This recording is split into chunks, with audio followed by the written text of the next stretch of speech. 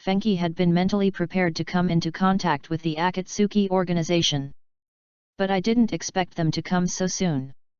Uchiha Obito's Sharingans exposed under the mask stared at Fenghou, and he greeted him in a low voice first. Nice to meet you. Hello, I am Hinata Fuki who has awakened the special Byakugan. End of this chapter. Chapter 27, See you again, Hinata Fuki. Just now, when Fenghou was dealing with the bounty ninja in the village, Obito was hiding in the distance and watching. Whether it was the mysterious immobilization technique that affected time, or the powerful fire escape that could be released without the need for hand seals, they all confirmed the fact of the special Byakugan and made him fearful. I wonder what Akatsuki, which was formed by rebel ninjas from various countries, wants from me. Fenghou said calmly. Without any further ado, he revealed the other person's identity as soon as he opened his mouth. This made Obito and Zetsu both stunned. Before coming here, they had investigated relevant information about Hinata Fuki, including his parents who died for the Hyuga main family, and the fact that he wandered around the village all day long. How could a guy who rarely even leaves the village to carry out missions know about Akatsuki's existence? I didn't expect you to know us. That makes things much easier. Ju's eyes dragged through the gaps in the pitcher plants and looked at Fenghou who was standing on the flat ground. We came here this time to invite you to join the Akatsuki organization and plan big things together. As expected. Fenghou sighed in his heart, raised his hand to brush the hair that fell on his face behind him, and refused without thinking, Sorry, I'm not interested in that kind of thing, you should go find someone else. Whether it is the action goals or the team environment, the Akatsuki organization has a completely different philosophy from his. Don't refuse so quickly. Don't you want to take revenge on the Hyuga clan and Konoha who persecuted you? Obito's deep voice was full of temptation. This was the irresistible reason he came up with after learning about Hinata Fuki's experience. For a guy who could do such a thing as killing the clan leader and elders, it is impossible that he doesn't have the slightest desire for revenge in his heart. He was willing to destroy the world to create a world where only Lin existed, so he naturally thought so. Do not want to. Unfortunately, Fenghou's personality is not extreme and he is not the same type of person as him. There is indeed a damn darkness in Konoha, but at the same time, it also brings back some pretty good memories for Fenghou. Kakashi and guys caring and funny, the bracelet given by Hinata, the warm atmosphere of Ichiraku Noodle House, the warm and simple villagers. More importantly, the backlash of Fenghoukuman meant that Fenghou was doomed to be unable to develop a too strong desire for revenge. If you really choose to join Akatsuki for this reason, then before celebrating welcoming new partners, perhaps they should first consider how to deal with the crazy Hinata Fenghou who is caught in the backlash of his inner scene. Hearing such a decisive reply from the other party, the corners of Obito's mouth hidden under the mask twitched. All the arguments I had prepared in my mind were thrown away on the spot. Before the mouth-to-mouth attack was officially launched, it was abruptly interrupted. When he mentioned Konoha, there was no ripple in his chakra aura. I don't have the desire for revenge, nor do I feel any regret or reluctance. It's as if that village has nothing to do with me anymore. Staring at Hinata Fenghou's pair of indifferent eyes, Ju's black and white face showed a solemn expression, and he sighed. He is a difficult guy with no desires or demands. After personal contact, he really couldn't imagine that the person in front of him would be the brutal rebel ninja who wiped out the elite of the Hyuga clan. Whether it's difficult or not, won't we know after a little check? Looking at Hinata Fenghou who was so calm and composed, Obito felt inexplicably unhappy and jumped down from the tree trunk. Since there is no way to launch another move, just use a simpler and more brutal way to greet the other party. He raised his head, and the three Magatama Sharingan hidden under the mask slowly turned. Veins popped out at the corners of Fenghou's eyes, and he stared into the blood-red pupil expressionlessly. The Byakugan that can see through the flow of chakra is inherently resistant to illusions. What's more, he also masters the Fenghoukuman that can see through the laws of change of all things in the world. Let's not talk about the levels of Tsukuyomi and Kota Amatsukami for now, at least ordinary illusions are indistinguishable from reality to him. The flow of air around them suddenly became extremely slow and fell into silence. 1 second, 2 seconds, 3 seconds. Obito and Fuki just stared at each other until a crow flew over their heads with a strange cry. The atmosphere suddenly became awkward. You won't be affected by the Sharingan illusion. Obito frowned deeply. His illusion is so powerful that he can even control the perfect Jinchuriki, the fourth Mizukage, Yagura Kiruta. And now, he couldn't do anything to this young junior in front of him. Don't waste your time. If you want to be my enemy, then show some real skills. As soon as he finished speaking, the Kimen formation diagram under Fenghou feet unfolded quickly.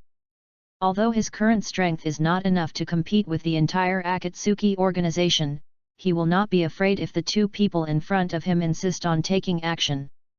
He is just afraid of trouble, not death. The intertwined blue light instantly spread to Obito. Having already witnessed the power of the special white eyes, he did not dare to underestimate the enemy. He took a few steps back to escape the coverage of the formation and returned to Ju on the tree trunk. 22. Seeing this, Feng Qi did not continue to activate the Qi Chakra and stopped extending the formation. Ninja battle intelligence is crucial, and he will definitely come into contact with the Akatsuki organization in the future. He is not stupid enough to expose his limitations as soon as they meet. The two sides stared at each other from a distance, both wary of each other's abilities. This guy is more troublesome than I thought. There is no need to fight him to the death here. Why don't we retreat first? Ju gave advice in a deep voice. On the tree, Obito stared indifferently at Fuki, who was emitting a dangerous aura. After pondering for a few seconds, he nodded slightly, and a space vortex overflowed from his single eye. I believe we will meet again, Hinata Fuki. After leaving these words, Obito disappeared into the forest along with Zetsu, who had sunk into the tree trunk. A few minutes later, Feng Qi stood quietly in place, using his Byakugan to sense his surroundings and confirmed that Obito and Zetsu were gone. He sat cross-legged on the dirt ground with his knees crossed, supporting his face with one hand, letting his long hair hang loose. All kinds of things are starting to happen one after another. It's really troublesome. There are currently two ways to increase the upper limit of Qi Chakra. First, increase the strength of the eye roll to better control your own desires. To achieve this method, one can only collect the pure Byakugan passed down from generation to generation in the Hyuga family, and go to the moon. The former is protected by Konoha and needs to wait for the right opportunity. For example, the Chunin exam jointly held by Konoha and Tsunagakuer. Moreover, after absorbing the Byakugan of Hinata Hayashi and others, Feng Qi pupil power improved, but it did not achieve a qualitative leap. The amount is too small, it can only treat the symptoms but not the root cause. The latter has the possibility of breaking through to the samsara eye, but the passage to the moon is quite hidden. Even if it is found, it is currently no match for the descendants of Otsutsuki Hamura there. The only option left is the second one, find a way to bypass the influence of desire and practice Fenghou Kimen. Thinking of this, Feng Qi closed his eyes slightly, and the strange formation diagram under him quietly opened. The surrounding flowers, plants, and trees dissipated like bubbles, replaced by a transparent and bright void. This is the inside view of Fenghou Kimen. As long as you pay the same price, you can get the answers to the questions you want. As soon as Feng Qi thought about it, a huge fireball comparable to the sun appeared immediately, making his lonely figure look extremely small. End of this chapter. Chapter 28 Orochimaru. The Kimen formation diagram slowly converged, and the cool mountain breeze blew up her long hair. The surroundings are full of green, birds are flapping their wings, and the dense forest scenery has returned to its original state. Feng Qi, who exited the interior scene, was sweating profusely. 2 lines of blood and tears slowly seeped out from the depths of his eyes. His chest was congested and he spurted out bright red blood with a wow sound. This inner scene is really a double-edged sword. I almost lost it. Fenghu's sight was tinged with a layer of scarlet, and feeling the disordered chakra in his body, he couldn't help but feel a little scared. In the interior scene just now, he tried to touch the fireball which was a circle smaller than the one in Konoha, and he almost got burned to ashes. Putting away the fear in his heart, Fenghu slowly stood up and raised his hand to wipe the blood from his face and the corners of his mouth. This kind of behavior of trying to get the skin of a tiger is extremely dangerous, and if you are not careful you will get yourself killed. Although he didn't get the accurate answer he wanted, fortunately, at the moment he touched the fireball, Fenghu captured a very important piece of key information. Auspicious location, west of the Fire Kingdom. In addition to the attributes of the 8 trigrams and the ability to control the changes in time and space, Fenghou gives Fenghu the ability to seek good fortune and avoid disaster as a sorcerer. It is precisely because of this ability that he can predict the Hyuga clan's eye-gouging plan in advance and be fully prepared mentally. If he had not happened to meet Team 8 that day, and if Kurenai had not asked for fortune-telling out of curiosity, he would not have told Hinata's fortune. Whether he can successfully defect from Konoha and stay in this quiet and peaceful forest is still full of unknown variables. I have to say, fate is wonderful. Therefore, Fenghu did not insist on obtaining a detailed method to restrain his desires. It is already quite lucky to be able to get an auspicious direction. Being greedy would be a bit impolite. Whether being burned to ashes by the inner scene or being eroded by overexpanding desires, it will lead to death. It just so happens that during the search process, I can also take a look at this world full of fetters and darkness. As for what happens next, just take it one step at a time and let nature take its course. A bird that has escaped the cage is still worried about not being able to flap its wings and fly? Thinking of this, Fenghu reached out and patted the dirt and dust on his body, and disappeared as a shadow.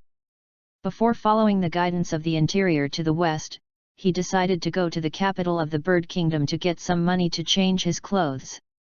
Whether it's the pure white eyes or the caged bird mark on the forehead, they are all too conspicuous, as if I am Konoha's S-rank rebel ninja Hinata Fuki is written on his face. Therefore, in order to avoid being targeted by troublesome bounty ninjas or even ninjas from several major countries who covet the Byakugan, it is necessary to cover up this basic information. Of course, the more important point is that after drinking tea and stretching his muscles, he confronted Obito for a short while. Now, his stomach is growling with hunger. Just as Fenghu set out for the capital of the bird kingdom, in a remote area. The country of fields, the sound-hidden village. In the dimly lit attic, the flickering candlelight illuminated various bottles and jars. The nutrient solution inside is soaked with various special animal corpses, and even contains some human tissue. In the room, her long black hair was spread out, extending to the wings of her nose, and her cold and slender pupils blinked in the purple eyeshadow. Orochimaru sat on a black wooden chair with his legs crossed, staring at the photo in his hand with interest. His handsome face was branded with a bright, eye-catching blue caged bird mark, and his pair of white eyes were pure and clean. That was the latest wanted list of the Fire Nation for the S-rank rebel ninja Hyuga Fuki. Hyuga Fuki, a member of the Hyuga clan who has awakened the special Byakugan, killed more than a dozen elite ninjas of the Hyuga clan alone. A hoarse and low voice slowly floated out of Orochimaru's mouth, and his eyes stared at Fenghu on the wanted poster with an ambiguous look. Hearing this news that shocked the ninja world, he was undoubtedly shocked and even a little bit unbelievable. As a ninja who also defected from Konoha, he knew very well what kind of restraint being a bird in a cage was for the Hyuga branch. At the same time, he also knew the strength of Hyuga Hayashi and the elders of the main clan. If they were to beat them with all their strength, even some cages might not be able to escape safely. However, even in this absolutely impossible situation, Hyuga Fuki still did what no other Hyuga branch could achieve and broke his own fate. The awakened Byakugan, which has never appeared in the records, has various strange abilities. Orochimaru's eyes were burning. It's so mysterious, it makes me want to dig it up and study it. Although Konoha deliberately concealed it, Hyuga Fyoki had already demonstrated some of the special abilities of the Byakugan during the mission before severely damaging the Hyuga main family. For Orochimaru, it was not particularly difficult to investigate such matters. But precisely because of this, he became more interested in the special white eyes. It can release various ninjutsu without making hand seals.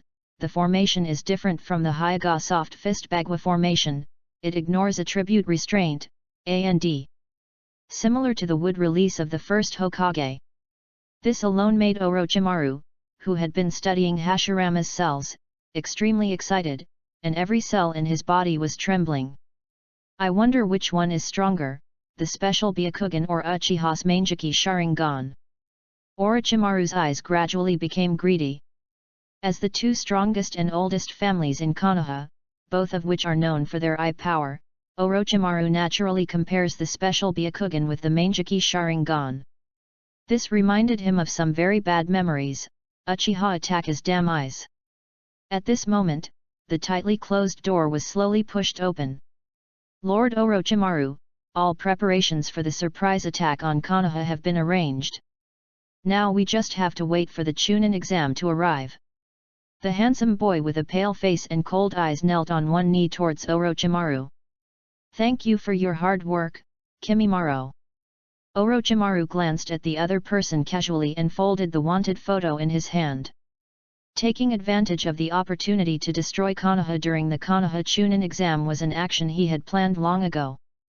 And now, while there was still time, before taking this action, there was one more thing he particularly wanted to do.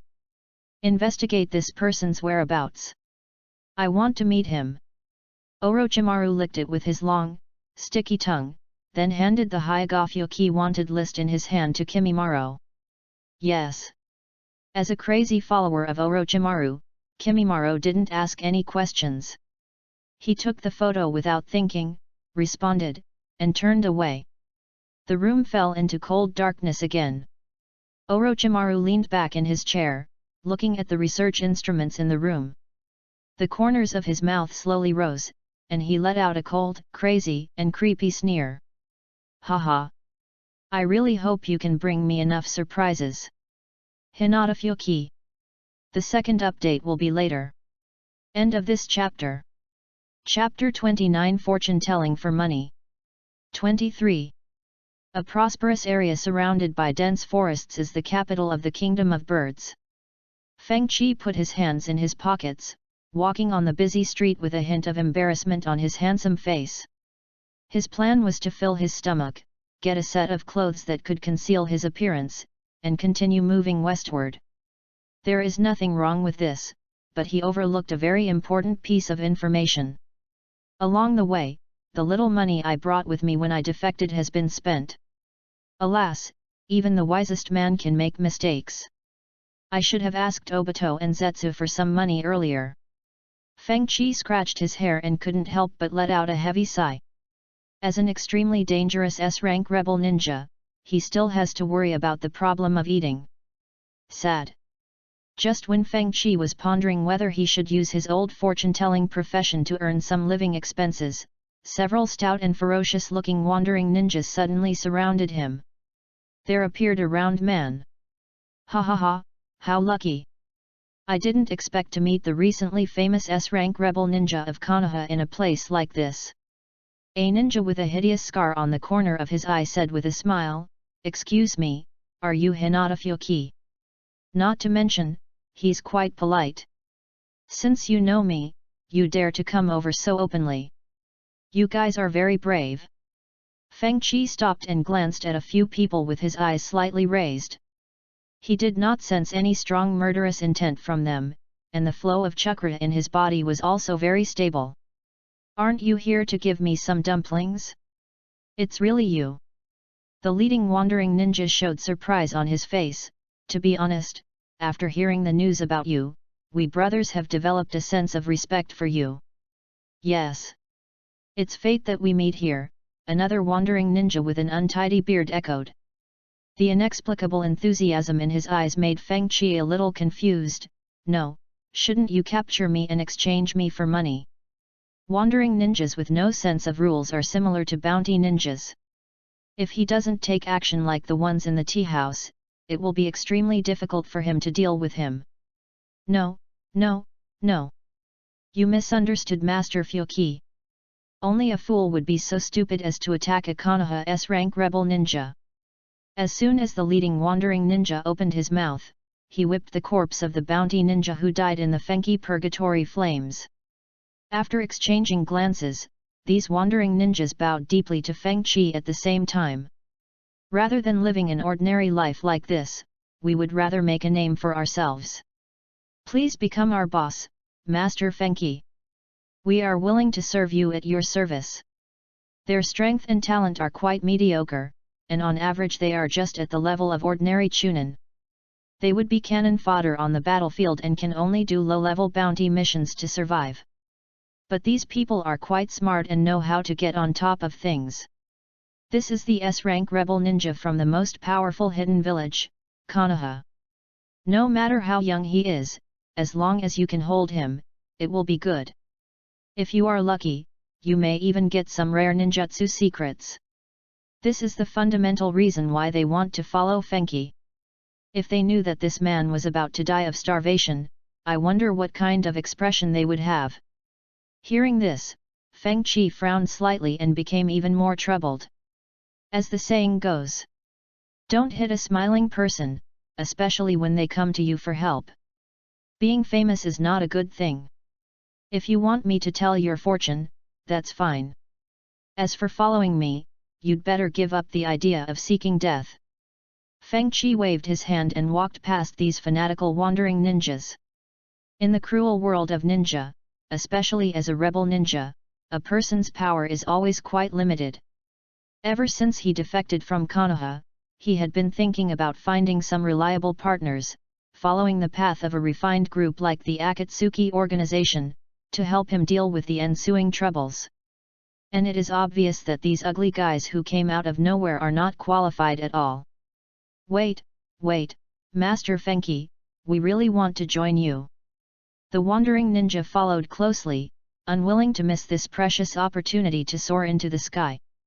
Such a strange scene attracted the attention of passers-by around. Feng Qi frowned slightly, stopped, turned around and glanced coldly at the few people who were as insignificant as dogskin plasters.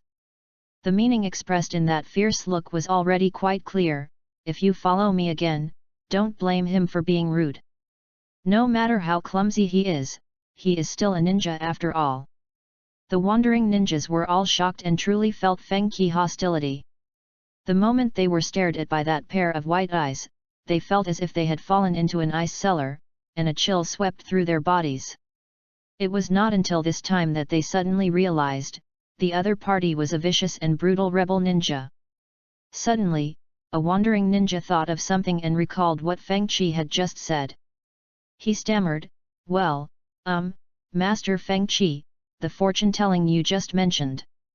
These idiots finally noticed it.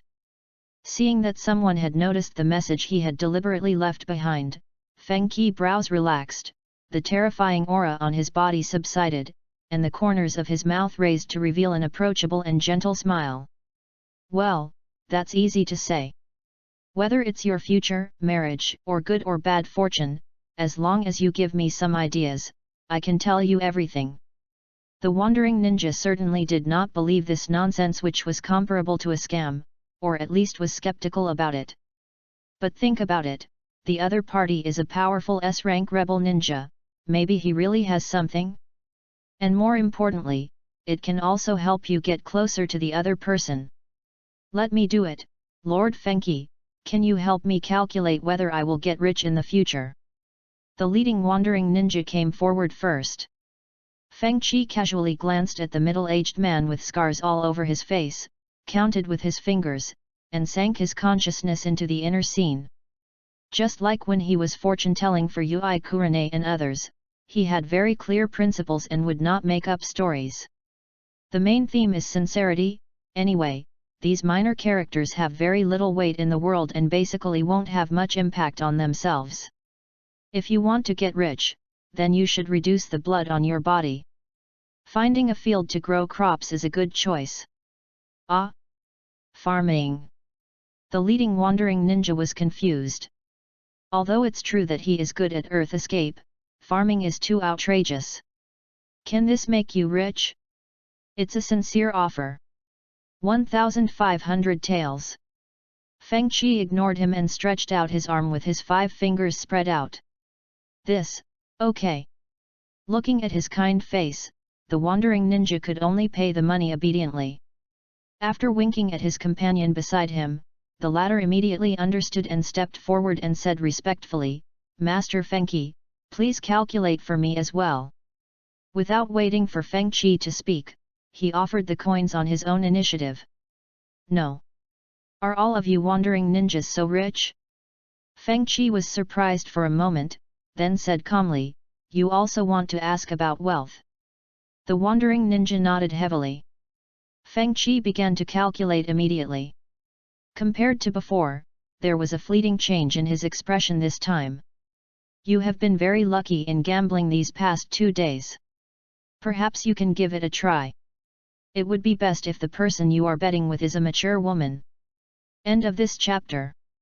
Chapter 30. The world outside Konoha.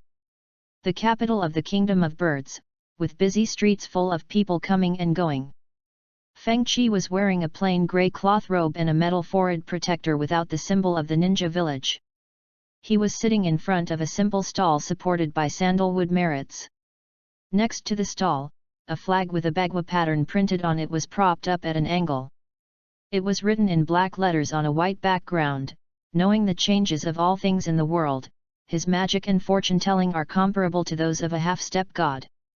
After successfully getting enough money to fill his stomach, Fengqi transformed himself into a swindler. No, he transformed himself into a resourceful Taoist priest, and set up a stall to earn money for his journey to the west. Many areas in the Naruto world are very traditional and feudal, with various legends about monsters and gods circulating. In a country with feudal ideas, this business should not be particularly difficult to make a living in, not to mention that Fengqi has some skills. An S-rank rebel ninja like him with a simple and peaceful style is truly a rare gem in the ninja world. In fact, for Fengqi, there are too many ways to achieve a life of ease and comfort: robbing bounty ninjas, hunting wanted criminals, building houses with wood escape. You can make a fortune by picking any one of them. However, that will not achieve the purpose of self-cultivation, but will instead breed stronger desires and affect oneself. But it's different if you set up a stall at random. If there is business, he can make a little money. If there is no business, he can quietly absorb and transform the naturally existing chi chakra, adapt to the slightly strengthened Byakugan, and achieve the effect of consolidating his own strength and slowly improving it. Take things as they come, haste makes waste. For him who possesses the double-edged sword of Fenghou, this is the safest and most appropriate way of practice. Being too impatient will backfire. If you are lucky, maybe you can meet 1 or 2 talented people like the protagonist of the novel. Fengqi changed into a comfortable sitting position and thought so in his heart. The streets are full of people. Some passers-by who had never seen such a stall couldn't help but stop and watch, looking at the young boy wearing black sunglasses on his face. When did such a strange guy appear in our country? Knowing the changes in everything in the world, it sounds quite strange. Could he be a liar who ran away from somewhere else? 24. You know what? It's been quite uneasy here lately. I heard someone saw the ghost of a dead warrior. SHH. You can't tell this. If the warrior ghost hears it, he will come looking for you at night. When talking about the warrior ghosts, the faces of passers-by changed drastically. They didn't even bother to eat melons and left the scene in a hurry.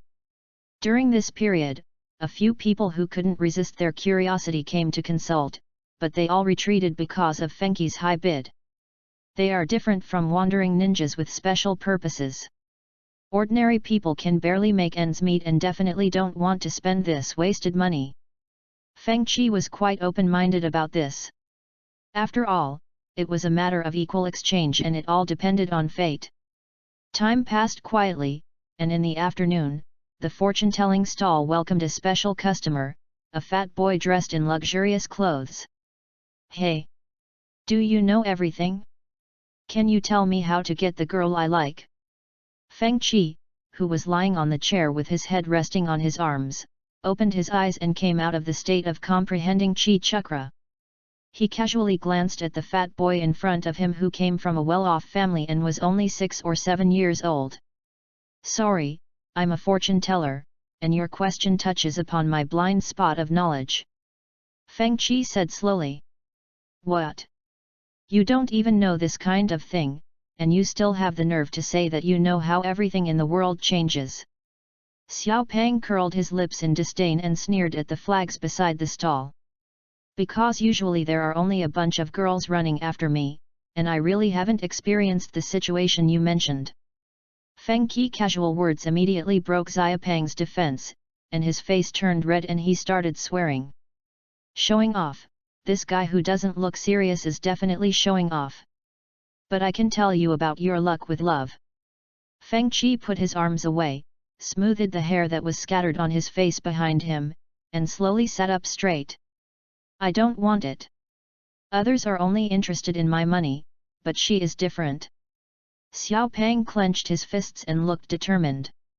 A smile of white moonlight appeared in front of his eyes, and he stood there smiling foolishly. "You know what, even at such a young age, he is quite principled." Although children in the Naruto world are indeed precocious, the fat boy in front of Feng Qi really refreshed his cognition. "So you want to attract the other person's attention?"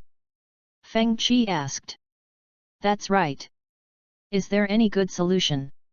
Hearing that there was a chance, Xiao Pang quickly put away the infatuated look on his face, and seriously moved his big head over, lying on the fortune-telling stall, staring at Feng Qi with burning eyes.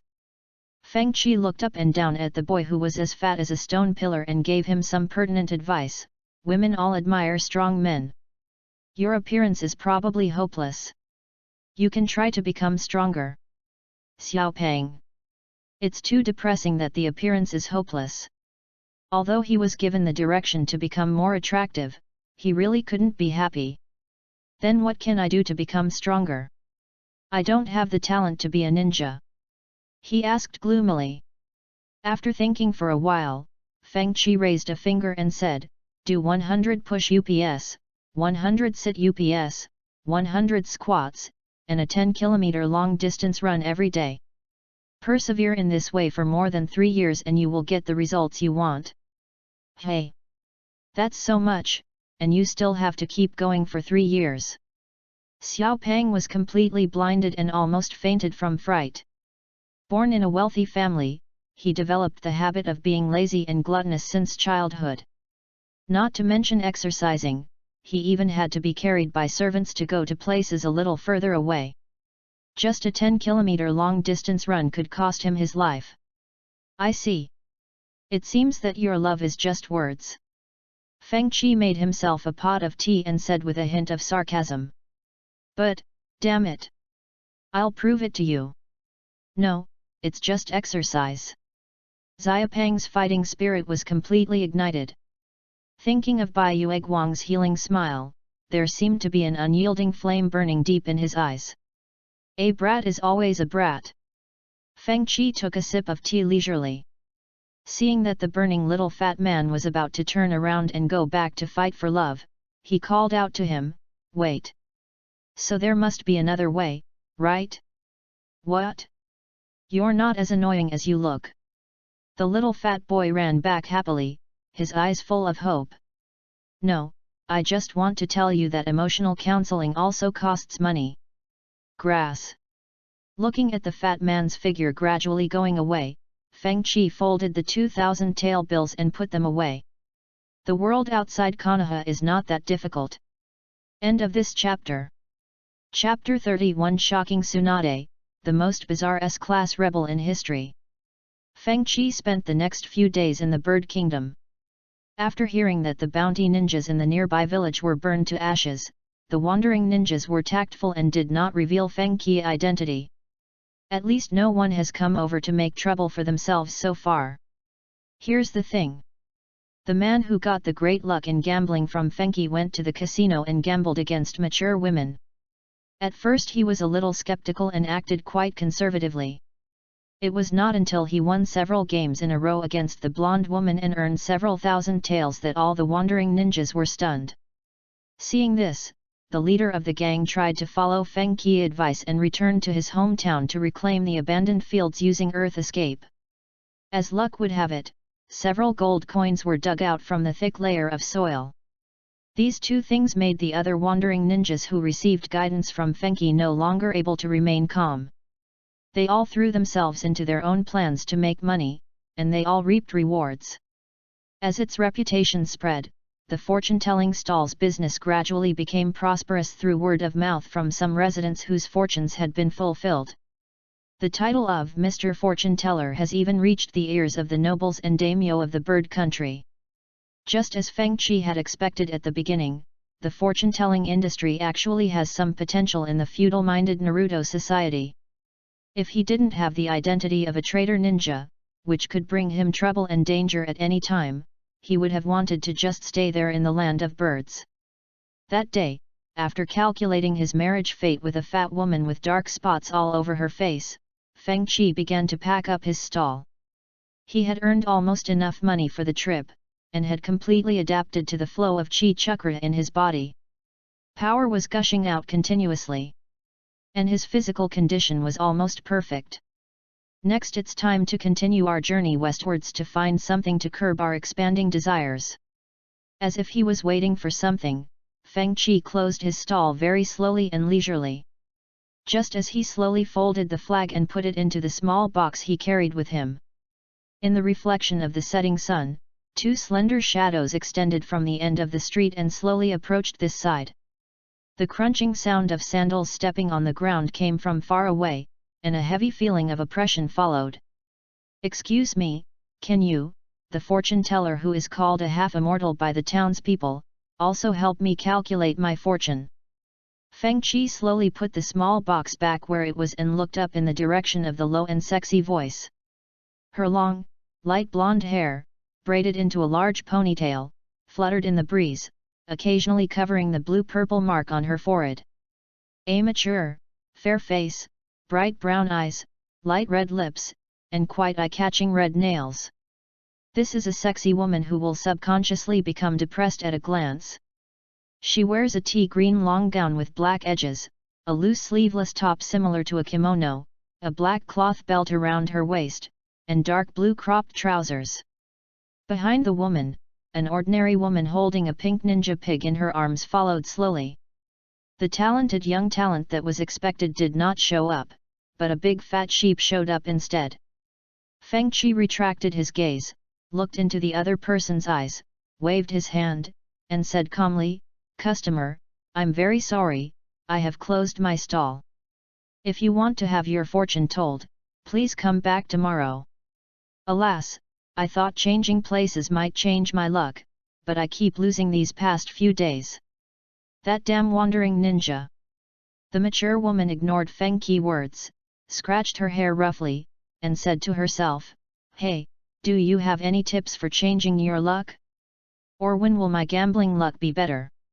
Hearing this, before Feng Qi could respond, the ordinary woman behind him twitched her mouth. "Didn't you just say that you would stop gambling after losing the last round? If you keep losing like this, Tun, Ninja Pig, will really be mortgaged." Cough cough. Looking at the other person's distressed expression, Feng Qi coughed twice with a guilty conscience. If I guessed correctly, the wandering ninja she mentioned was the one he introduced. "Hey! I'm asking you a question. Tell me how I can change my luck." The woman stared at Feng Qi impatiently. She seemed to be in a bad temper. "Well, I have a fee standard for fortune-telling here," Feng Qi said in a deep voice. The mature woman's eyes flashed as she glanced at the pink piglet in the arms of her follower behind her. Pig Sigma, LLL. Don't come over here. 2,000 taels, right? I have some here. In the end, the ordinary short-haired woman took out her dry wallet, pulled out 2 coins and handed them to Feng Qi. Hold on. Feng Qi took the coin, closed his eyes and entered the interior. After a few seconds, he suddenly opened his eyes and a few drops of cold sweat seeped out of his forehead. 25. Damn it, the method to reverse the luck in gambling. The fireball that comes out is hotter and bigger than the one that bypasses desires and practices Fenghou. Just outrageous. You'd better give up gambling. There's no hope for it. Feng Qi silently handed the coin back. This life-threatening business is not profitable. What do you mean hopeless? Do you know how to do it? The mature woman was hit hard, her brows were furrowed, she looked fierce, and even her tone became several degrees heavier. Well, let's change the question. Seeing that Feng Qi still had a gentle smile on his face, her restless emotions suddenly calmed down, and her expression became serious and earnest. How can a bird trapped in an iron cage break free of its shackles and fly into the vast sky? As expected, I was recognized. Feng Qi raised his hand and patted the dust off his grey robe, and said calmly, "It's very simple, just vibrate your wings and use all your strength to break through the rotten and rusty cage that restricts your freedom."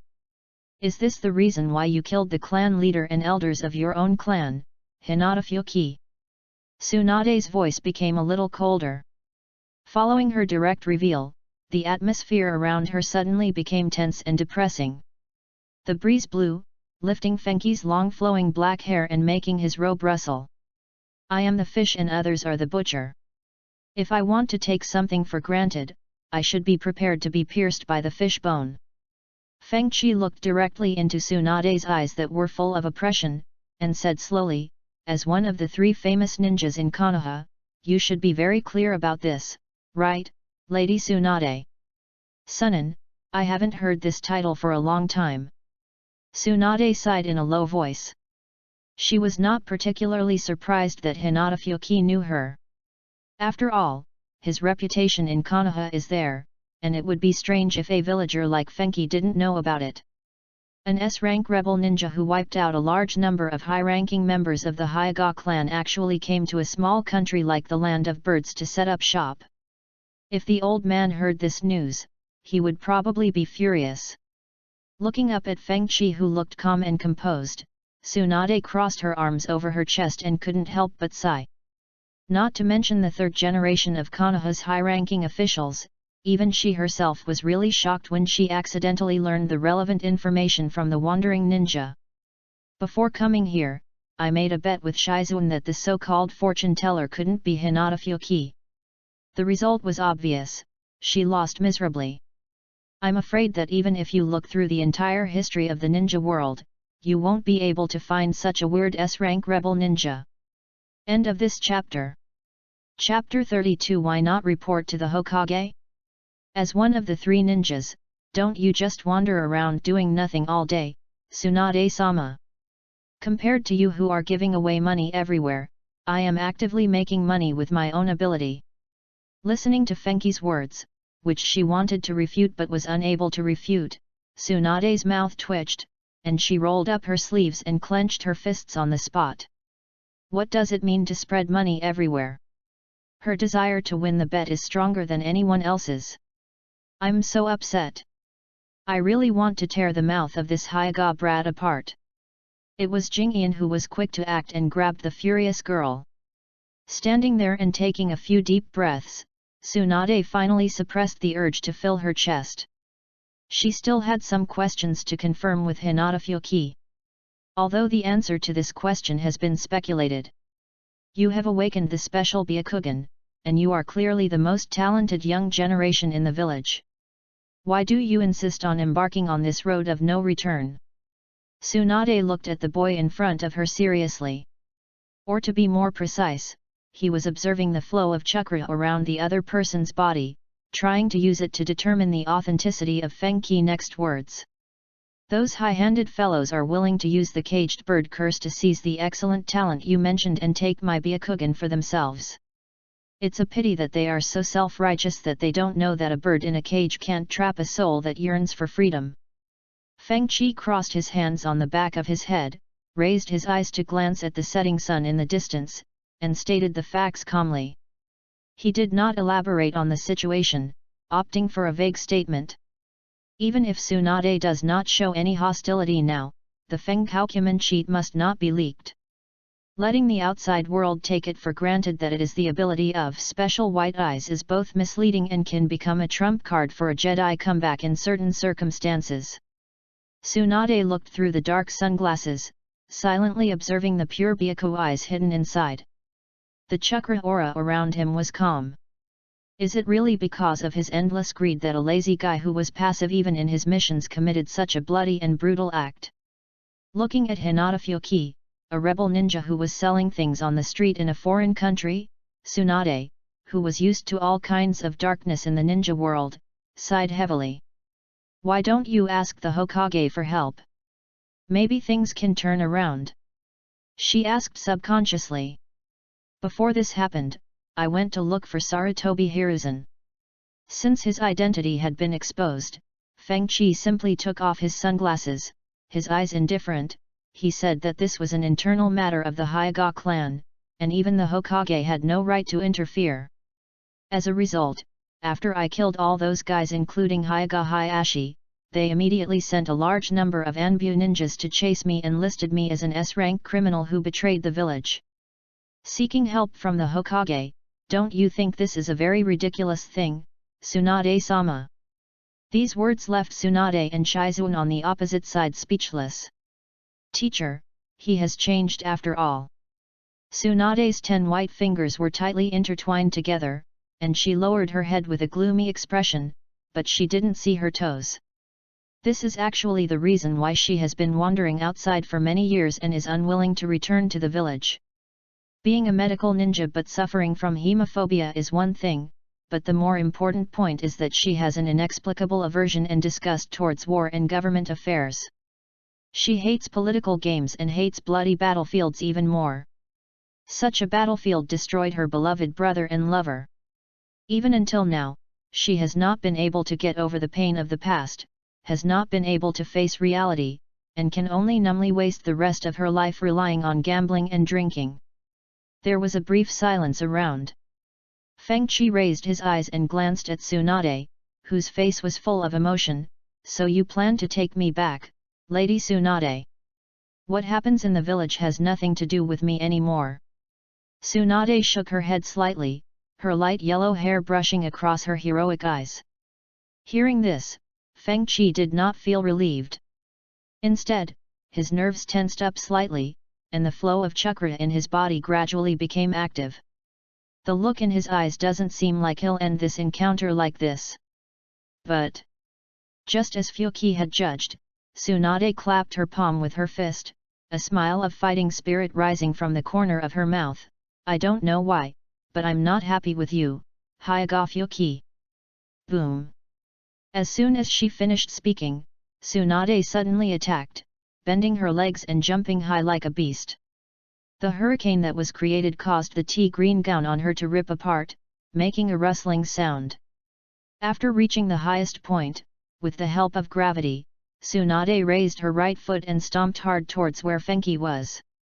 My feet hurt. Boom. The foot that had accumulated a huge amount of chakra seemed to have 1,000 pounds of power. The moment it stepped down, the entire street was shattered. The dense spider web cracks spread in all directions with the landing point as the center. Dust was flying and the whole earth was shaking slightly. The power was astonishingly great. You really are as bad-tempered as the legend says, Lady Tsunade. Feeling the horrific aftermath of that kick, Fengchi retreated to a safe distance and scratched his head in pain. I had wanted to try to have a good talk with Tsunade, but now it seems like I'll have to fight her first before she gives up. But it's okay. It just so happens that this body is in perfect condition right now. Stretching my muscles with such an opponent can more or less improve my practical experience. Tsunade pulled her right foot out from the ground with great force, causing a piece of rubble to roll over. I've reached menopause, when I'm old and ugly. How dare you say that, you little brat from the Hyuga family? It seemed as if a volcano was erupting behind her. No, I didn't say that. Fenghou was shocked by Tsunade's sensitive and unique imagination.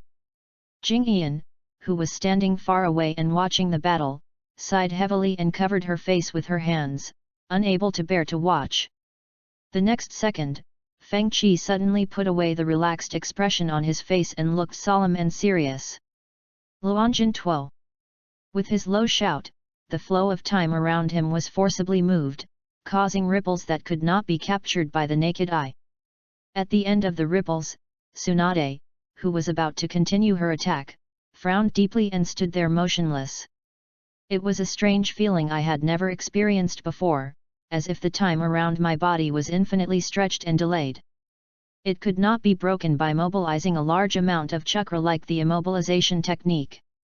Is this one of the abilities awakened by the special Byakugan?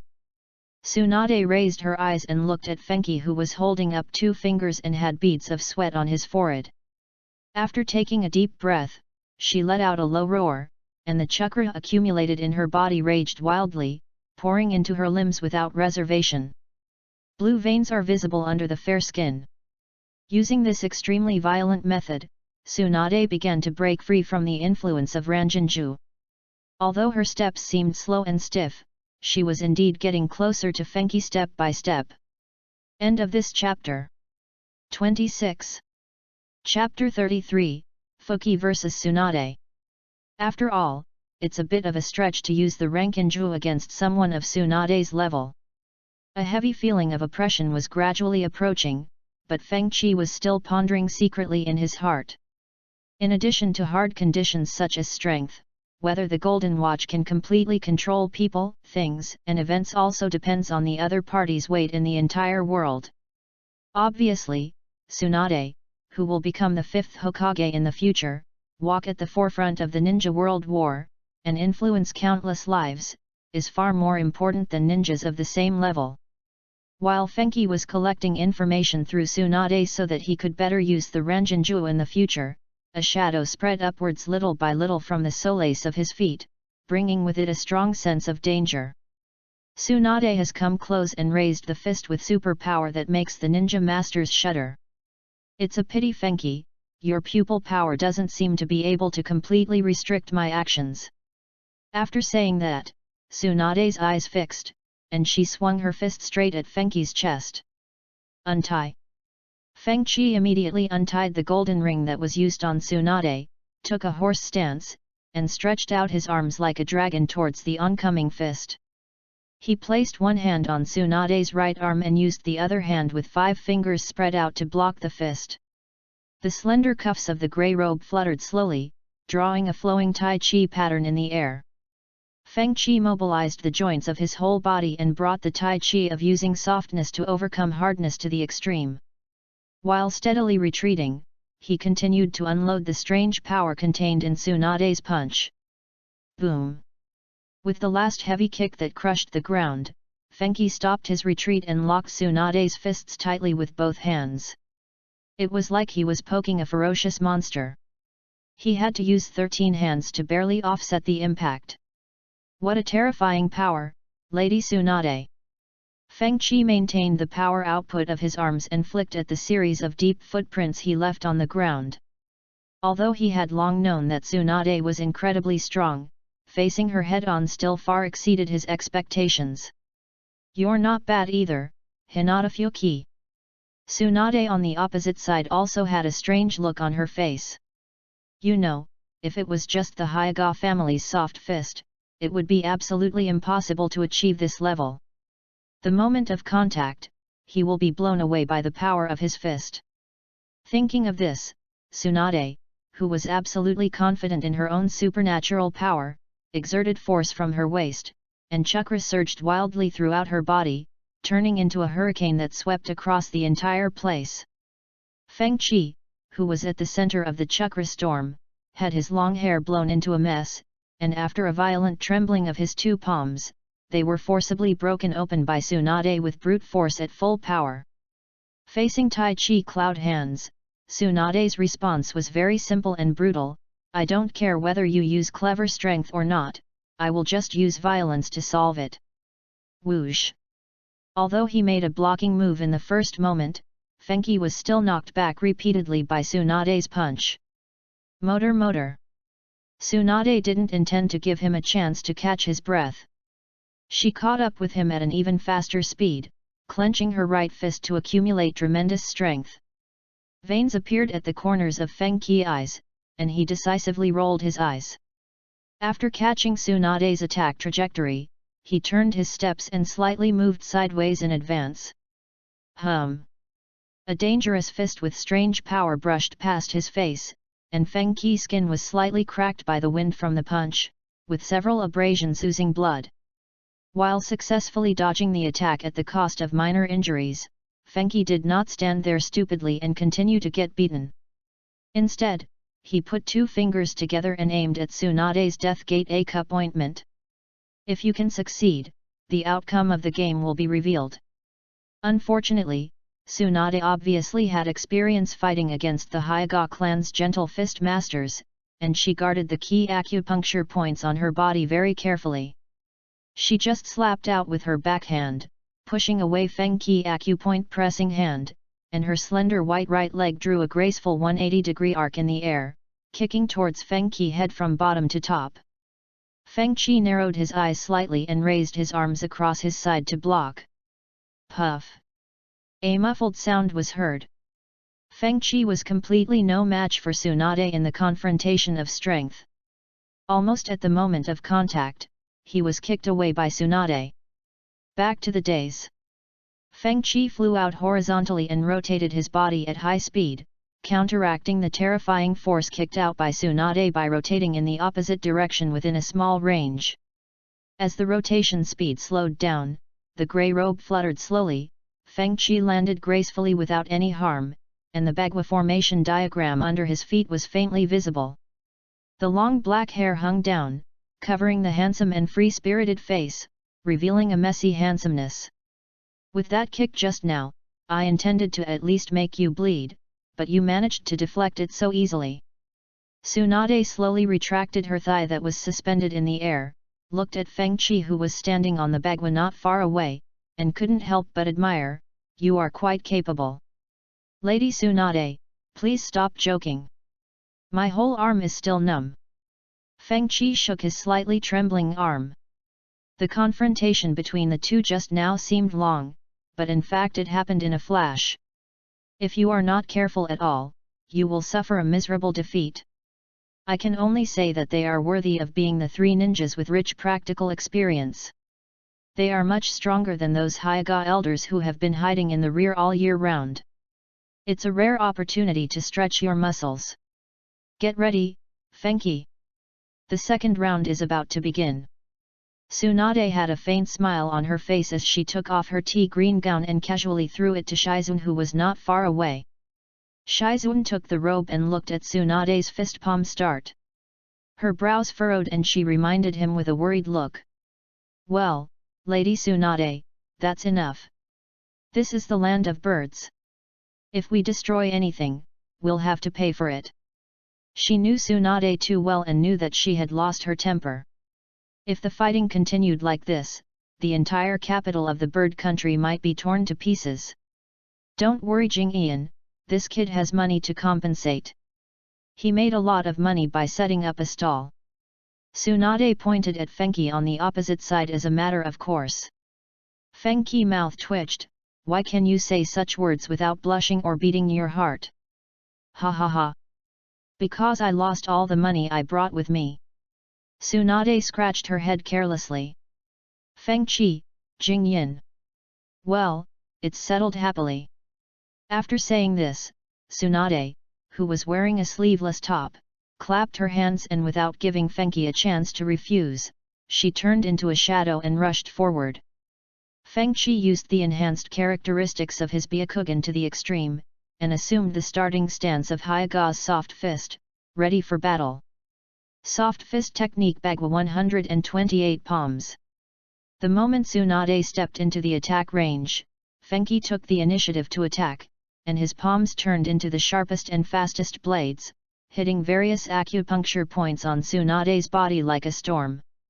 Faced with this kind of attack whose frequency and power surpassed the conventional 64 palms, even Tsunade did not dare to use brute force rashly. That will completely expose the acupuncture points on the body's surface. Helplessly, they could only switch from offense to defense and temporarily avoid the attack. Bang bang bang! Several muffled sounds were heard in succession, and Tsunade was still hit by Fenghou's attack, blocking several acupoints. End of this chapter. Chapter 34, The Power of Special White Eyes. Because some of the acupuncture points on her body were sealed, Tsunade's reaction and coordination of movements decreased, and her steps became slightly disordered. Taking advantage of this gap, Fenghou put his palms behind him, increased the speed of Bagua palm to the extreme, and swung out countless superimposed palm strike after images. 128 palms. Tsunade's pupils widened and she hurriedly raised her arms and crossed them across her chest to protect the key acupoints. Bang bang bang! Fenghou palm was like a violent storm, striking out quickly. Under such a rapid attack, even Tsunade found it difficult to resist and was beaten back repeatedly. She stomped the ground hard, causing it to crack. She managed to keep her balance, her chest rising and falling slightly, like a surging wave. Lady Tsunade, although the wounds are not fatal, nearly half of the acupuncture points in your arms are sealed. Your condition is not good. Fenghou did not take advantage of the situation to pursue, but stood there with an indifferent expression. In the Byakugan's sight, Tsunade's arms, which fell limply at her sides, were dull and lifeless, and the sealed acupoints blocked the normal transmission of chakra. Tsunade has lost both arms and can't even perform hand seals. How can she fight him? Fenghou did think so at first. But when he clearly saw Tsunade breaking through the acupuncture points with her own strength, her red lips slightly raised, smiling and shaking her arms to show her pride, he couldn't help but sigh with a headache. I almost forgot, this guy not only possesses terrifying superpowers. At the same time, he is also a medical ninja who is extremely proficient in human chakra. When Fenghou was in distress, a white hand with bright red nail polish reached out and grabbed the collar of his grey robe on his chest. Don't move too quickly. The people and buildings here are too much of a hindrance. Go outside to a more open area. It seemed like a gentle senior was caring for the younger junior. Tsunade tilted her head with a sweet and touching smile on her lips. If I don't follow her wishes, I will die miserably.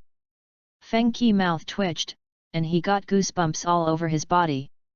He silently retracted the hand that was about to strike out. Don't look at me with such dead eyes, I'm here to save you some compensation. Tsunade's tone suddenly increased, she stepped forward, threw the Fenghou in her hand behind her, and threw it violently towards the sky at the end of the street. 27. Call out. The terrifying force comparable to a volcanic eruption pulled Fenghou high into the sky, drawing a gradually curved parabola in the air. The end of the parabola, which is Fenghou's landing point, is a huge lake with the capital of the bird kingdom behind it. The lake covers a fairly large area and is home to a wide variety of creatures. Fenghou spread out his legs and arms, reducing his speed by increasing the force-bearing area, and landed gracefully like a dragonfly, standing on the lake surface, causing ripples. Boom! In comparison, Tsunade's appearance was much more grand. She fell heavily from the sky, causing the entire lake to shake violently with waves. If you're here, you shouldn't be restricted, right? Amid the splashing water, Tsunade walked leisurely on the lake surface and appeared in front of Fenghou. From what I know, the special Byakugan ability is far more than the physical skills just now. From the depths of those heroic eyes, Fenghou saw an extremely strong desire to fight. In that case, then, Lady Tsunade, I am sorry to offend you. There was no point in saying more. Fengchi decided not to hold back any longer. He glared, and the bagua formation pattern immediately appeared at the edges of his eyes, which had a stronger camouflage effect than actual effect.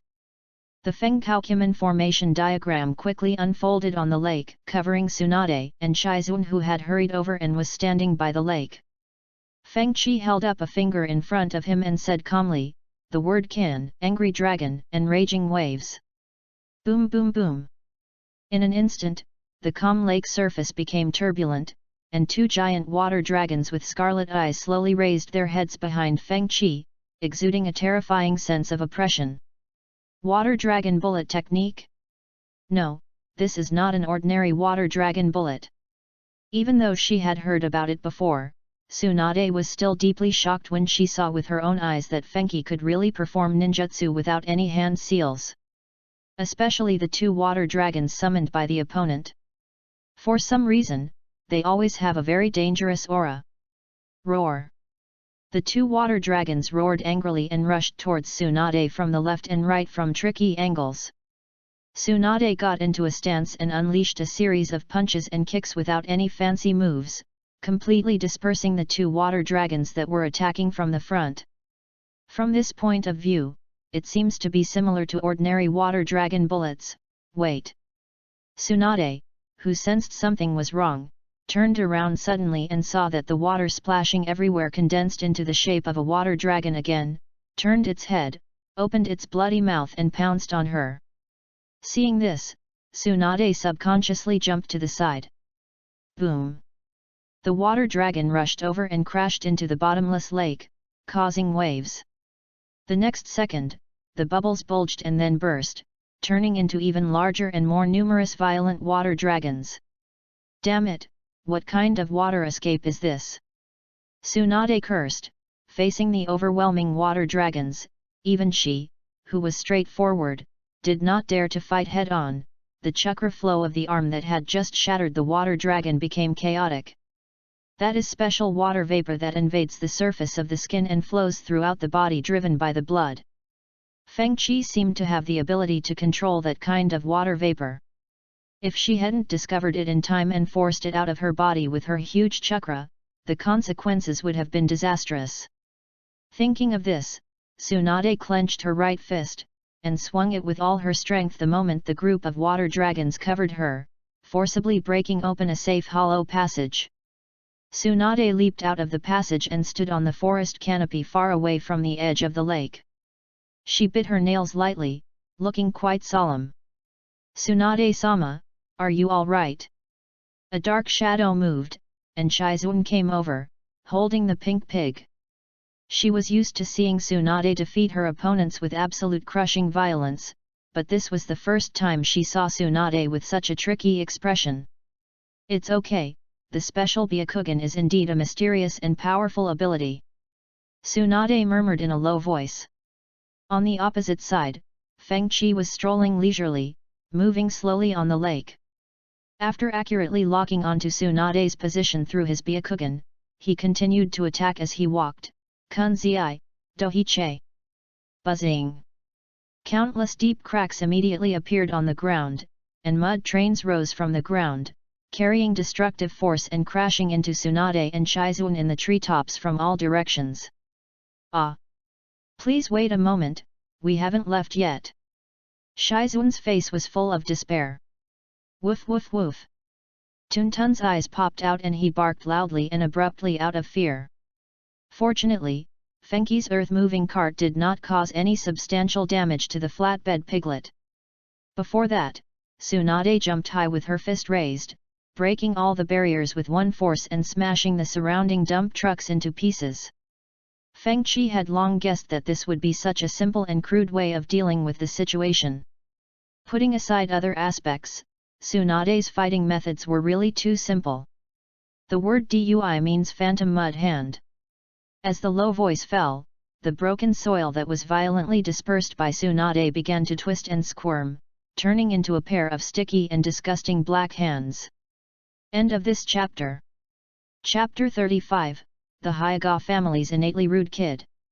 Countless mud hands came overwhelming, but Tsunade was not panicked at all. She accumulated all the chakra in her body in her right leg, then raised it suddenly and kicked out a hurricane like a sharp blade. As the strong wind blew, the black hands of mud turned into ashes in an instant, returning to their original state of mud debris. An ordinary chain ninjutsu. Tsunade fell back into the tree canopy, the corner of her mouth slightly raised, and she clapped her hands to give her evaluation. Jingyan, who had experienced 2 waves of shock, was a little upset. It should be quiet now, right? Can I finally leave Tsunade-sama in peace? Sun means a cold pond in a bamboo forest. Fenghou's calm words successfully shattered the hope deep in Jingyan's heart.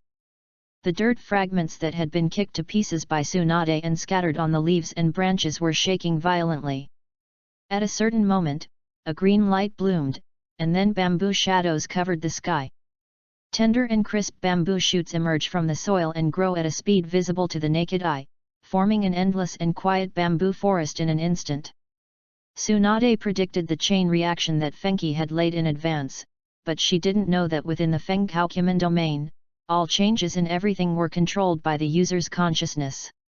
As long as Fenghou has this idea, it would not be surprising if mud could turn into bamboo, or even water could help fire grow. Unpredictable, subversive, and hard to guard against. This is the biggest advantage of Fenghou. Deep in the bamboo forest, Tsunade's hands and feet were tied, her whole body unable to move, and she was held in an S-pose full of special flavor by the wildly grown bamboo. Fenghou swore that he definitely didn't mean it. The silence next to me. Forget it, there's nothing much to describe. Anyway, she was taken in even though she was innocent. Similar to Grandpa Hashirama's wood release, these bamboos have the special effect of suppressing the target's chakra and resisting consciousness. Tsunade was shocked. When coming into contact with the bamboo tube, one can feel very clearly that the chakra in one's body is passively becoming quiet and stable, and even one's temperament has become much gentler. To be precise, it has the effect of calming the mind and nourishing the spirit. If you can't sleep, put a piece of it next to your pillow, and the effect of helping you sleep is very good. A black shadow flashed, and Fenghou stood on a bamboo leaf, looking down at Tsunade's terrible posture at the moment. As you can see, this is the power I awakened, so can we stop here, Lady Tsunade? After the battle just now, Fenghou did not feel any murderous intent from Tsunade. If this hot-tempered old woman simply wanted to stretch her muscles, Fenghou felt that this level should be enough for now. He also gained a lot of practical experience from Tsunade's extremely terrifying strength. You know, in addition to the summoning technique, Tsunade also has the ultimate move of ninja technique creation regeneration 100 healings technique that she hasn't used yet. If the fight continues, the situation won't be as easy to control as it is now. No wonder Hyuga Hayashi and the other main families are no match for you. Whether it's taijutsu or ninjutsu, judging from your strength alone, you are right to be ranked S rank as a rebel ninja. What made Fenghou feel a little relieved was that Tsunade, whose ability to move was restricted, really had no intention of continuing to fight, and her breath was calm. She stared at Fenghou's pure and flawless eyes with her eyes narrowed, and said in a deep voice, "Can you tell me what you are thinking and planning for the future, since you have such a terrifying talent? We definitely can't go back to the village." Fenghou raised his hand and scratched his head, then tied his long hair that was scattered on his shoulders into a simple braid. As he gently waved his arms, the lush and tough bamboos around him shrank rapidly, showing exponential reverse growth. In the blink of an eye, it turned back into a drop of mud and fell silently back to the ground. Tsunade and Shizun felt lighter and naturally freed themselves from the predicament of being unable to move. "Tsunade-sama, if you mean something like a dream, then I can tell you, my dream is marry a beautiful wife, have a few big fat boys, and then live a plain and simple life." Looking at Fenghou's extremely serious expression, Tsunade and Shizun were a little caught off guard when they realized that this was not a joke. It's not about revenge on the entire ninja world, killing all enemies, achieving self-immortality, etc., just this. Are you kidding? Isn't that super easy to achieve? You look pretty good too. Jing Yian looked at Feng Qi carefully and couldn't help but question. Feng Qi just smiled faintly. If it is as simple as you said, it can't be called a dream. Shizun tried to argue, but Tsunade stopped her by extending her arm. This dream is indeed difficult for him to achieve. It is easy to marry a beautiful wife, and it is also easy to have a few fat boys. The difficulty lies in the ordinariness that follows. The existence of the special Byakugan is both a gift from fate and a heavy shackle for the lazy Fenghou. It is destined to push him to the center of the vortex of the times and make him a prominent figure in the ninja world. Even if you want to, you can't escape the endless greed in this world. 28. By the way, Fenghou, have you ever thought about seeking revenge against Konoha? Tsunade crossed her arms in the standard pose, and this time the question she asked was more direct. Hearing this, Shizun next to him was shocked. Can you ask this in front of the S-rank rebel ninja himself? Why do you all come to ask me this kind of question? Feng Qi spread his hands helplessly, letting his long hair cover his eyes.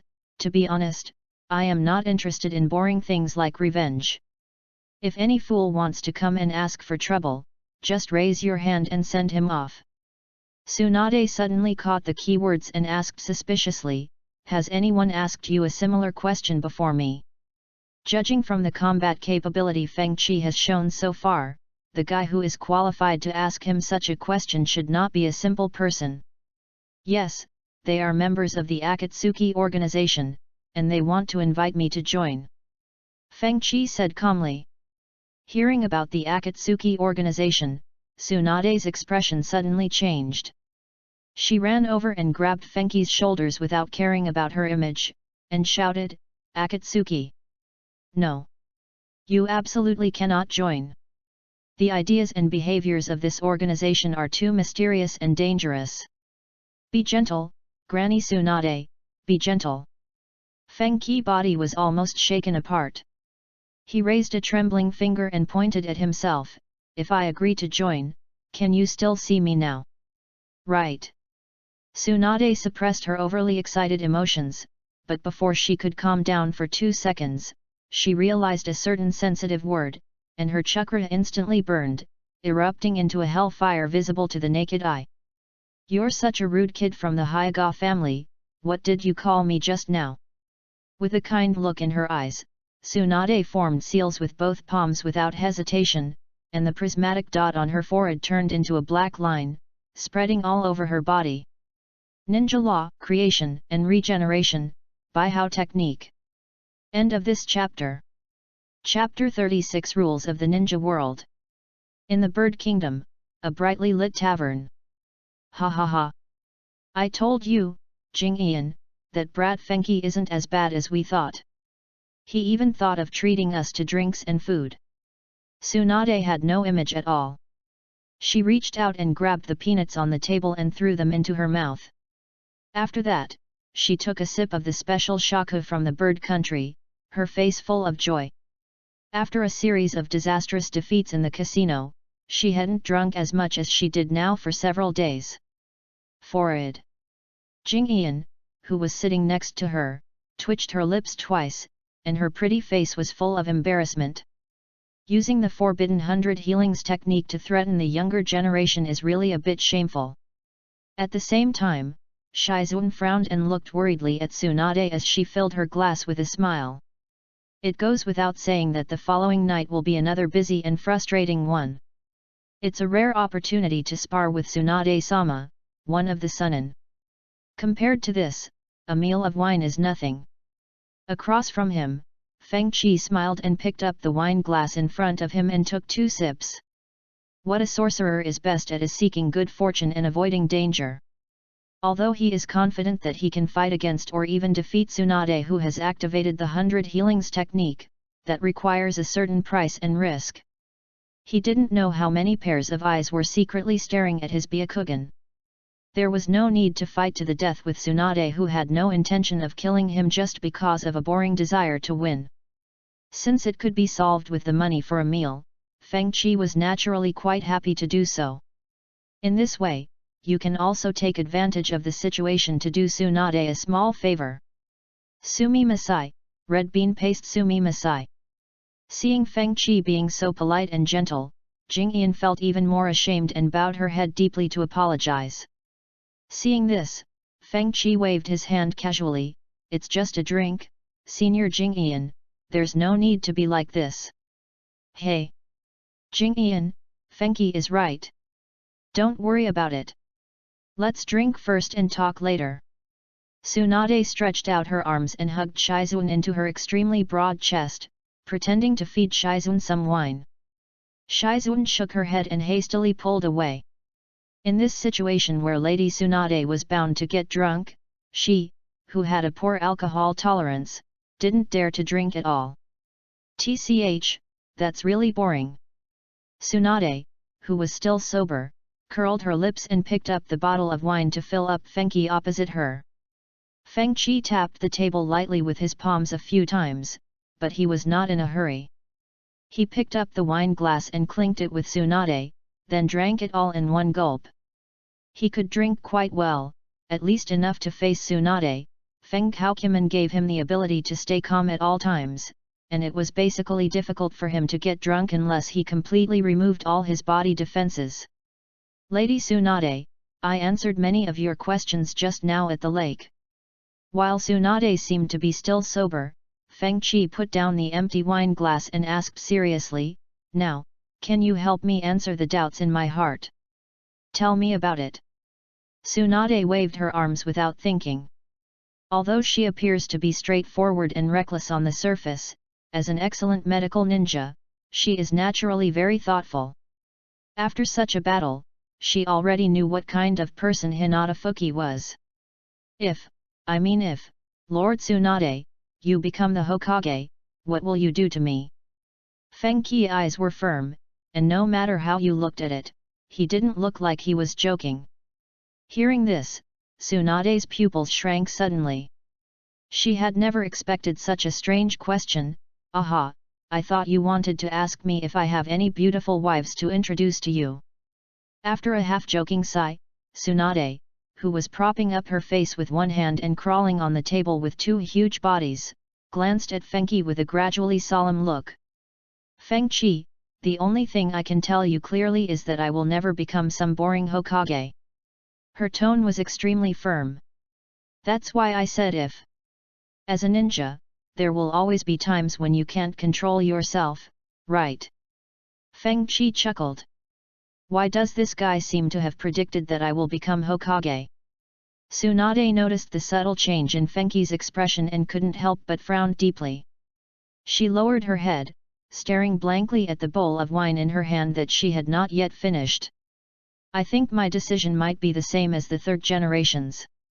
After pondering for a while, Tsunade finally spoke with a gloomy look, "No matter what the reason, killing the elders of the clan is an unforgivable sin.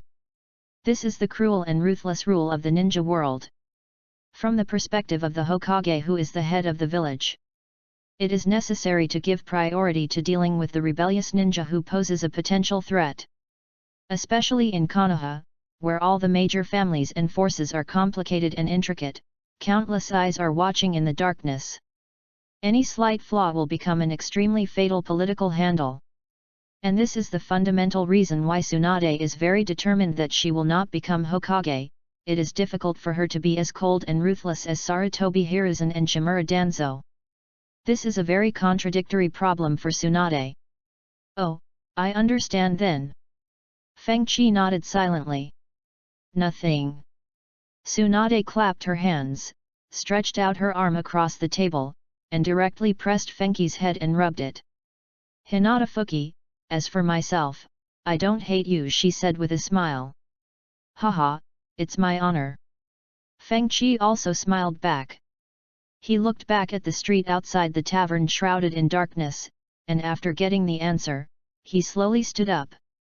"The wine bill has already been paid, Lady Tsunade, Senior Shizun, I have something else to do, so I'll take my leave now."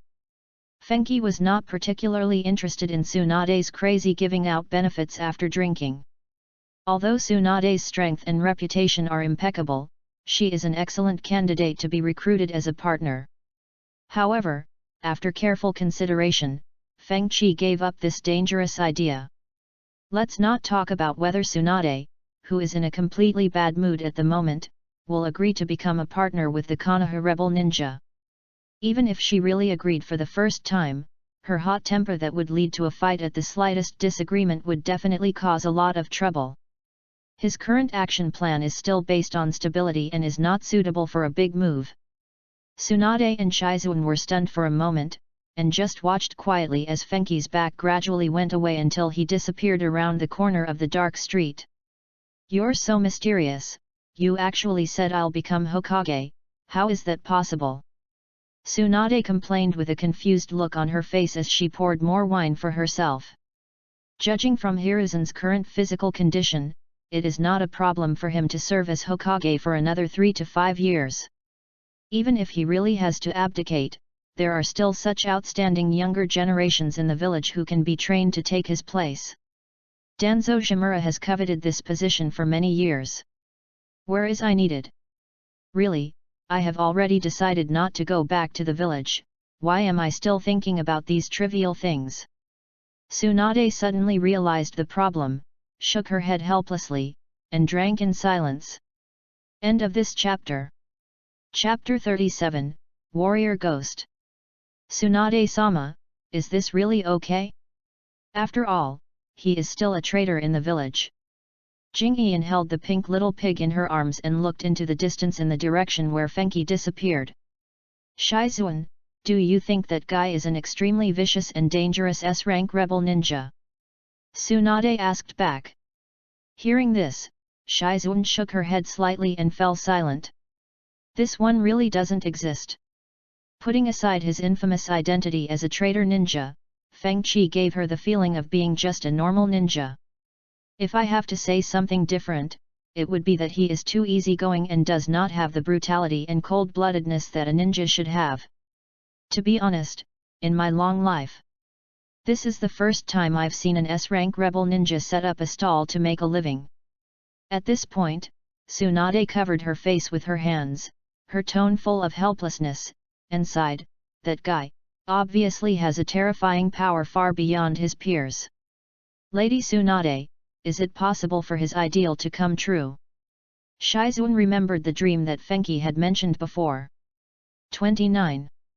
It will be very difficult before the ninja world achieves true unification and completely breaks the chains of killing and hatred. Tsunade said in a deep voice.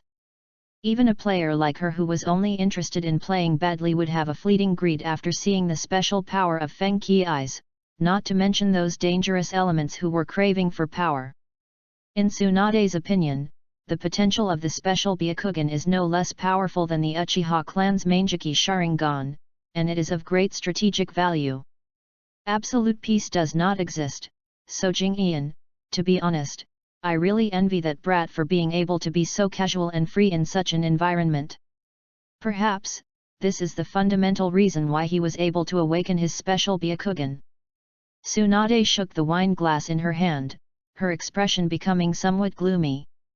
She suddenly remembered her brother Nawaki and her lover Kato Dan who had died many years ago.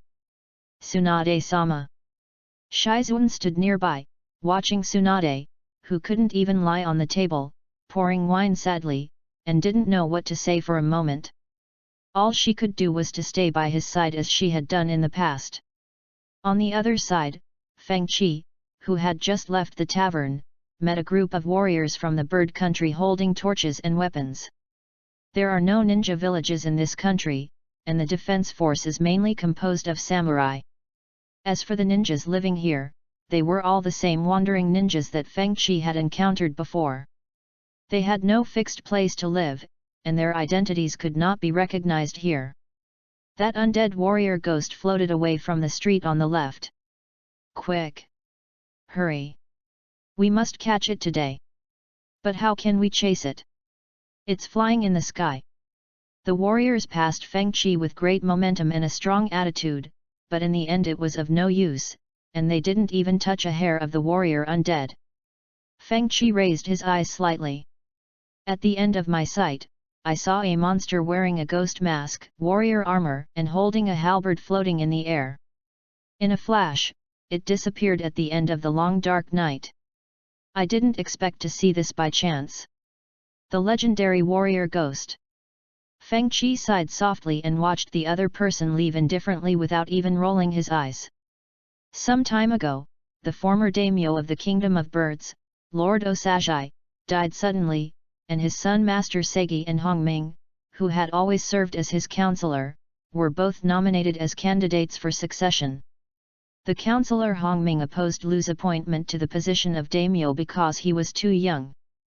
However, with the support of Meng Zong, a highly respected monk in the Kingdom of Birds, Lu successfully took the position of daimyo. The previous daimyo and Master Lu were secretly killed by wandering ninjas led by Meng Zong a long time ago, and the current Master Lu is replaced by his twin sister Zhu Lu. In order to launch a crazy revenge on the damned wandering ninja leader Meng Zong, Zhu Lu began to create the illusion of samurai undead in the city, secretly looking for an opportunity. At this time, there is still some time before the bird country, which has no way to deal with the situation, asks Konoha for help. Looking at the warriors passing by dejectedly, Feng Qi, who was wearing a grey robe, crossed his arms across his chest and leaned calmly against an inconspicuous wall. After counting on my fingers, I found that my fortune will be very good tomorrow. Thinking about the money he earned from the journey to the west in recent days, which was basically all used to compensate for the streets destroyed by Tsunade and to pay for the drinks, Feng Qi sighed softly. It seems that I have to stay here for one more day. The next day, just as Feng Qi expected, as soon as his fortune-telling stall was set up, a man dressed as a daimyo's attendant came over. Kaizhima, the current daimyo of the land of birds, herons, and Toki have been childhood sweethearts since they were young. Young man, can you exorcise spirits? I have an important commission and would like to ask for your help. Qiandao asked tentatively. The scene of Fenghou and Tsunade fighting on the street yesterday was witnessed by many people. With the support of real fighting records, the reputation of Fenghou, the fortune teller, has become even more famous. Meng Zong, a high-ranking monk whose status in the land of birds was second only to that of the daimyo, then noticed Feng Qi's existence. He wanted to use Feng Qi's hand to get rid of the warrior ghosts that had just appeared a few days ago, so as to completely realize his conspiracy to control the bird kingdom. If I'm not mistaken, you are talking about the warrior ghost that has been making the rounds recently, right? Feng Qi asked without even turning his head. Hearing this, the simple and honest Qiandao was immediately shocked. He even knew about this? He is worthy of being called a half-immortal. This guy is really amazing. How could he know that Feng Qi hadn't even used the Fenghou Kuman at all? It's just the prophetic advantage of the time traveler. That's right. Is there any way to solve it? Qiandao asked excitedly. If the young man in dark sunglasses in front of them really had a solution, then they wouldn't have to worry about whether to run to a distant big country for help. Thinking of this, Qiandao took out a stack of coins and put them on the fortune-telling stall, pushing it in front of Fenghou. From a professional perspective, your commission is quite suitable for my profession. Feng Qi nodded, looking troubled, and murmured in a low voice, "It's just." "Just what?" "Don't worry, as long as it can restore peace to this country, I will do my best to cooperate." Qiandao patted his chest and made a solemn promise. "Your case is not as simple as it seems on the surface, even for me, it will be very troublesome to deal with it." "Ah? So you're not sure either?" "No, you misunderstood. What I meant was..." Feng Qi raised a finger with a serious expression, "It costs more." He wasn't raising the price, but the matter of the samurai undead was indeed quite complicated, and it would take some effort to handle it perfectly. At least, it won't be as easy as it is now to sit at a stall and calculate your financial fortune. End of this chapter.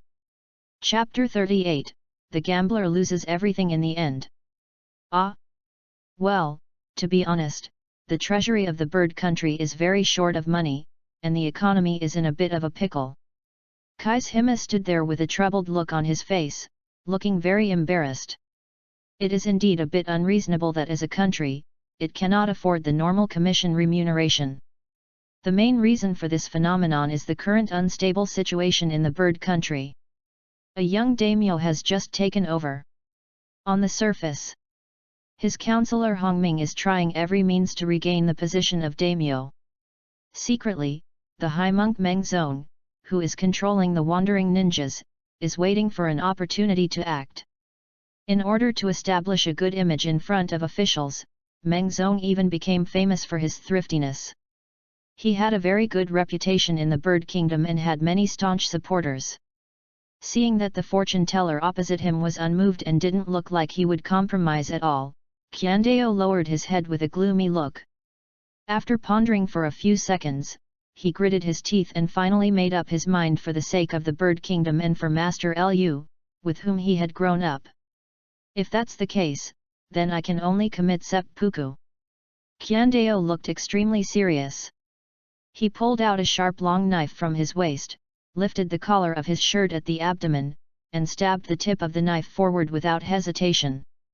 Feng Qi was very clear about his real intention in doing this. He crossed his legs and sat there leisurely without any intention of stopping him. Just like that, Kaishima successfully cut open his abdomen, and the white bandage wrapped around it. A pile of coins fell down with a clatter, scattered on the fortune-telling stall. "Well, this is all my private money, please accept it." Chidao's tone sounded quite sad and determined, with 2 lines of tears on his face. "I have sensed your faith and devotion. No problem, I'll take your commission." After he finished speaking, Feng Qi just waved his sleeves lightly, and all the coins on the table were swept away, leaving no trace. Seeing such a wonderful method, Kaishima, who was not a ninja, was amazed and bowed 90 degrees, saying, "Thank you very much. Before I start the commission, there is something very important that I need to confirm with you." Feng Qi pushed a chair made of sandalwood in front of Qiandao, signaling him not to be in a hurry and to sit down and talk properly. The moment he sat down on the chair, Qiandao's pupils contracted slightly. "A cool and comfortable feeling flows through my body. The impatience and worries of the past few days seem to be swept away, and my mood suddenly becomes very relaxed." You speak." His tone became more respectful. "What is the content of your commission? Is it to exorcise the souls of the samurai or to restore peace to the bird kingdom?" Feng Qi asked in a deep voice. Although judging from the final performance of the original work, the so-called ghost of the former daimyo samurai seems to have really appeared. But even if this thing really exists, Feng Qi is not afraid at all. "I don't care whether you are a ghost or not, I will just strike you with a bolt of lightning and see if you can see you ascend to heaven on the spot." This was not a difficult task for him who mastered the strange power of yin and yang. Of course, Kishima's commission should be more inclined towards the latter, that is, to restore peace to the bird kingdom. This kind of matter is much more troublesome, as it involves a country's most honorable daimyo, as well as the strategists and monks whose status and reputation are second only to the daimyo. Since Feng Qi has received the other party's money, he has to be responsible for it. This is one of the principles he follows when charging for fortune-telling at his stall. The spirit of that samurai is said to be the spirit of the former daimyo. Thinking of the deceased uncle who always had a serious face, Qiandao looked at Feng Qi with a firm look. "Please restore stability to the bird country. This is not only my wish, but also what the kind and honest Lord Meng Zong hopes for. So, your commission itself is a contradictory and troublesome matter." Feng Qi scratched his head helplessly, raised his eyes and looked at Qiandao with great seriousness. "Listen carefully, I will tell you the whole truth of what I have calculated." He felt that explaining slowly was too troublesome, so he prepared to simply and roughly state the whole truth. Hearing this, Qiandao swallowed deeply, his heart hanging in the air. "The current daimyo of your country, Seigi, is an impostor of his sister Toki. The so-called samurai ghosts are also impersonated by her. The previous daimyo was killed by the high monk you are talking about, Meng Zong. He was the leader of the wandering ninjas in the city and tried to take over the country for himself. The amount of information contained in Fengqi's 2 short sentences shocked Qiandao so much that he stood there dumbfounded, as if struck by lightning. What did you say? Zhu Lu pretended to be Master Lu? Master Meng Zong killed Master De Lu? How is this possible? Chidao was so emotional that he slammed his hands on the table. Shouldn't the guilty person be Hongming, the strategist who competed with the legitimate heir for the position of daimyo? 30. If it weren't for the terrifying fighting power from yesterday, he would probably have asked Fengqi to return the money. What kind of person is this? All he says are nonsense and impossible things. Fengqi had expected this kind of reaction from him, and calmly made him a cup of warm tea. Don't be suspicious, just sit here for a while, and the destined person will appear soon. How can I not be anxious? What kind of disaster is this country going through right now? Qiandao obviously hasn't calmed down from the explosive information just now, and he sits there, turning around anxiously. And this is still influenced by the calming effect of the merits of incense and sandalwood. If not for this, he would have run out to find Lord Heron to ask for the truth. In this way, time passed quietly as Qiandao waited anxiously. After several unrelated customers came to ask various questions, he finally met the destined person that Fengqi mentioned. Those wandering ninjas I met before who wanted to join me. The weight of these minor characters in the world is negligible, so Fengqi can accurately come to the conclusion that they would appear here. Feng, no, fortune teller. Please, give me some more advice. The first to speak was the wandering ninja who had been fleecing Tsunade for several nights in a row. He was wearing a ninja mask, and his exposed eyes were bloodshot. Last night, the mature woman you mentioned didn't show up. I couldn't help myself and lost all the money I won. Save me. You are such a god, there must be a way to save me, right? Bet on dogs, and lose everything in the end. Seeing the other party reluctantly taking out 2,000 taels of consulting fee from his tattered clothes, Fengqi just smiled and shook his head, then pushed it back. Chance and fortune cannot be forced. This is the price of greed. I'm sorry, but even I can't undo it. Even if there was no such thing as the undead warrior, Fengqi would not tell his fortune for money again. That would be totally meaningless. The same is true for others, no need to ask. With just one sentence, Fengqi blocked the wandering ninja behind him, who had his shawl flying and looked extremely embarrassed. With Fengqi guidance, these people all made a small fortune in the past few days. Unfortunately, due to their greedy and evil nature, they failed to seize the opportunity and change their own destiny. A wandering ninja is still a wandering ninja after all. End of this chapter.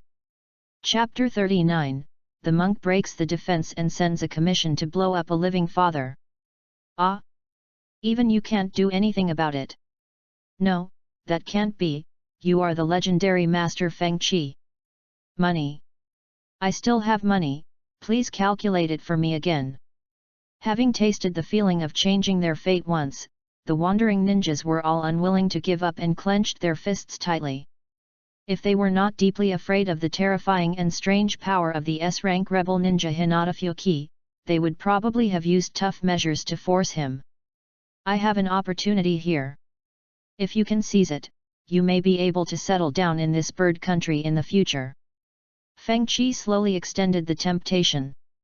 At this point, Chidao, who was sitting nearby scratching his head anxiously, finally realized belatedly, these wandering ninjas in front of him were the destined ones. Are you serious? We can settle in the bird kingdom. The wandering ninjas instantly became extremely excited.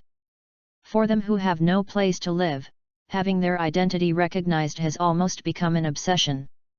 Otherwise, the leader of their group, the eminent monk Meng Zong mentioned by Qiandao, would not have gone to such great lengths to control the bird kingdom. That's right.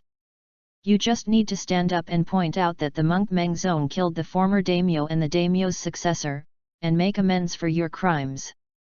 I believe the current daimyo will allow your legitimate existence.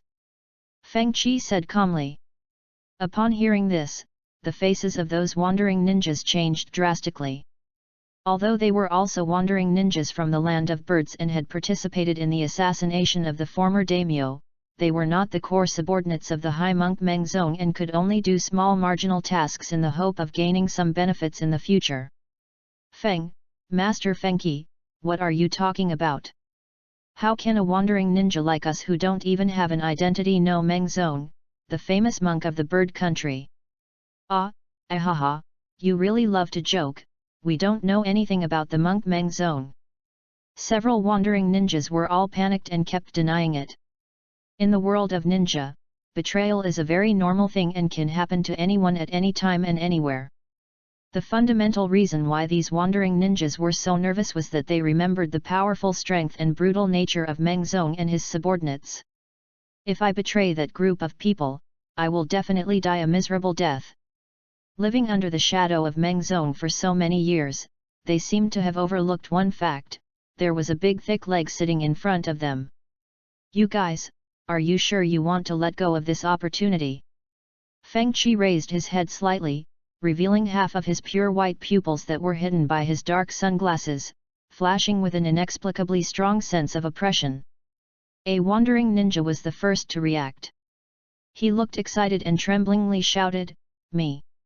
I am willing to testify against Mengzong's crimes. Damn it, I almost forgot that the guy in front of me is not some well-behaved street vendor, but this is the super thigh that I must cling to at all costs." What Mengzong? In front of the S-rank rebel ninja from the strongest fire country, Konoha village, he is not even worth a hair. The other wandering ninjas were stunned at first, then they realized what was happening and looked crazy and ferocious. With the support of Hyagofyoki and the daimyo of the land of birds, they immediately stood up and sternly listed the various crimes of the monk Mengzong. Qiandao, who was sitting next to him, felt his scalp tingling after hearing this. He really couldn't accept that Mengzong, who had a very gentle and steady smile, could be the culprit who killed the former daimyo. Next, what are you going to do? He asked Feng Qi tentatively. If what the wandering ninja said was true, then at this moment, the eminent monk Mengzong must be guarded by a large number of powerful ninjas. How to do it? Of course, call all the relevant personnel over. Feng Qi shrugged casually and chose the simplest and most brutal solution.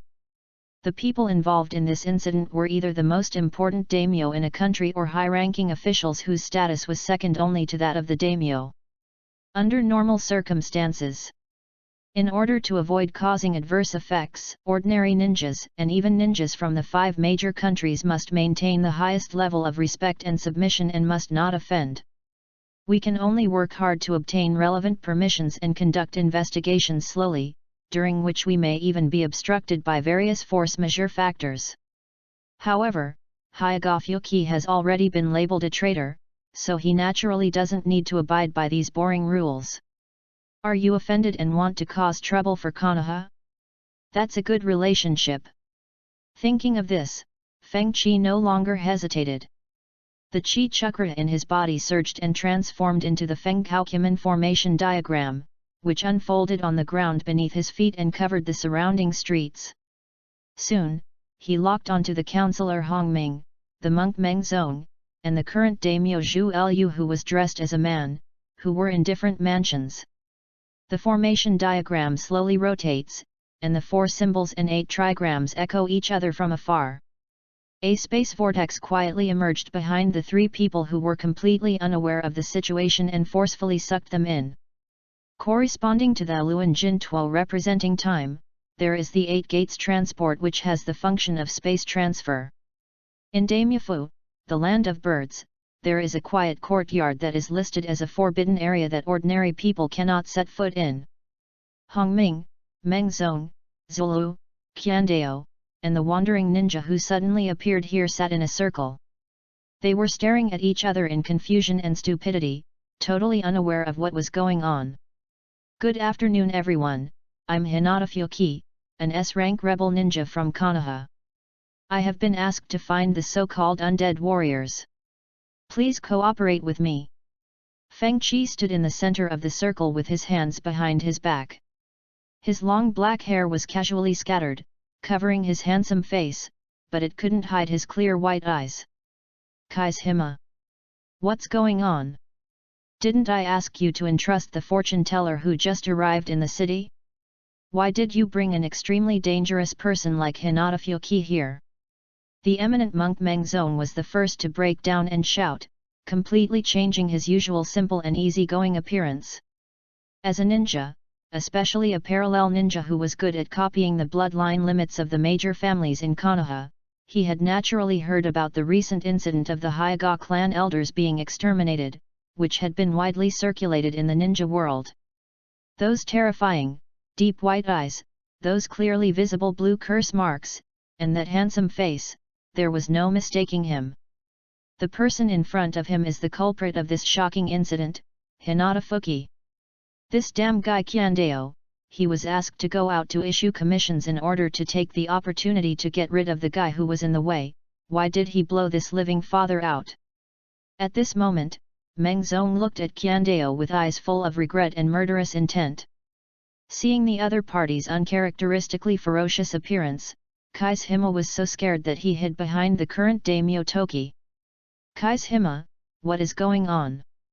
Zhu Lu frowned and stared at Feng Qi, who was wearing a grey robe, with a cold tone. She was immersed in the desire for revenge and just wanted to find the damn enemy who killed her father and brother and cut him into pieces. She didn't care about the traitors at all. Lord Lu, this guy is a vicious and dangerous criminal. Hurry, call all the guards over. The eminent monk Meng Zong shouted loudly, trying to push Feng Qi to the opposite side where the storm was at its cusp, while at the same time sending signals to his subordinates in the distance.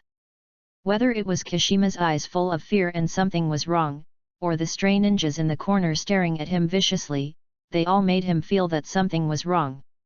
Feng Qi sat cross-legged on the ground with his knees crossed, supporting his face with one hand, and said leisurely, "It's too noisy, be quiet." Just a casual glance and the wandering ninja leader, the monk Meng Zong, was frightened and broke out in a cold sweat. His two round eyes widened into an extremely huge look with a horrified expression. He was so easily frozen in place, unable to move, and couldn't even speak. The gap in strength between the two sides is so huge, like the difference between heaven and earth. End of this chapter. 31. Chapter 40 The End. The next second after Feng Qi used the Jin Tuo to freeze the monk Meng Zong in place, the sound of chaotic fighting suddenly broke out outside the yard. He is a wandering ninja lurking in the land of birds. They seemed to have ninja tools in their hands that could sense Meng Zong's location. In addition, Meng Zong's mansion was not far from Daming Prefecture, so they quickly rushed over and successfully broke through the guards of Daming Prefecture. Whoosh whoosh! Several dark shadows moved and appeared around the courtyard, making the already solemn atmosphere even more tense. Seeing his teammates appear, veins popped out on Meng Zong's neck. He mustered all his strength and managed to utter a vague and hoarse voice, "Quick! Quick! Kill that grey-robed man for me!" The wandering ninjas looked at each other and nodded silently. Although they didn't know what had happened and why the boss suddenly disappeared and came to Daming Mansion.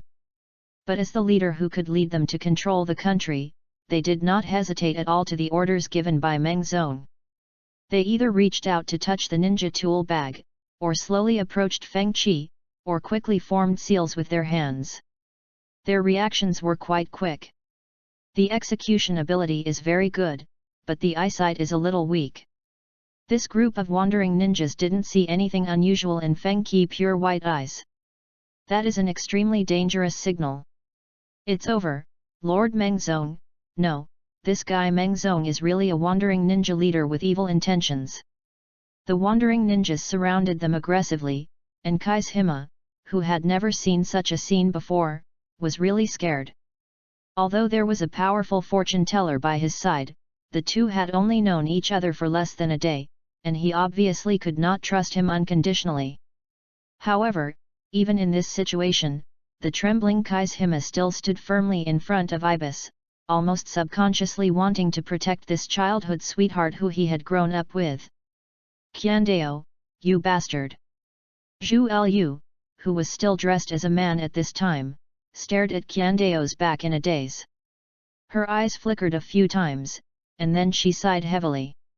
"From the moment I decided to embark on the path of revenge for my father and brother at all costs, I was destined to never be able to go back to the days before. And now?" Zhu Lu slowly put away the emotion on his face, looked fiercely at Meng Zong who was fixed in place and unable to move, and walked towards him step by step. His father and elder brother were killed by ninjas, and the wandering ninjas who suddenly appeared all obeyed the orders of the great monk Meng Zong. In other words, the hypocritical fat-eared monk in front of him is the enemy who killed his father and brother. Whoosh! Zhu Lu reached out to touch the hilt of the sword worn at her waist.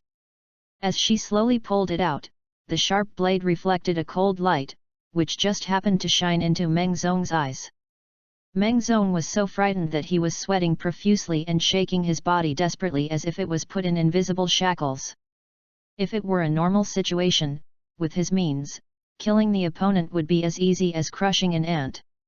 But now, he was in a weird and damned state where he couldn't move. What on earth are those bastards doing? Why hasn't there been any movement for so long? When Meng Zong looked around indignantly, his pupils suddenly shrank. "I didn't know since when, all my subordinates were inexplicably fixed in place." They stared at each other, and they all saw panic in the depths of each other's eyes.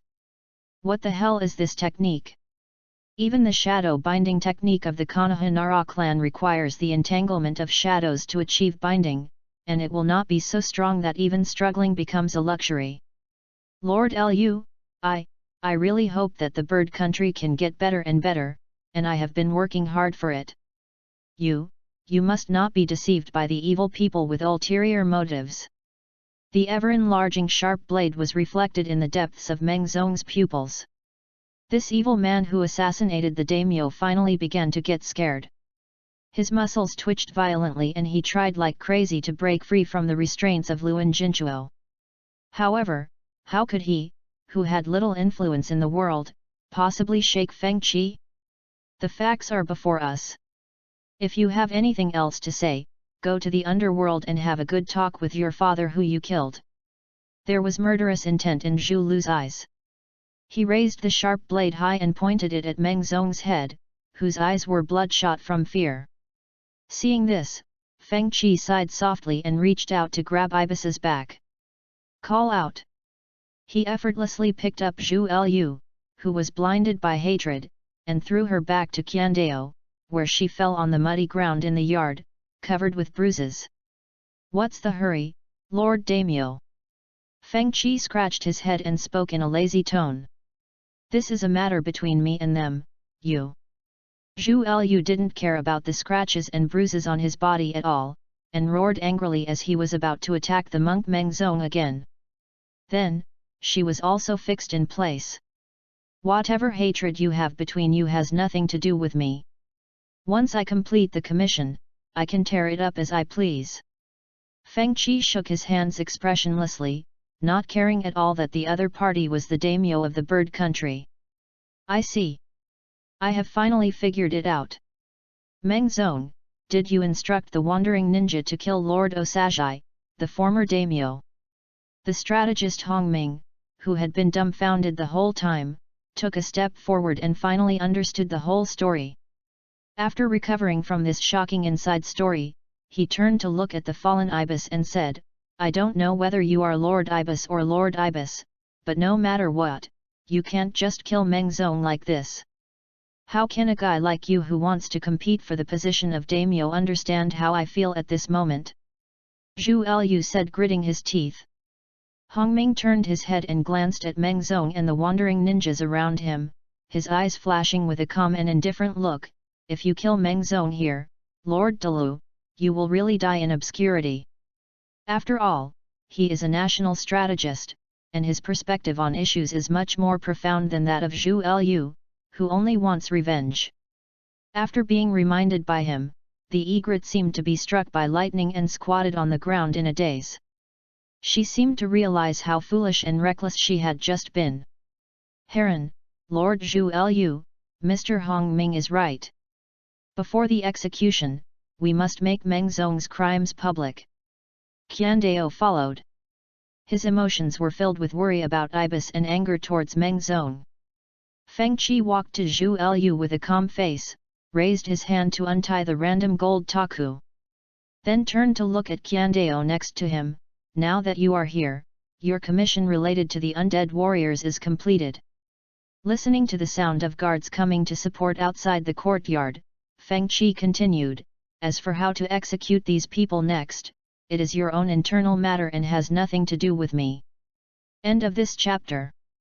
Chapter 41 The Kingdom of Ghosts. The commission that Feng Qi accepted was to solve the problem of the undead samurai that was plaguing the land of birds, something he had confirmed with Kai's Hima before. Now that all the truth has surfaced, with the accusations of other wandering ninjas and subsequent evidence investigations, the arrest of the culprit, the monk Meng Zong, is a foregone conclusion. In this case, Feng Qi would be too lazy to continue to get involved in the remaining troubles. Can Toki resolve his desire for revenge? Can the relationship with Kai's Hima be restored? Will the counselor Hongming give up the fight for the position of daimyo as in the original story? What will be the future of the bird country? Etc. None of this has anything to do with him. The next day, faced with irrefutable evidence, the eminent monk Meng Zong admitted in front of all the citizens of the country of birds that he had murdered the daimyo and the heir apparent.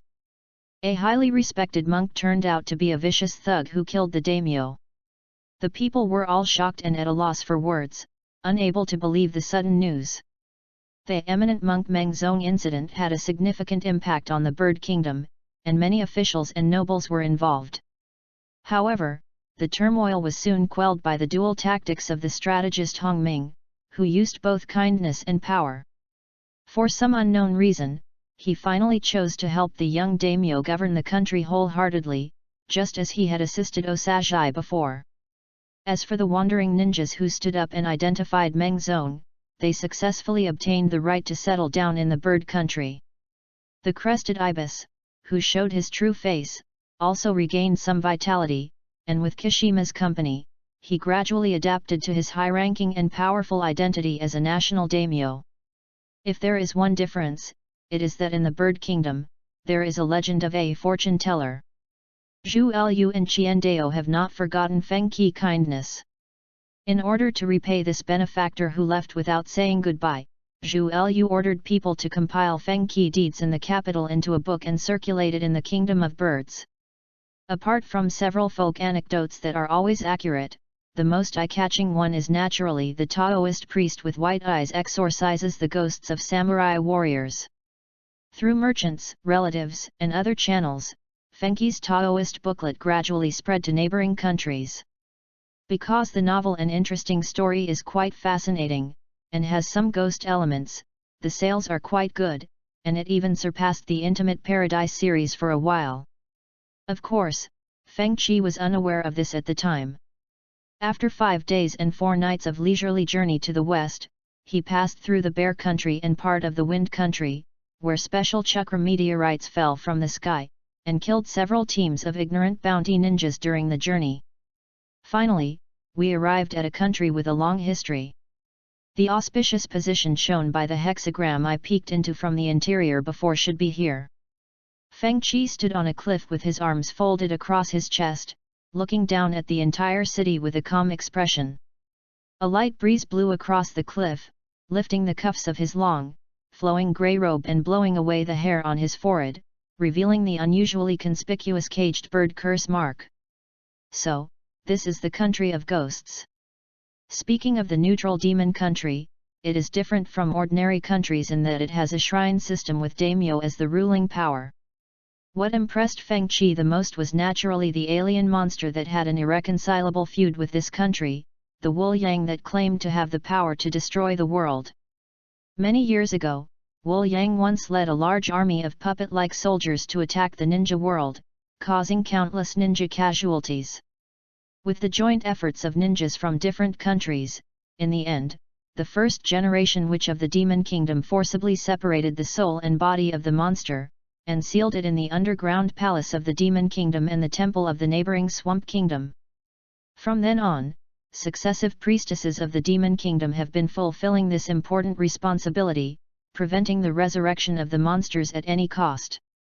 This also indirectly led to the fact that the Shrine Maiden was the symbol of supremacy in the land of demons and was the object of service that everyone should take for granted. If I remember correctly, even if the monsters are killed, they will eventually be resurrected with the help of human negative emotions. Feng Qi sat cross-legged on the ground, thinking carefully about the information about the ghosts, negative emotions. Also, the Maiko's innate powerful sealing technique seems to have room for manipulation. Thinking of this, Feng Qi slowly stood up, patted the dust off his body, and raised the corners of his mouth slightly. Interesting, no wonder the ghost country is my lucky place. 32. Since the interior view only gives a general direction, there is no very clear specific method. Therefore, he decided to go to the capital of the Ghost Kingdom to collect information first and then take action. About finding a way to bypass desires and practice Fenghou. As a neutral country, the capital of the Ghost Kingdom is not as heavily guarded as other countries, and there are many businessmen coming and going on the road. Even so, considering that he would need to stay in the land of demons for some time, his identity as a traitor might cause unnecessary trouble. Feng Qi was still wearing dark sunglasses and a forehead protector without a label, and a grey robe covering his entire body. After slightly fiddling with the Kimen Bureau and circumventing the inspection of the ghost country guards, he set up a fortune-telling stall on a busy street. If you want to understand this country, starting with basic public surveys may yield unexpected results. As for the place where the ghost soul was imprisoned, although Feng Qi could sense its approximate location, he was not in a hurry. After all, it is a monster comparable to the tailed beast and has the power to destroy the world. There are also many security forces around it. He doesn't want to come into contact with it without sufficient preparation. The more hope he saw in increasing his strength, the more he focused on keeping his mentality calm and peaceful. This is the safest way to ensure safety. In this way, Feng Qi's fortune-telling stall was set up on the streets of the Land of Ghosts. Compared to the Bird Kingdom, the residents here believe in and care more about the prophecies of the witches. In their view, the more accurate the prophecy, the more misfortune it will bring with it death. Therefore, Feng Qi's business can be said to be very bad, almost to the extreme. The residents of the Land of Ghosts only saw the fortune-telling plaque that said knowing the changes of all things in the world from afar, and they avoided it as if they had encountered the god of plague, for fear of being implicated by the unknown. Not to mention a smooth opening, even the number of people coming over out of curiosity to ask about prices was very small. And this is actually what happened to Shen, the current priestess of the Land of Demons.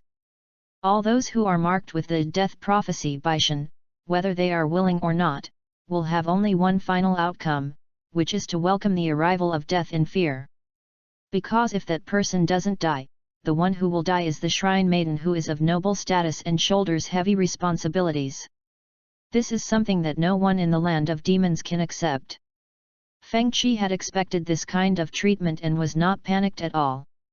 Even if there is no business, with his keen observation, he can see a lot of hidden information from the passers-by. And I don't know if it's because of my good fortune today or if it's destiny's guidance.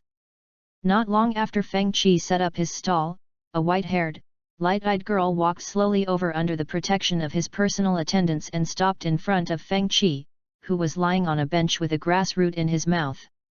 The sound of crisp bells rang out. "Hello, would you like to have your fortune told?" Feng Qi raised his eyes and said with a smile. Shen stared blankly at the leisurely and easygoing man in front of her. Thinking of the horrific scene she saw when she woke up in the morning, and spoke in a cold voice. "You will die in the near future." End of this chapter. Chapter 42, Mycoshin, The Plan Unfolds, 2 in 1. The cold and indifferent voice was not loud, but it carried quite terrifying lethality.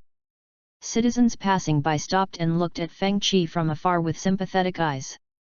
The attendant guards standing behind the witch had even more expressionless faces, as if the man reflected in the depths of their pupils was already a cold corpse. In the land of demons, the death prophecy of the priestess Shen is the truth. From the past to the present, the truth rate is as high as a terrifying 100%. From the moment her finger pointed at that person, his fate was sealed, and he would die. That I would die? Feng Qi became interested after listening to it. He spat out the grass root in the corner of his mouth and slowly sat up. He raised his eyes slightly from behind his dark sunglasses and looked at the girl standing in front of him, looking down at him. His face was delicate and fair, and his light purple eyes revealed a cold and melancholy look. If you didn't look closely, they would look as pure and straightforward as a white eye. Her long white hair was draped over her shoulders, with the end tied into a small braid with an exquisite ring, the same hairstyle as Hyega Niji. Although she is only 14 or 15 years old, she is developing very well. The loose shrine maiden uniform she was wearing could not hide her budding figure, her well-proportioned white long legs and smooth feet. From the looks alone, they do look alike. Looking at the girl in this state, Feng Qi sighed in his heart. That's right, the current priestess of the demon kingdom, Shen, looks very similar to her cute and silly Hinata, almost like they were cast in the same mold. I don't know what kind of changes will happen to Hinata and Niji after that day. On his way west, Feng Qi naturally heard a lot about the Hyega family of Konoha. I learned that the main family and the branch family announced a temporary merger, and that all Hyega family members were treated equally. As the highly watched young generation of the main and branch families, Hinata and Niji must not be having a good time right now. At least they can't enjoy the treatment of being the strongest clan in Konoha as before. Feng Qi looked down at the handmade bracelet still on his right arm, and recalled the desperate look of Hinata, who was always cowardly and timid, that night, and couldn't help but sigh softly. That guy should be in a lot of pain now, right? Either you die or I die, the world of ninja is so cruel. Fenghou has no regrets about killing Hyega Hayashi, and hopes that Hinata can grow up and change her cowardly character, even if the next time they meet, they will point cold blades at each other, having become enemies. Because when I heard that I was sentenced to death, I couldn't accept this tragic fate for a while, and I was mentally devastated and just stood there in despair. Seeing the man with the strange stall in front of him fall silent, Shen naturally thought that he was frightened and said coldly, "How pitiful." As a witch with the prophecy of death, she has experienced too many similar things. I have also witnessed the various ugly expressions of countless people after learning of their own death. She had long been numb to this. After taking a deep look at Feng Qi, Ziwan said no more, turned around expressionlessly and prepared to leave. There is nothing to say to a dying person, the other person is just a stranger you have never met.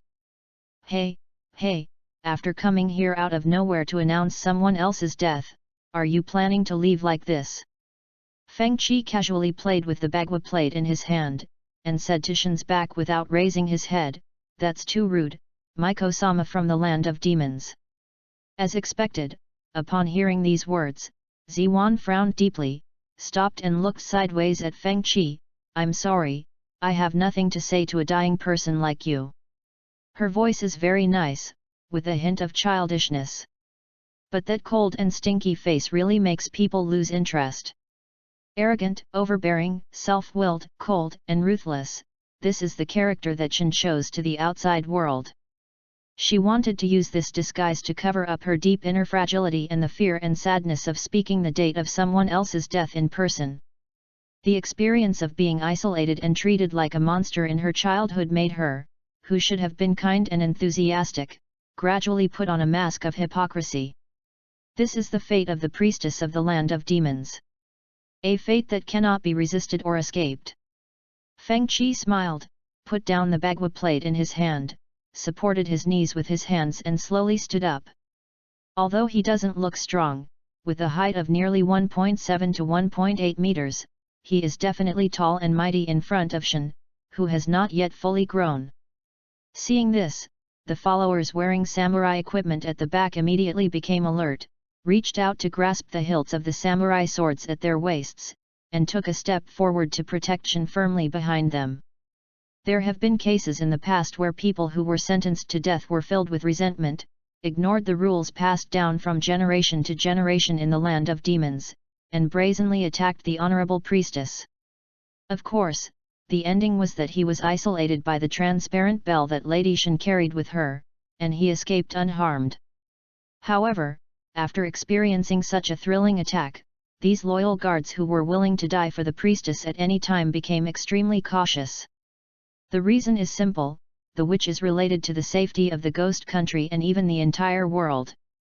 Feng Qi simply ignored these weak followers and his gaze fell directly on Ziwan's face at the back. To be honest, I have achieved some success in prophecy. Feng Qi chuckled and said, I'm sorry, but I can't see myself dying at all from here. I don't know what this guy was thinking. He actually came and issued a death declaration to a sorcerer who was best at avoiding danger and bringing good fortune. How could he not know whether coming to the kingdom of ghosts was a blessing or a curse? The so-called death prophecy is nothing more than a trick left by the former priestess Moroku, Shen's mother. Because he was worried that his daughter would not be able to control the terrifying power hidden in her body after awakening, he created a bell to limit this power. The ability to restrict things actually has to be achieved at the cost of human lives. I can understand it, but it is hard to push your daughter to the opposite side of the nation just because of distrust, making her a monster feared by everyone. And suffering from the fear of the prophecy day and night. Feng Qi really finds it hard to agree with this kind of thinking. It's a bit presumptuous and too righteous. Feng Qi words touched a nerve in Ziwan. She violently pushed away the followers who were blocking her way and walked towards Feng Qi step by step. You said you can predict people's life and death.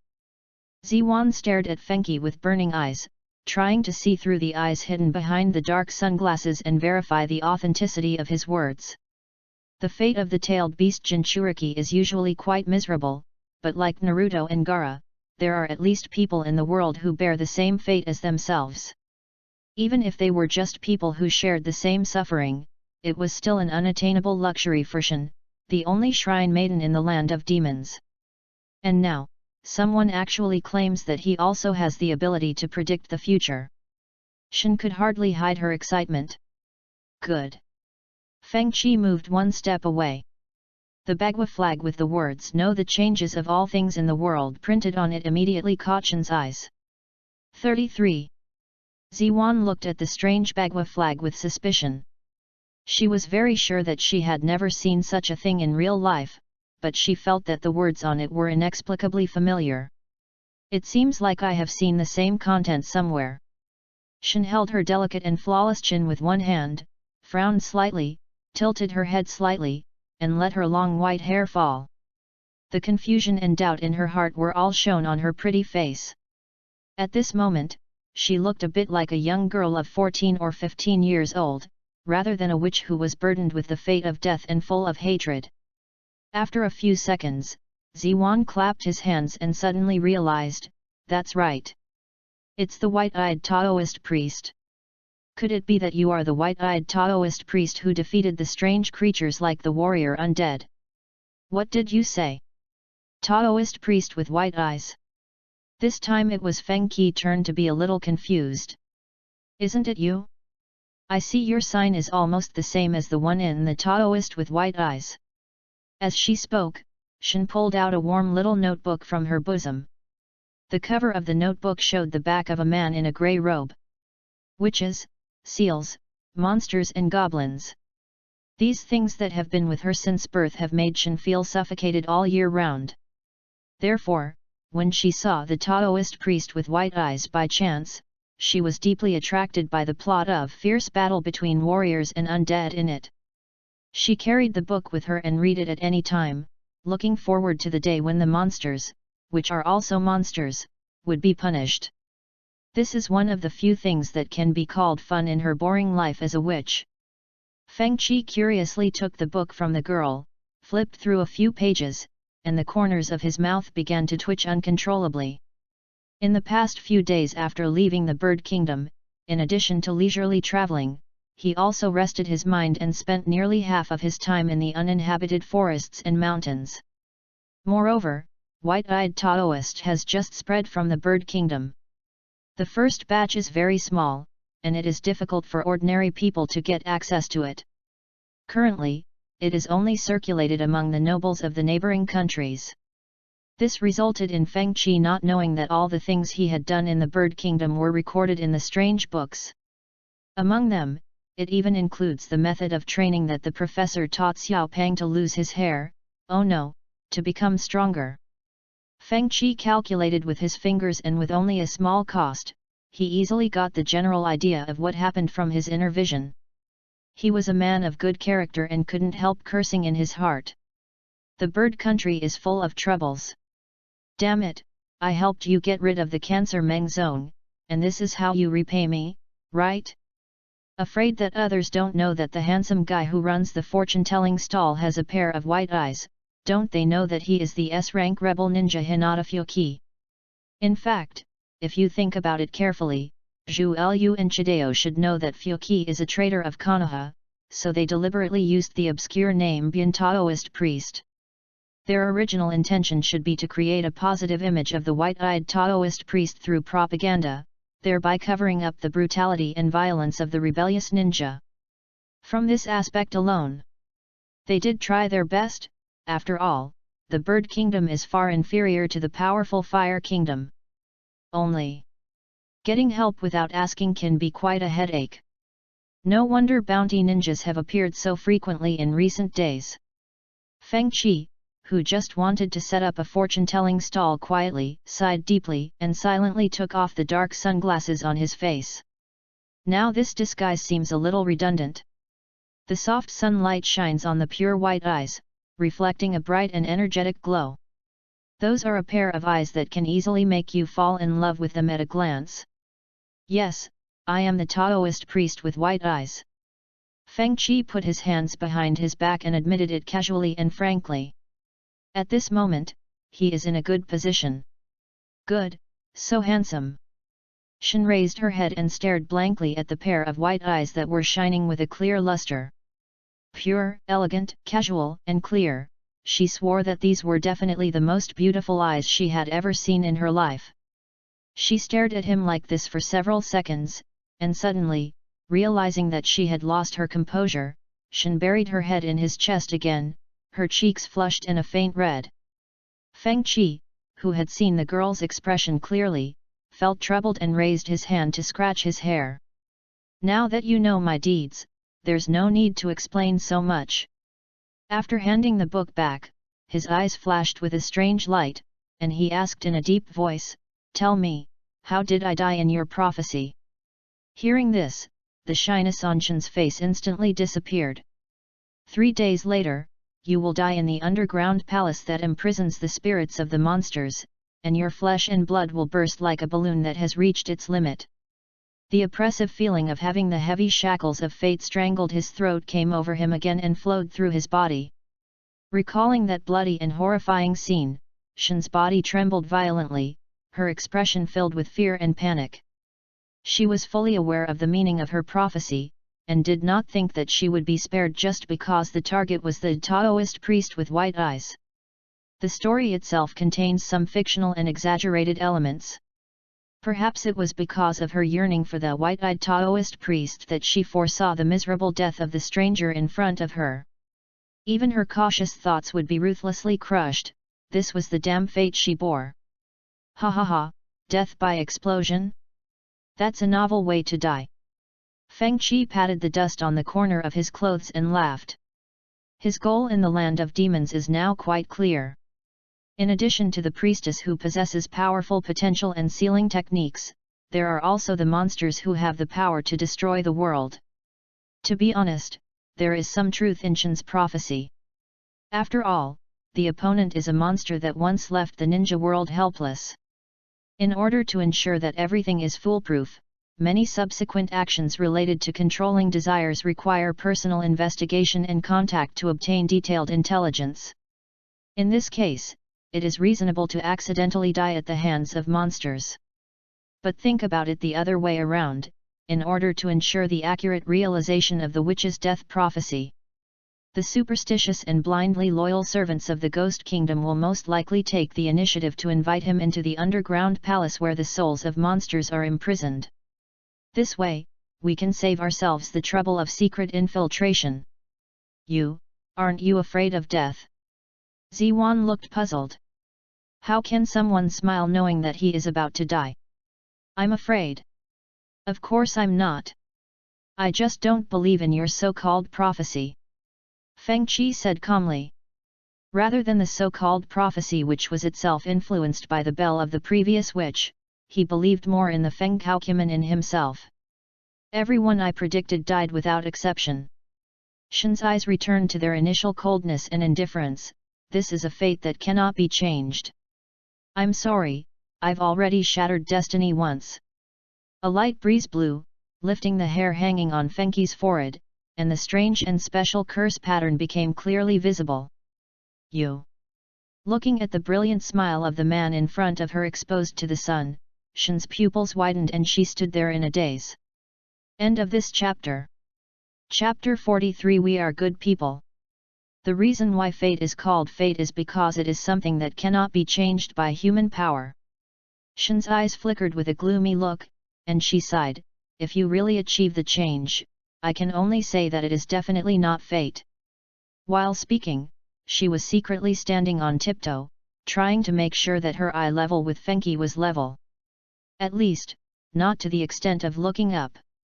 Well, a shrine maiden from the land of demons who wanted to be strong all her life. Looking at the girl with a sad face, Feng Qi put his hands in his pockets, standing casually and lazily, not taking the other party's prophecy seriously at all.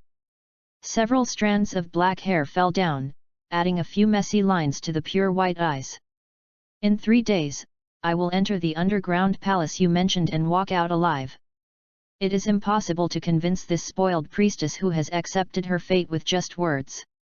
Feng Qi is well aware of this and has no particular reason to do so.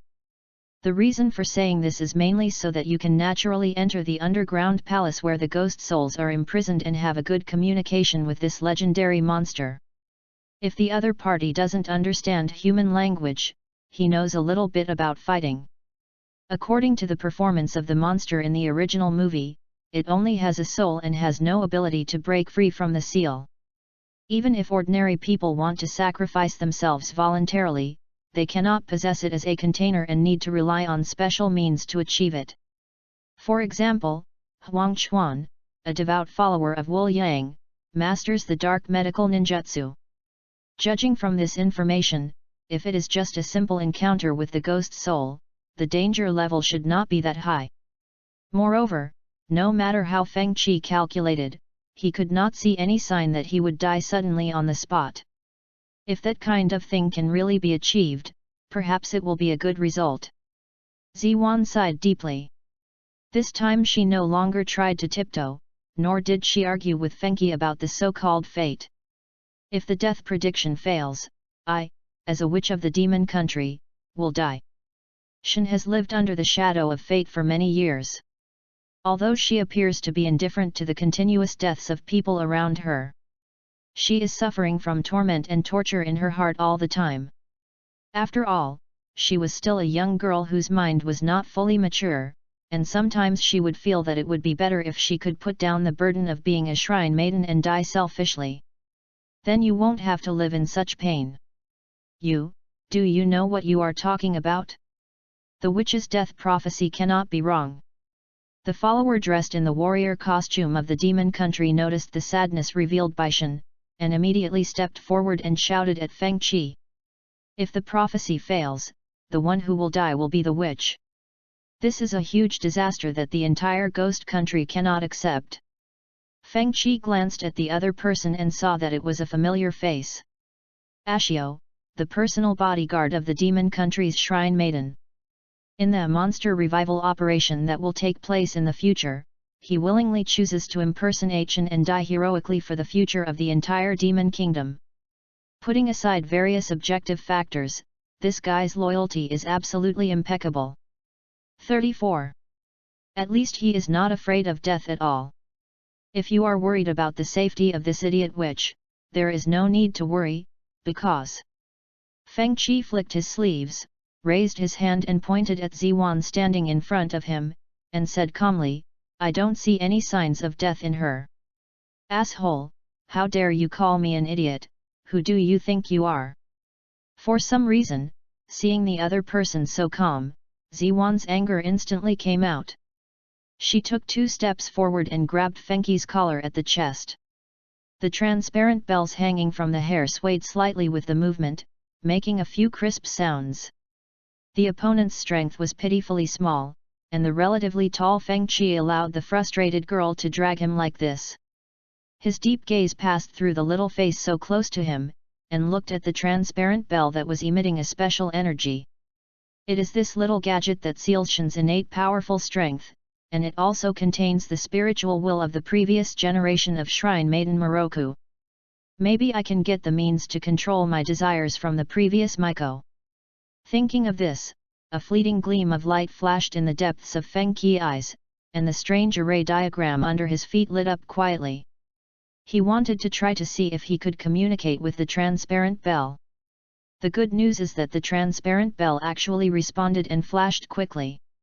The bad news is that the other party seems unwilling to communicate with Feng Qi, a stranger who exudes a mysterious aura, and even directly activates his hidden power. The translucent purple energy barrier opened, forcibly separating Shen, who was tightly attached to Feng Qi. Well, if you don't want to communicate, then don't communicate. Why do you have to get so angry? Feng Qi scratched his hair helplessly and sighed, I am a good person. The moment the purple barrier opened, he was able to sense the danger with his sharp nerves and quickly moved away to a safe distance. You can communicate with this bell. Shen's eyes widened, disbelief written all over her face. This is the amulet given to me by my mother, and it contains very powerful energy. Under normal circumstances, even if there is an attack by rebels, there is basically no movement. And now, I just touched this rolling eyes Taoist priest in front of me, and the bell's reaction was so strong. That's it. Feng Qi did not hide anything. He paused for a few seconds and then spoke slowly, his eyes flickering, and he said meaningfully, this thing of yours is not a lucky thing. It will bring death to people. You are too dangerous, you must be executed on the spot. Zhu Sui's reaction was very strong. She quickly stood up and interrupted Feng Qi. Before the previous priestess disappeared, she summoned him secretly and solemnly explained to him about the transparent bell and the destructive power born in Shen. Zhuo was very sure that there was no third person present at the time. Therefore, when he saw Feng Qi, a man who had never appeared in the land of ghosts, could infer such accurate information after just their first meeting, he was really scared and cold sweat broke out on his forehead. We can't let him continue to have contact with Lady Shen like this. Seeing that Zhuo, who was usually calm and steady, was so abnormal, the other followers looked at each other and chose to stand behind him. The cold light of the samurai sword in his hand flashed, revealing his undisguised hostility towards Feng Qi. As followers who are willing to die for the current priestess, their loyalty is beyond doubt. A cold wind blew, and the atmosphere around suddenly became tense. Forget it. Even if you were tied together and doubled, you still wouldn't be my opponent. Don't get beaten up for no reason. Feng Qi glanced at Zhu Sui and the others, then yawned casually. End of this chapter. Chapter 44. It's so nice, the breath of youth. The demon country has no ninja village and is a neutral country that is rarely attacked by foreign countries. Its geographical location is far away from the borders of the 5 major countries, and it is not as tragic as the hometown of a certain handsome man carrying rice. Therefore, even though he is the guard of a noble shrine maiden, with Feng Qi's current strength, he doesn't even need to open the Fenghou to deal with Zhu Sui and the others. Feng Qi's warning ultimately failed to scare the guards who were ready to sacrifice themselves. Just as Zhu Sui and others were still pressing forward, Feng Qi's eyes gradually became sharper. "Zuho! All of you get out of here!" Shen shouted seriously. But Lord Shen, even though it was the Maiko's order, for the sake of the safety of the entire country, Zuho's eyes were still fixed on Fu Qi. Seeing this, Ziwan said coldly, "Do you think my prediction this time will be wrong? The witch's death prediction is absolutely correct." After realizing what was happening, Zuho immediately knelt down on one knee and said, "I'm sorry, I was impulsive." Ziwan did not respond. She walked past him in silence and came back to Fengqi. "What do you know about this bell?" she asked in a deep voice. "This doesn't seem to be the right attitude to adopt when asking for advice from others, right?" Feng Qi smiled.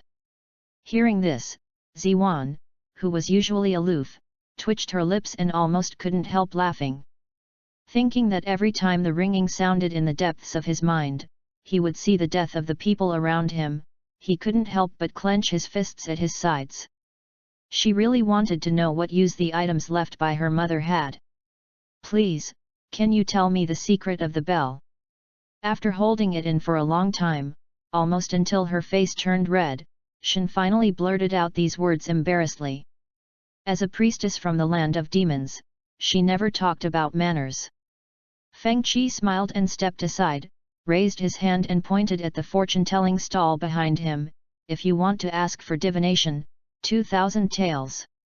Whether it is the priestess of the demon kingdom or the ordinary people, his prices are quite standard and he does not cheat anyone." Ziwan stood there speechless. "After going around in circles like this, you're going to make money from me? You should have said it earlier." Shen pulled out a stack of banknotes from the inner pocket of her Maiko uniform, slapped them directly on the fortune-telling stall, and said generously, "I'll give it all to you. You don't have to return the extra money." As expected of a witch from the land of demons who lives in a huge palace, this one move must be worth at least tens of thousands of ryo. Feng Qi sighed in his heart at the other party's financial resources, and stretched out his fingers to pick up 2 silver notes worth 1,000 taels. "You can tell me now. Right?" Ziwan looked impatient. "Didn't I make it very clear just now? That thing of yours is pretty weird." Feng Qi said with a smile. "That's it, gone." Nope. It was naturally impossible for Feng Qi to tell Ziwan the truth about the transparent bell when he was about to come into contact with the ghost's soul. In addition to the fact that doing so would cause many variables, it was also hard to say whether Shen could control the power that had completely escaped the seal. After all, she is still too young in terms of age. "Damn Taoist priest, you bastard with white eyes, Zhu Sui, don't stop me, I want to execute him on the spot." After a brief silence, Shen's little universe completely exploded. She rolled up the sleeves of her shrine maiden uniform and was about to kill Fengqi angrily. "No, Master Shen, this is not the time and scene you predicted at all." Zuho and her followers tried their best to hold her back. "Don't worry about it. This damn Taoist priest must die now, I say it." Shen was aggressive, and seemed to have forgotten that she was the supreme and noble priestess of the demon kingdom. "That's great, is this the youthfulness that Kai always talks about?" Looking at the indifferent girl who liberated her nature and showed her truest side, Feng Qi smiled indifferently, turned around, and packed up the fortune-telling stall in front of Ziwan. Having already received today's income and it was getting late, he prepared to leave.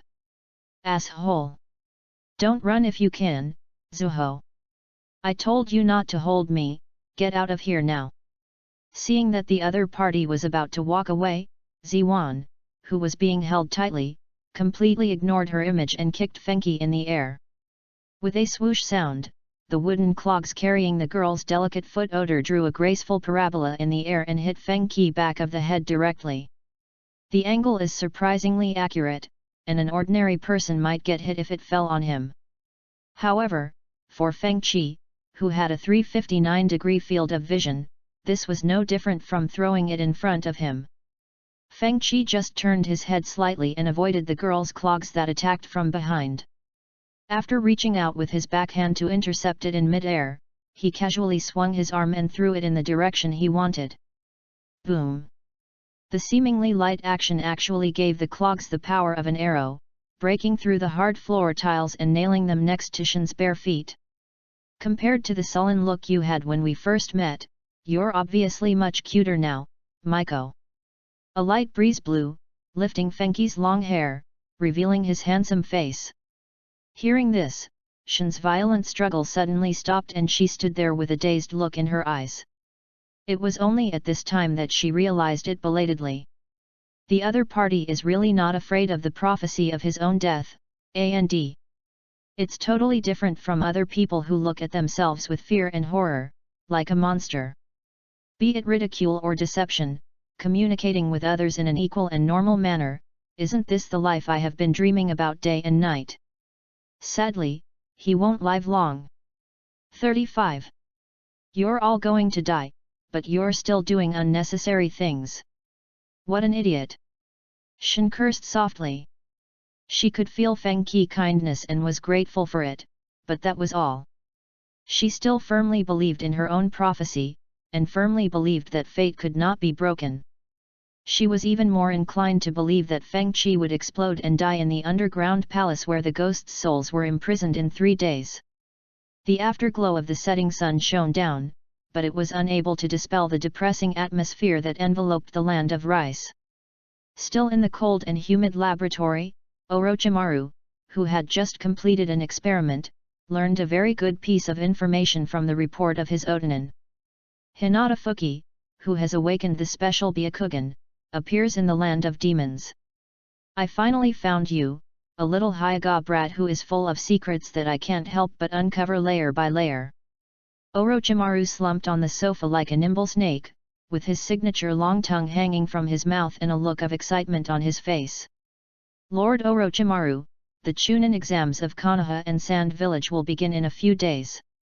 Would it be too dangerous to look for an S-rank rebel ninja at this time? Beside Orochimaru, his round frame glasses reflecting the dim light, Yakushi Kabuto said with a worried look on his face. It doesn't matter. Just a little preparation will do. Besides, I'm just going to take a look this time. If that guy's eyes are really useful, it will be of great help to our next action to destroy Konoha. Orochimaru's voice was hoarse and carried a strong sense of danger. He acted very confidently. During my absence, I'll leave the personnel arrangements in the Sound Village to you. I understand, Lord Orochimaru. End of this chapter. Chapter 45, The Chunin exam is coming. The Land of Fire, Konoha. Team 7, who had just returned from a mission, encountered a group of 3 strange people wearing Sand Village forehead protectors. The red-haired boy with the word love tattooed on his left eye was carrying an hourglass gourd on his back and was pinching Konohamaru with one hand, violently pressing it against a telephone pole. Seeing his younger brother being beaten, Uzumaki Naruto didn't think twice, rolled up his sleeves and rushed forward.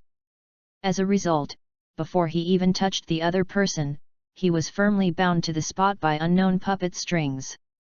Damn it, what the hell is this thing? Naruto was furious. Call out!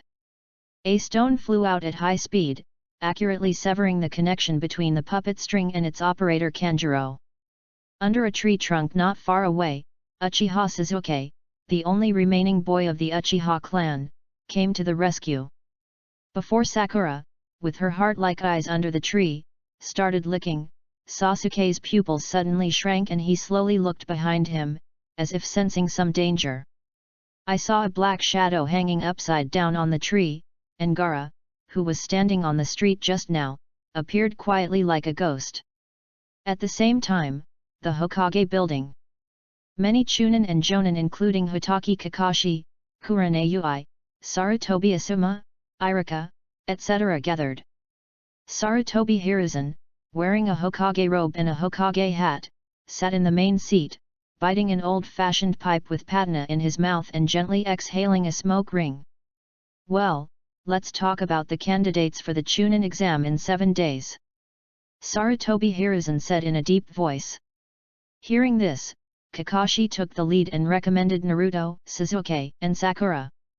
His proposal was immediately questioned by Iruka, who felt that Naruto and his companions had just become genin not long ago, and that their lives might be in danger if they directly participated in the cruel Chunin exam. After all, this Chunin exam is jointly organized by Konoha and Tsunagakure, and many ninjas from other countries surrounding the two major countries are participating, so security is difficult to control. Kakashi argued with reason and finally made an agreement with Iruka to conduct a qualification test on Naruto and the other two.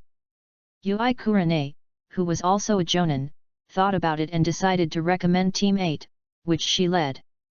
There was no problem with Kaiba and Shino, but Hinata's recent condition made her very worried.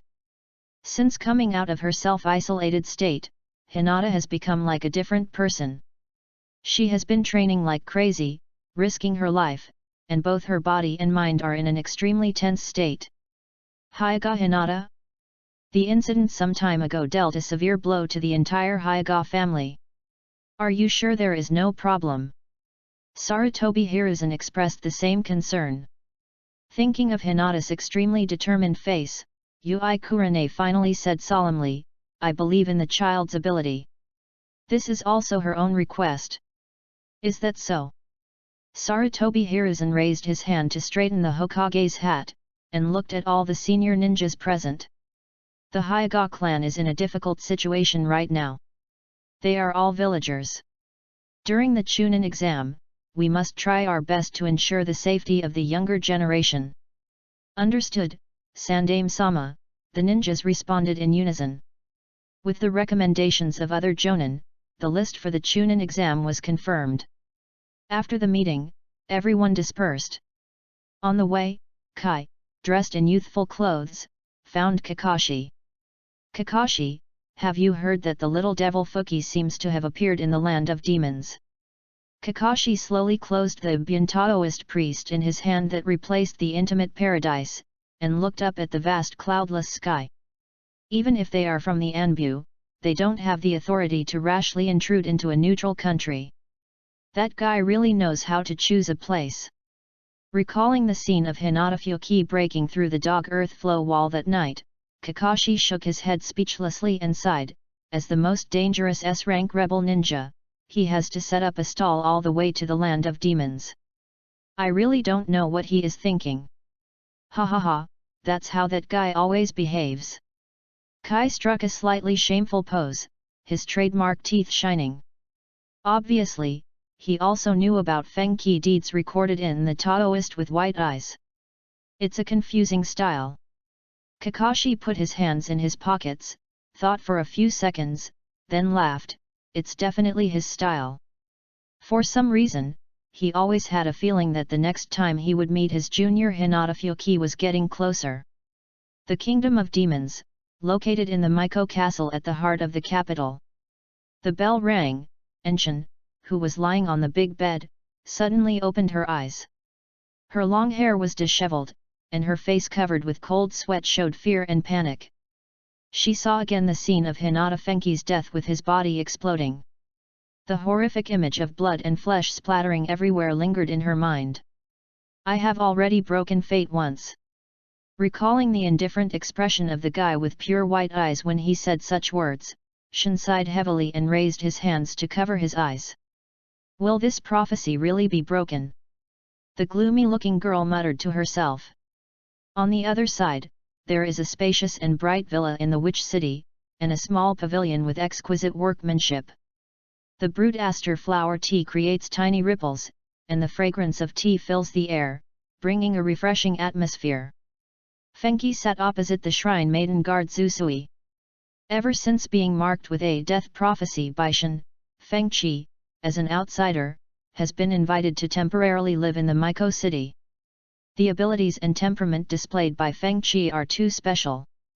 No matter what, they must ensure that the prophecy can be accurately realized in order to ensure the safety of the witch's life. Fengqi, who had originally intended to contact the spirits of monsters, naturally did not refuse this unreasonable and tough measure. Instead, he settled down in the witch city with peace of mind.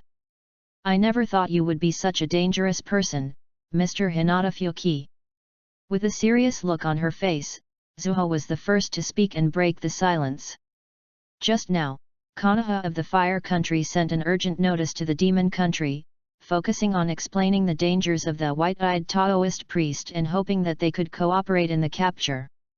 The Demon Country, which attached great importance to the prophecy of the Shrine Maiden, naturally would not accept this proposal. They pretended to be stupid and perfunctory to the negotiation ninja sent by Konoha, claiming that they would inform them as soon as possible if they saw Hinata Fuki. The Konoha Anbu, which had no authority to interfere in the internal affairs of the Demon Kingdom, could only retreat helplessly. Although it is known as the strongest village in the ninja world, Konoha's external policy is not tough at all. It has been like this in the past, not to mention that the Hyuga clan, which now has powerful combat power, has suffered a heavy blow. Therefore, Feng Qi had some free time and could calmly adjust his own state to avoid being harassed by waves of ninjas. "Since you already know my true identity, you still dare to sit here and drink tea with me. You have quite a bit of courage."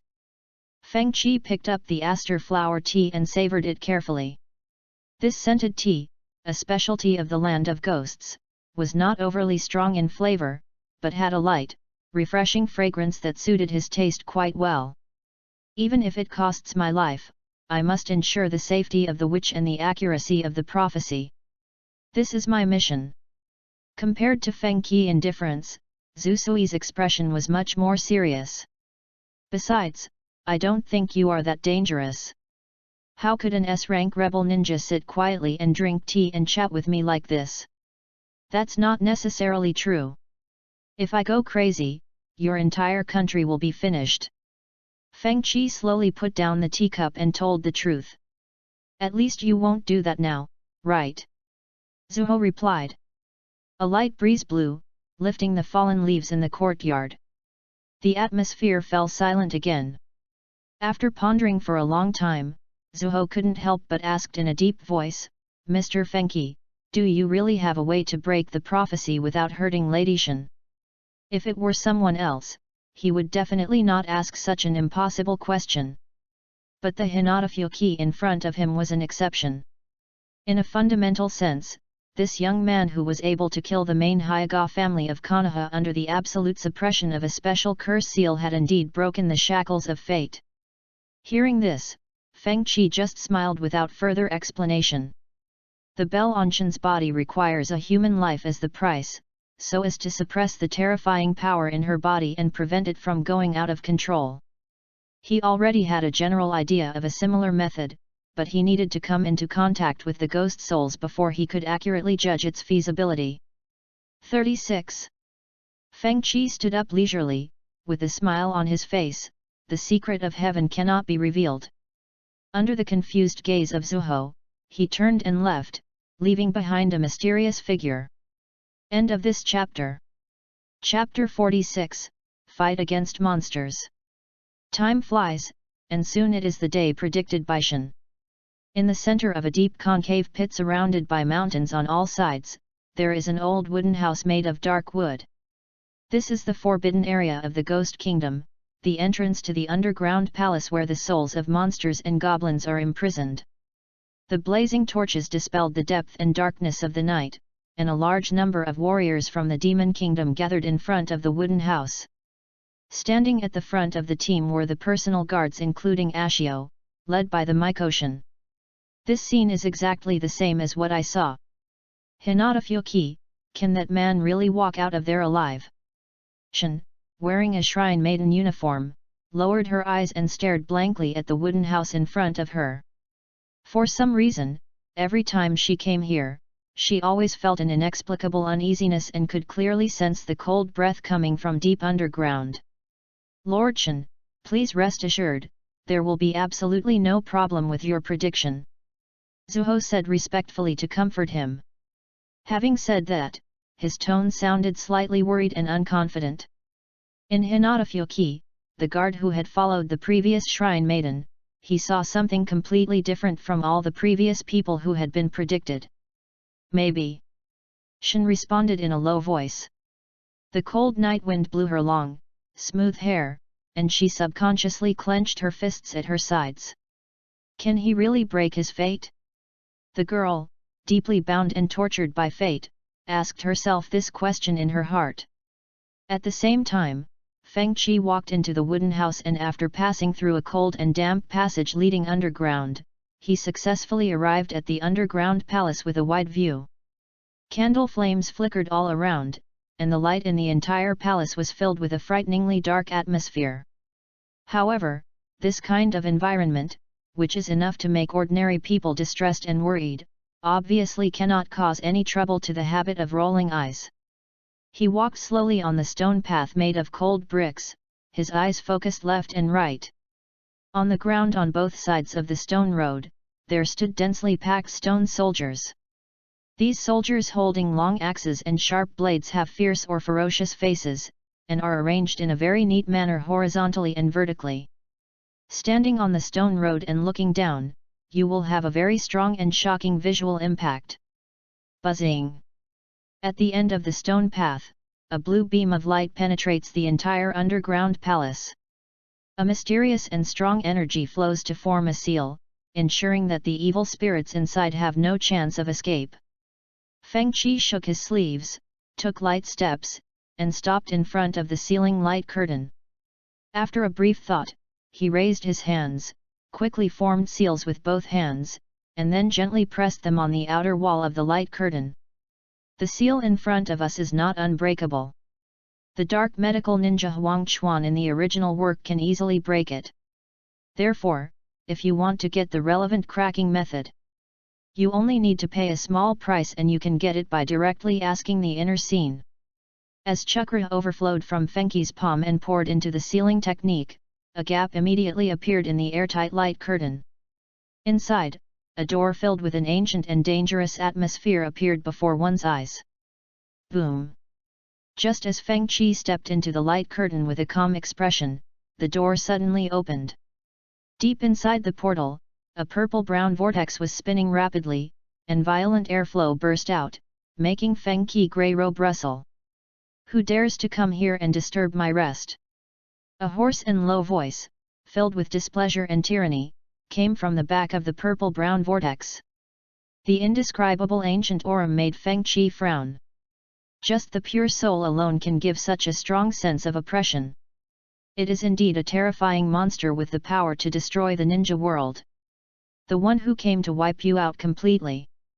Feng Qi lifted up his long hair that was blown away by the hurricane, and did not conceal the murderous intent emanating from him, allowing it to quickly expand to the critical point of desire.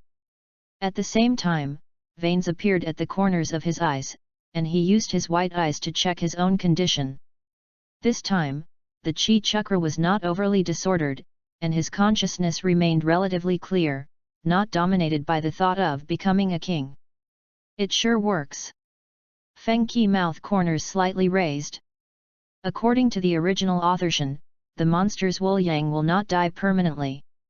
It can complete a new round of resurrection by constantly absorbing and devouring human negative emotions such as greed, jealousy, anger, cruelty, etc. In other words, although this guy cannot perfectly help himself eliminate desires, he at least has the possibility of controlling negative desires. However, if you want the monster to stay by your side willingly to devour your expanding desires, and also make sure that it won't bring you any hidden dangers, this process will take a lot of effort and require careful planning step by step. It is not difficult to see from Feng Qi's confident face with a smile that he already has a response plan in mind. During these 3 days in the witch castle of the land of demons, he was not just leisurely sipping tea. Ha ha ha! The Byakugan of the Hyuga clan? They are such a nostalgic pair of eyes. The ghost soul laughed cruelly and sneered disdainfully, I can't even count how many white-eye ninjas have died in my hands. Erase me? You little brat, you don't really think you can do it with this thing? Feng Qi did not refute Wu Yang's point of view, but waved his arms and made the starting posture of Tai Chi soft fist. It's true that I can't do it with just the Byakugan, but what if I add this? Whoosh! Deep in the clear and transparent white eyes, the Bagua pattern slowly emerged, and the Kimen formation diagram opened from under Fenghou feet, and soon completely covered the entire sealed altar. A high-level Byakugan similar to the Uchiha clan's Mangeki Sharingan. The ghost let out a slight doubt. Confined deep in the portal, it curiously turned its bloodshot eyes and carefully looked at the strange formation that it had never seen before. After all, it was a monster that once plagued the entire ninja world. Wu Yang had a very sharp eyesight and instantly saw that Fenghou Kimen's ability was unusual, and vaguely smelled the scent of danger. Remember this well, Wu Yang, Hinata Fenki, this is the name of the person who is about to kill you completely. Without giving Wu Yang too much time to think, Feng Qi took a step forward and stepped into the purple-brown vortex behind the portal. Haha, you are such an arrogant kid. It seems like you really don't know how to live or die. Boom! As the ghost's cold voice sounded, countless pairs of hideous dark tentacles appeared out of thin air inside the purple-brown vortex and grabbed Feng Qi directly. Although it is impossible to leave the seal of the portal and run to the outside world, it is a different matter if someone is reckless and runs inside on his own initiative. In this endless space filled with strange colors, the ghost souls possess almost omnipotent powers. What a pity! If ordinary humans could bear the power of my soul, I would be free now and leave this damn place. Looking at the overwhelming attack that overwhelmed the stupid and ignorant human with white eyes, the ghost soul couldn't help but let out a sigh. However, just when it thought the battle was over and it was time to fall into endless hibernation again, it was suddenly startled. The tentacles in the sky dissipated, and the young man with white eyes did not turn into ashes as expected. Instead, there is a Taoist temple in the mountains emitting mist, with stone steps, gates, pavilions, and towers. Gen, a secret view in the mountains. End of this chapter. Chapter 47, Seal the Monsters. 2-in-1.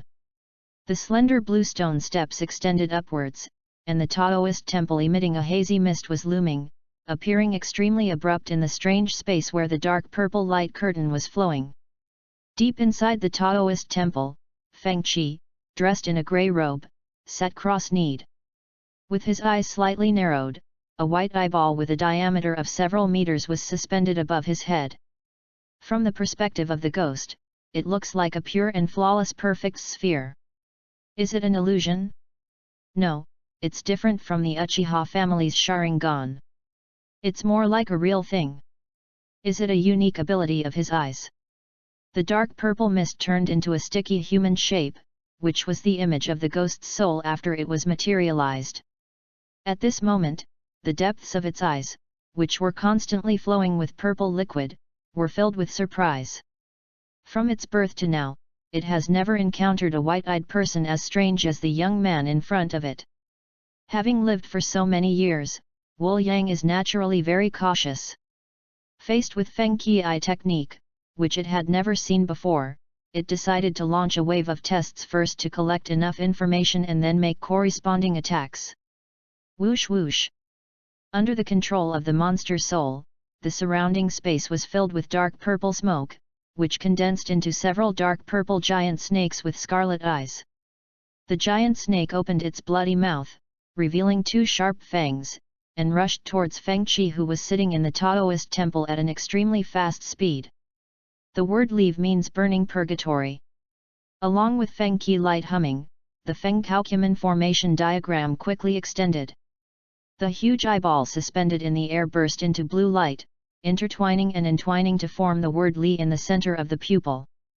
Boom! The next second, raging red flames erupted all around the Taoist temple, forming a high-temperature firewall with no dead corners, burning the attacking purple giant snake to ashes. Why didn't I see him performing a hand seal when using the ninja's fire escape technique? The gaze of the humanoid ghost soul passed through the Taoist temple and stared at the giant white eye with the word Li engraved on it on Feng Qi head.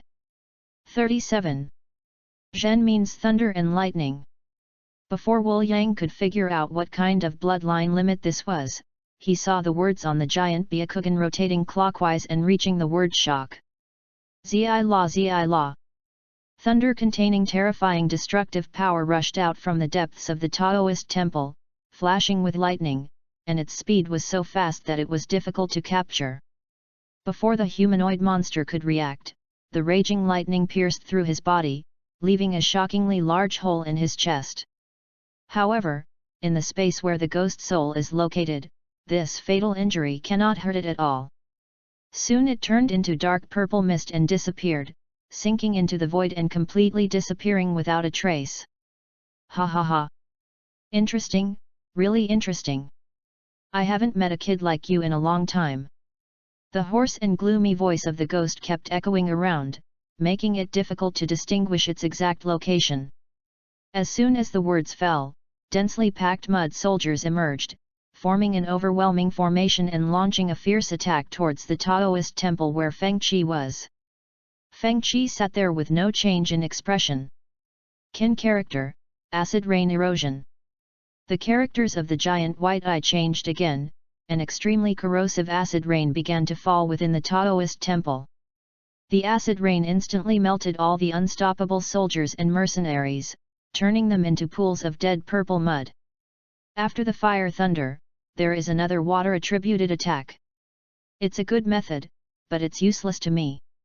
The ghost sneered and pulled the purple mud and water to gather quickly, giving birth to a series of ugly centipede monsters that continued to attack the Taoist temple. The centipede monster quickly crossed the slender bluestone steps and appeared in front of Feng Qi. Sun means wild winds dancing wildly. The giant white eye turned again, and a powerful tornado blew up with Feng Qi as the center, crushing all the centipede monsters and blowing them out of the Taoist temple. The ghost seemed to have anticipated this and showed no signs of surprise or shock. Because the centipede monster was just fainting, it had already buried its real killer move underground in the Taoist temple. Buzz! 8 dark purple pythons broke out of the ground where Feng Qi was, forming an unavoidable all-round attack. A pitch-black shadow loomed, and Feng Qi, who had remained extremely calm throughout, finally frowned slightly, stood up abruptly, and chakra gushed out from the acupuncture points all over his body. Back to the days. The high-speed rotating chakra barrier repelled most of the purple pythons, but one of them still broke through the barrier and rushed straight towards the giant Byakugan floating in the air. Damn it! As if he had sensed the impending crisis, Feng Qi's face changed drastically, and he hurriedly released himself from the state of recovery. He stomped his feet on the ground and leaped up, not hesitating to use his body to block the giant white eye. Boom! The purple python hit his arms hard, causing him to vomit blood on the spot. The blood dyed the flowing grey robe red.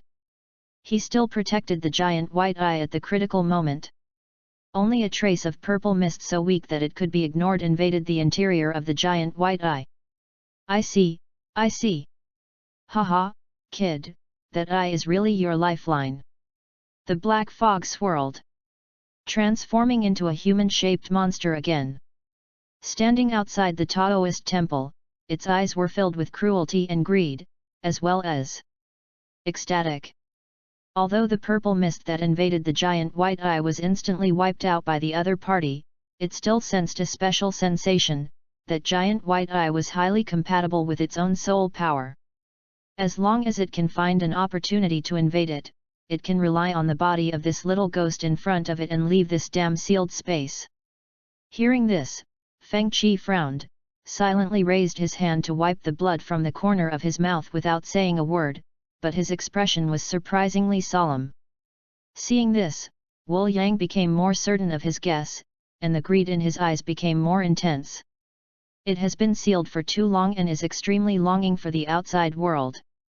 And in front of him, this little devil with a white eye who came to his door on his own initiative is the perfect opportunity given by God to regain his freedom.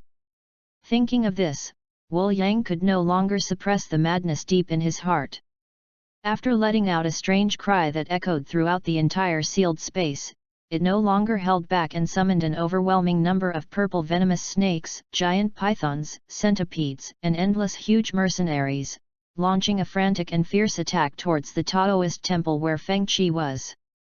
As long as they can break into this ruined temple emitting a special aura and successfully seize the giant Byakugan, it will be able to reappear in the light of day and make the entire ninja world feel unparalleled despair once again. Faced with the aggressive army of monsters, Fengqi tried his best to resist. The giant white eye characters kept changing, unleashing countless dazzling attribute attacks. Unfortunately, personal strength is ultimately unable to defeat the monsters within one's own territory. As the blue stone steps were smashed to pieces, the Taoist temple's gate collapsed, and Fengqi, who was located deep in the temple, was completely submerged by the dark purple torrent. The ghost soul took the opportunity to transform into a sharp arrow, piercing through the wood release Rashomon performed by Fengqi, and finally entered the giant Byakugan as it wished. Just like a drop of ink falling into a cup of water, dark purple lines invaded the giant white eye at a speed visible to the naked eye. The pure white was soon contaminated into a creepy hue, emitting an extremely strange purple light. Ha ha ha! It really works! This eye can really hold my soul. Feeling the taste of reconnecting with the world, Wu Yang lowered his giant white eyes and glanced at Fengqi, who was half kneeling on the ground and vomiting blood. Don't look at me with such despair, kid. You should feel extremely honored. After regaining his freedom, he couldn't help but burst into laughter. From now on, you will become my vessel for walking in the world, and witness with your own eyes the magnificent sight of the whole world turning into a sea of fire. Really? Then congratulations! An indifferent and calm voice sounded, interrupting the ghost's ecstasy. The ghost was startled when he sensed something was wrong. When he looked at the little ghost with white eyes who was half kneeling on the ground again, he saw that the latter had turned into ethereal mist and gradually dissipated between heaven and earth. Whoosh whoosh! Immediately afterwards, the surrounding space twisted and swayed like a mirage. The rubble was reassembled and the blue stone steps slowly reappeared. At the end, the collapsed mountain gate had been stood up high at some point, shrouded in misty clouds. As the ghost soul took the initiative to drill into the giant white eye, the space with dark purple light flowing around it was shattered. With the Taoist temple as the center, the two yin and yang gave birth to the four symbols gave birth to the 8 trigrams, and circles of strange formations quietly emerged. By the time Wu Yang came to his senses, the outside of the Taoist temple was already a strange space surrounded by blue light and filled with an ancient and mysterious atmosphere. What the hell is going on? You little bastard, what did you do to me? The monster fell into complete panic because it found that it seemed unable to escape from the giant white eyes by relying on its own consciousness. The giant white eye is consistent with the seal of the portal, and the strange space around it is consistent with the blue light curtain of the underground palace. This terrible and ominous feeling is exactly the same as being sealed in an underground palace. Fengqi stood in the Fenghou space, a grey robe fluttering slowly. He just stood in front of the Taoist temple calmly, looking at the crazy ghost spirits inside the temple with a smile on his face. Welcome to my inner space, Mr. Wuling. Although asking for the interview to obtain the Wuling sealing technique cost him nearly a year of life, the current result was still worth it. The monster was successfully sealed into his body. Damn it! Damn it! How dare you plot against me? Looking at the indifferent smile on the other party's lips, and briefly thinking about the battle process just now, Wu Yang, who successfully realized that he had been deceived, couldn't help but break his defense and curse. The giant white eyes that were deliberately revealed in his sight, the endless abilities, the pretending to be defeated by the dark purple mist that invaded, and even the decadent posture of fighting desperately in the end. All of this was a plan to trick it into revealing its true soul and invading the giant white eye. I don't have the ability to design a monster that has existed for hundreds of years. Fengqi raised his hand to push away the black hair that fell in his sight, and sighed in a deep voice, the real reason for the current situation is your own greed and self-righteousness. What good would it do you to transfer me from the underground palace into your body? I can't be killed." Knowing well the power of this seal, Wu Yang gave up struggling, became calm again, and questioned Feng Qi coldly. To erase the existence of something, there are more than just the means of killing it. Feng Qi patted his grey robe, his eyes flashing with a strange light. For example, extract your strength bit by bit, drain it dry, and wait for you to recover, and then repeat it again. Of course, he couldn't reveal the real purpose of sealing the monsters, which was to suppress his own desires, but instead found a reason that was very suitable for this action. After all, power is something that everyone desires to possess. As expected, those brief words seemed to possess unparalleled lethality, causing the monster to shudder. "Human little devil! You will definitely pay an extremely painful price for what you did today," it threatened coldly. However, this threat seems a bit inadequate under the current circumstances. It might be more appropriate to say this kind of thing when you can get rid of the white eyes and leave the Taoist temple.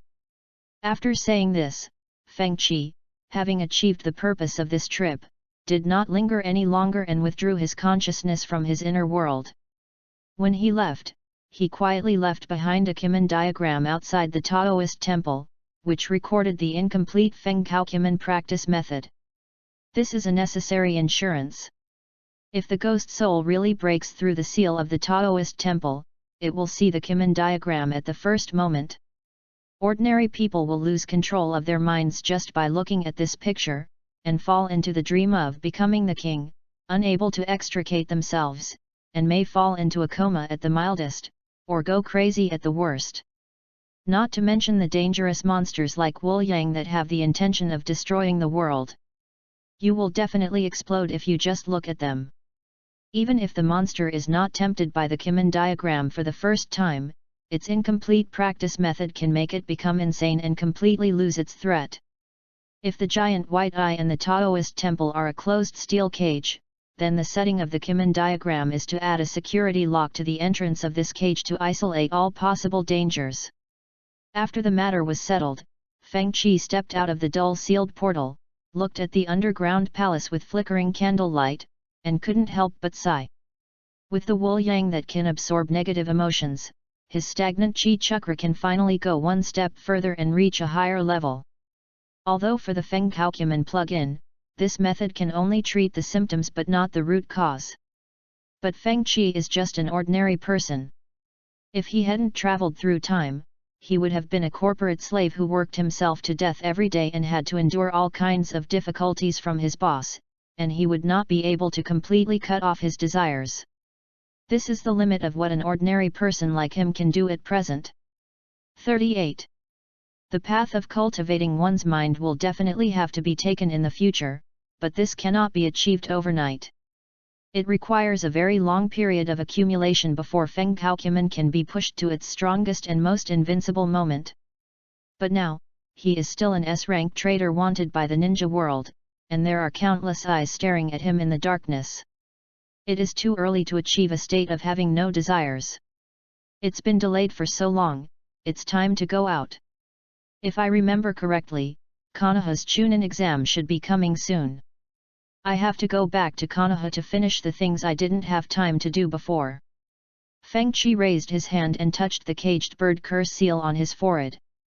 He no longer hesitated and stepped out of the dark underground palace. End of this chapter. Chapter 48, Shen's Power Runaway. Boom. The forbidden area of Fenghou Ghost Country, the entrance to the underground palace. The surging purple light burst out, tearing through the darkness of the night and illuminating the entire concave terrain. The old wooden house collapsed and the violent hurricane cut through everything around it like a ruthless blade. The shattered ruins on the surface. The warriors of the demon country who had been guarding this place encountered a terrifying aura of suppression. They all knelt on the ground with blood oozing from the corners of their mouths, staring ahead with horror and fear. There, under the rendering of purple light, spots of light containing the energy of the witch floated up and down. Shen, wearing a shrine maiden uniform, was suspended in mid-air, her long light yellow hair swaying in the rising air currents. Red lines similar to curse marks grew out from Shen's delicate fair face and spread all the way down to all parts of the body. With those scarlet eyes that represented the loss of sanity, Shen at this moment was emitting a very strange and creepy aura. Master Shen, please regain consciousness quickly and don't be confused by that power. Although her mind was trembling due to the awakened aura of the shrine maiden, Ashiho, who was kneeling on the ground, was still fearless and stretched out her two hands to scratch the ground. Even if the gravel scratched her skin and oozed bright red blood, she tried her best to stop Shen's rampage. Because Fengchi broke the inevitable death that was about to befall him, the transparent bell could not obtain human life as a source of energy to continue to maintain the seal. So naturally, the powerful force hidden in Shen's body completely went out of control. Even though the consciousness of the former priestess Morocco still remains in the transparent bell, Shen at this point in time is still just an older child. A mere remnant of her consciousness cannot awaken Shen's soul that has been swallowed by endless darkness. What? Awaken Shen, let's use this to describe Shen's current state, let out a sharp and shrill cry towards the sky. It was completely different from her usual voice, which was a bit arrogant and sarcastic but still pleasant to the ear, and it made one's scalp tingle. Faced with the increasingly violent aura of the shrine maidens that filled the area, the spirits of the severely traumatized warriors of the demon country struggled to get up, following the footsteps of Ashio, who was digging the ground with her palms, and approached Shen little by little. Everyone's expression was extremely determined, no one backed down because of fear of death. Because they knew very well that dying for the Miko was their destiny. The closer they were to awakening Shen, the more clearly the warriors could feel the pressure falling on them. The irresistible impact was so severe that blood was oozing from their eyes. The situation of several of the shrine maidens' close followers, including Ashiho, who were at the front, was even worse. They were bleeding from all 7 orifices, and the blood flow in their bodies became extremely chaotic and rapid. When she was still several meters away from awakening Shen, Zuho's body finally couldn't hold on any longer. Her 2 mud-covered palms were covered in blood and she couldn't move forward even an inch. Master Shen. Shiho tried desperately to open her eyelids, which were becoming increasingly heavy, and to see Shen's figure, which was becoming blurry, but it was difficult to do so no matter what. For him, who can't even use conventional ninjutsu, such a distance is already the limit after breaking through the limit. Stop! Stop immediately, you will die, please, don't come over here again. Shen's consciousness was trapped in an extremely pure dark space. She could clearly see that Zuho and others were desperately trying to get close to her, and she also understood very well how dangerous she was now. If this goes on, they will definitely die. No. Not only them, maybe the entire ghost country will be destroyed. What terrified Ziwan was that, although she could clearly see all of this and her body was still the same, she could not control it. She could only stay in this horrible and dark abyss and watch helplessly. Asshole! Asshole! Asshole! Is this the fate a witch should bear? It's so painful, mother, please tell me, what should I do now? Just like the despair the girl felt at this moment, the crying voice was swallowed up by the pure darkness around her as soon as it came out, leaving no trace. The word Jian means that the strong of heaven will naturally rest. Outside, at the last second before Zusui's vision was about to fall into darkness, he saw a formation diagram engraved with special runes appear beneath him. Immediately afterwards, a soft golden light fell from the night sky. The golden light seemed to contain the magical effect of strengthening the heart and spirit. The moment it touched the skin, Zuho felt an endless stream of power surging from her body, and she resisted the momentum of the awakened Shen's Miko. This is... Zuho regained consciousness, suddenly opened her eyes, and stood up from the ground unsteadily. The other warriors who were on the verge of their limits also showed surprise on their faces, and some even stretched out their hands tentatively, trying to catch the mysterious and strange golden light. Professional things should be done by professionals. You idiots with bumps on your heads who only know how to line up and sacrifice your lives should just stay away and cool off. Feng Qi, with his grey robe fluttering, came out of the underground palace with an indifferent look on his face.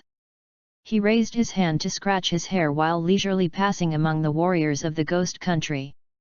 He was not affected by the aura of the awakened Shen at all. Feng Qi, you. Zhu Sui looked at the young man in front of her with a complicated expression. Although the unleashed power of Lord Shen was enough to prove everything, when he saw with his own eyes that Feng Qi, who was predicted to die, appeared safe and sound, he couldn't help but feel a storm in his heart. He actually broke the fate determined by the witch and successfully walked out of the underground palace alive. You two, go wherever it's cooler and don't block the way. Feng Qi didn't give Zhu Sui any face at all. He grabbed his collar with one hand, lifted him up easily and threw him directly into the mud next to him. He fell so hard that his mouth was full of mud and he even got a scratch on his forehead. Please, please rescue Lady Shen. However, he didn't care about it and bowed 90 degrees towards Feng Qi back. The warriors of the demon country behind followed suit and shouted in unison, please, please rescue Master Shen. Everyone knows very well that the only one who can save the witch and the kingdom of ghosts now is the Taoist priest with white eyes who broke the death prophecy. Feng Qi brushed his earwax, waved his arms as a simple response, and stepped into the purple light ball where awakened Ziwan was. Since Wu Yang and Shen are of one mind and one body, they share the same body and their power systems are essentially the same. Therefore, relying on this relationship, Feng Qi, who had the spirit of a monster sealed in his body, easily crossed the energy barrier and came to the endless dark abyss where Ziwan's consciousness was. His appearance was like a ray of divine light descending from the sky, which not only illuminated the entire darkness, but also dispelled the despair that Shen was experiencing at the moment. Hey, good evening, Maiko-sama. Why are you crying in a place like this? Looking at Ziwan squatting on the ground with her hands on her knees and 2 tear marks on her face, Feng Qi smiled and teased. You are not dead, and you came here. If it were any other time, Shen would have gone berserk on the spot after being mocked like this. But now, she just raised her eyes and stared blankly at the white-eyed boy standing in the light, with extremely complicated thoughts in her mind. That's right. Now you can't say that what I broke can't be considered the so-called destiny, right? Feng Qi said. Ah. Shen tightened her arms around her knees and nodded slightly with a gloomy expression. The other party did break his fate, but what about his own fate? She didn't have the slightest confidence that she could stop the runaway power and regain control of her body. Since you admit it, then I should prove the second thing. Feng Qi put away the faint smile on his face, raised 2 fingers, and said seriously, you and I can both survive. As soon as the words fell, Shen's pupils contracted, and the darkness in the depths of her eyes instantly dissipated, filled with bright highlights. Am I really worthy of living? She asked cautiously. That's natural, you cannot believe the prophecy, but you cannot not believe my hexagram. Feng Qi was quite confident. But, right now, I have no way of controlling this inexplicable and terrifying power. This is simple. Feng Qi stepped aside and turned slightly. His white eyes covered by long hair seemed to be able to see through everything in the world. He looked at a place not far away. I have brought you here, but you are not going to show up. Ding ding. After a brief silence, the sound of bells rang out, echoing continuously in Ziwan's consciousness space. At the source of the ringing sound, a faint light flowed, interweaving and entwining into an elegant woman in a shrine maiden's uniform. The moment the woman appeared, Feng Qi could clearly feel that the ghost soul that was confined in his inner world became extremely violent and was desperately attacking the sealing technique. After all, it was the previous Maiko who sealed it. When enemies meet, they naturally become jealous of each other. I never thought that someone would seal the spirit of a demon in his own body. This guy is not as peaceful as the tailed beasts in the ninja world. If he is not careful, he will cause the destruction of the world. The former Maiko, Moroku, Shin's mother, looked at Fenghou with a flickering gaze and sighed heavily. Young man with pure white eyes, I don't know how you did it, but your approach is really too risky. End of this chapter. Chapter 49 Crisis from the Depths of Darkness, Orochimaru of the Three Ninjas. The former priestess Maitreya had a sad look on her face. Although she could not see Fenghou's inner scenes, she could sense the location of the ghost's soul very clearly. Don't worry, sealing it in my body is definitely safer than the underground palace. Fengqi crossed his arms slightly across his chest and said confidently. This is a fact. After all, if we follow the development of the original movie, 2 or 3 years after Shippuden, the underground palace of the Demon Kingdom would be breached by believers of monsters, almost causing a global crisis. 39. However, in the interior scene where Fengqi set up the Kimen diagram, the possibility of the ghost soul escaping is very slim. What's more, Fengqi would never give Wu Yang the chance to contact the body sealed in the swamp country. Young man, never underestimate the monsters. Maitreya sighed deeply. Now she is just a remnant of consciousness, and even if she wants to stop Fengqi's crazy behavior, she is powerless. Mother, are you really mother? Shin said in disbelief as she walked towards Moroku tremblingly. It's me, Shin. Looking at his daughter like this, Moroku couldn't help but show a trace of heartache on his face. Thank you for your hard work over the years. Whether it was the people avoiding Shin because they were afraid of death, or Shin crying silently in her arms every night, she saw it all clearly through the transparent bell. As a shrine maiden, Shin, who should have been young and lively, suffered too much hardship.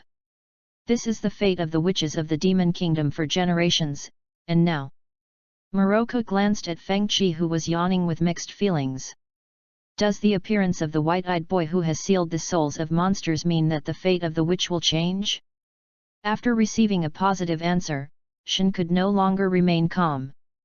Tears in her eyes gushed out like water bursting a dam, dripping onto the ground in her consciousness space, creating ripples. Mother, I'm so tired, I'm so tired. Shin covered her face with her hands and burst into tears. This girl who could coldly predict death in front of others completely took off her disguise at this moment, staggered over, threw herself into her mother's arms and burst into tears. Seeing this, Moroku raised his hand distressedly, and stroked Shin's hair gently, just like when he was a child, and sighed, Shin, the mission of a Miko is so heavy. Let's save the sentimental talk for later. The current situation is not optimistic. Fengqi patted his sleeves and interrupted the conversation between mother and daughter. After being reminded by him, Moroku remembered that Shin was still out of control of his power, and his expression became more solemn. Fengqi raised his pure white eyes and looked at Moroku who was pursing his lips. He said expressionlessly, aren't you going to tell her the truth about the transparent bell and the prophecy of death? Upon hearing this, Maitreya's face suddenly changed. Thinking about the fact that the other party could even seal the souls of monsters in his body, he slowly regained his composure, but his clear and deep eyes were still shocked. Who the hell are you to know this? He is just a lazy man who is pushed around by the dark and cruel world. There is no question of him being sacred. Fengqi waved his hand and said softly. Shin, who was standing by, looked at the two people who were in a daze and couldn't help but ask, Mother, Hinata Fuki, what are you talking about? Shin, actually you. Boom. Just as Maitreya was about to explain the truth, his consciousness space, which had become bright due to Fengqi's appearance, was once again shrouded in endless darkness. Outside, Shin's true body erupted with an extremely terrifying aura storm, blowing all the warrior followers guarding the surroundings into concave deep pits, and smashing them heavily onto the trees and jungles outside. Ah! The awakened Shin let out a rapid and shrill scream. Purple light burst out, and a violent energy storm swept up rubble all over the sky, sweeping across the entire area. It seems that there is not enough time to explain it clearly. Hey, former Miko over there, please cooperate with me for a while. Feng Qi lifted up his drooping hair, revealing his handsome face and the white eyes with the bagua pattern on it. Sun means the merits of incense and sandalwood. Any unnecessary explanations would be a waste of time, so he chose to give the answer directly through practical actions. Whoosh whoosh.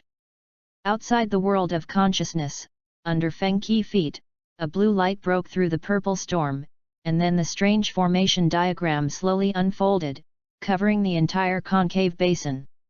Deep in the cracks of the devastated ground, countless square wooden strips emerged quickly like bamboo shoots after a spring rain, wrapped around Ziwan's bare white feet, passed through her thighs, abdomen, and chest, and went up, binding her entire body tightly like a rope.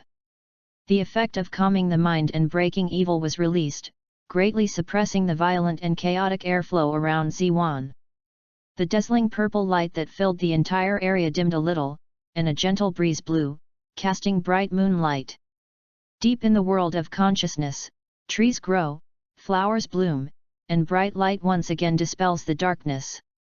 Faintly, Shen felt as if she had regained some control over her body, and she opened her eyes tremblingly. A blurry figure stood before his eyes, his long flowing grey robe fluttering, his pair of pure white eyes deep and charming. At a certain moment, Ziwan's pupils focused and she could clearly see Fengqi standing on the strange formation. The face engraved with the awakening rune of the shrine maiden turned slightly red. Feeling her heartbeat quicken, Shen quickly retracted her gaze and lowered her eyes to look at her arms covered with the shrine maiden rune. Then, she was immediately shocked. Is this me? Stay awake. I have only temporarily suppressed the raging energy in your body. The crisis is far from over. Feng Qi pointed a finger at Shen's forehead and increased the output of Qi chakra to prevent the sandalwood on the latter's body from being shattered. According to Moroku, the power of the Miko in Shen is even more powerful and dangerous than the monsters. Even now, he cannot completely suppress it. Next, it's up to your mother. A few beads of sweat appeared on Feng Qi's forehead. As soon as he finished speaking, there was a crisp ding sound, and the transparent bell hanging in Shen's hair burst into circles of soft purple energy. After a brief hesitation, the priestess Moroku finally chose to believe Fengqi and released the remaining power hidden in the bell. With the assistance of sandalwood, the purple energy successfully suppressed the runaway power of the witch.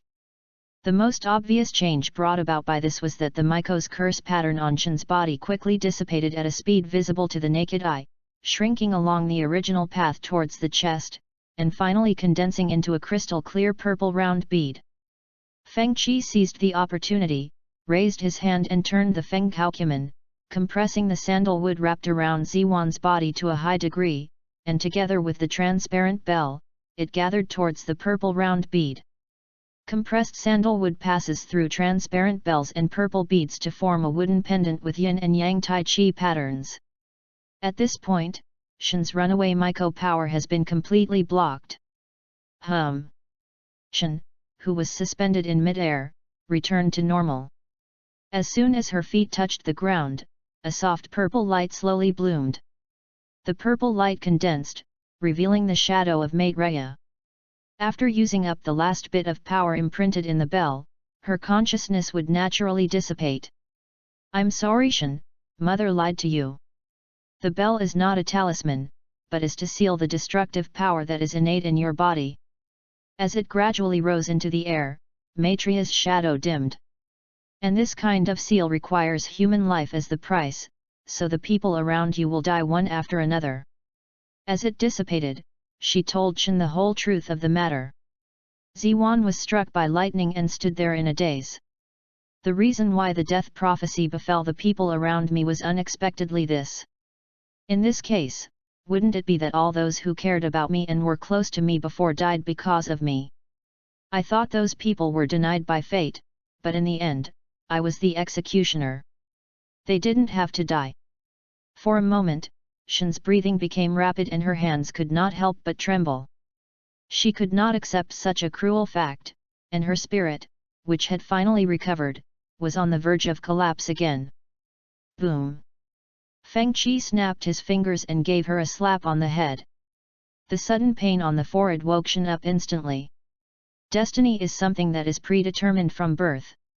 Although you cannot choose it, it is not impossible to break it. Feng Qi calmly withdrew his fingers and said something similar to what Niji said at the Haiga branch family residence. Instead of worrying about what kind of misfortune fate brings to you, it is better to think about how to break it and how to turn it into your own strength. Break the fate. Feng Qi's voice kept echoing in Shen's ears. Thinking back to what the man had gone through after coming to the land of demons, her will that was on the verge of collapse began to gather again.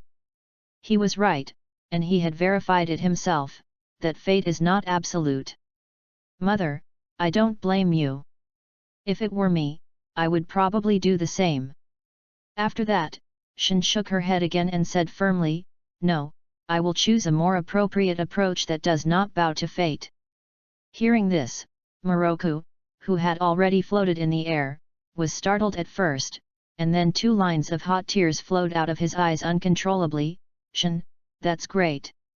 Seeing that the body formed by the purple light was about to completely dissipate, she turned to look at Feng Qi and revealed a smile of great relief.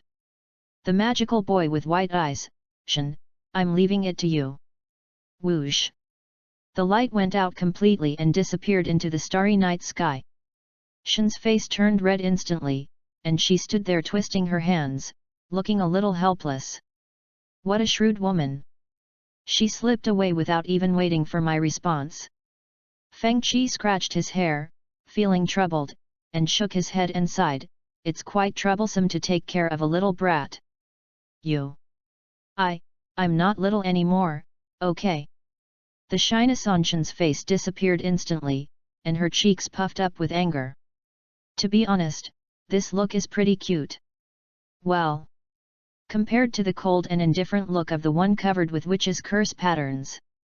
Feng Qi gave this evaluation in his heart. My sandalwood combined with the bell of the previous witch can suppress the power in your body to the critical point. Next, you just need to practice well and draw it out slowly and orderly. I believe that you should be able to master it completely in a few years. He put away his annoyed expression and warned seriously, but don't be impatient. After all, he really doesn't have the free time to stay by the side of the witch in the demon country like a nanny every day. With the monster souls absorbing negative emotions, the next step is to refine and enhance the chi chakra to ensure the subsequent action of returning to Konoha. Shen reached out and touched the Tai Chi pendant around her neck and nodded slightly. If it weren't for this man in front of her, perhaps she would be trapped in the cage of fate for the rest of her life, like a bird in a cage without even the chance to fly to the sky. 40. After a few seconds of hesitation, she mustered up the courage to ask the question in her mind, when we first met, my attitude was so bad, why did you still help me so much? From Fengqi's perspective, sealing the monsters has already achieved the purpose of this trip to the land of ghosts, and there is really no need to take the risk to rescue Shen from her runaway state.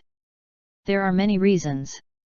If I have to give a reason that is easier to understand, it's probably that you are a lot like my silly sister. Feng Qi said softly. Can I understand that you are scolding me? Ziwan's eyes suddenly became somewhat resentful. Feng Qi patted his grey robe and smiled without saying anything.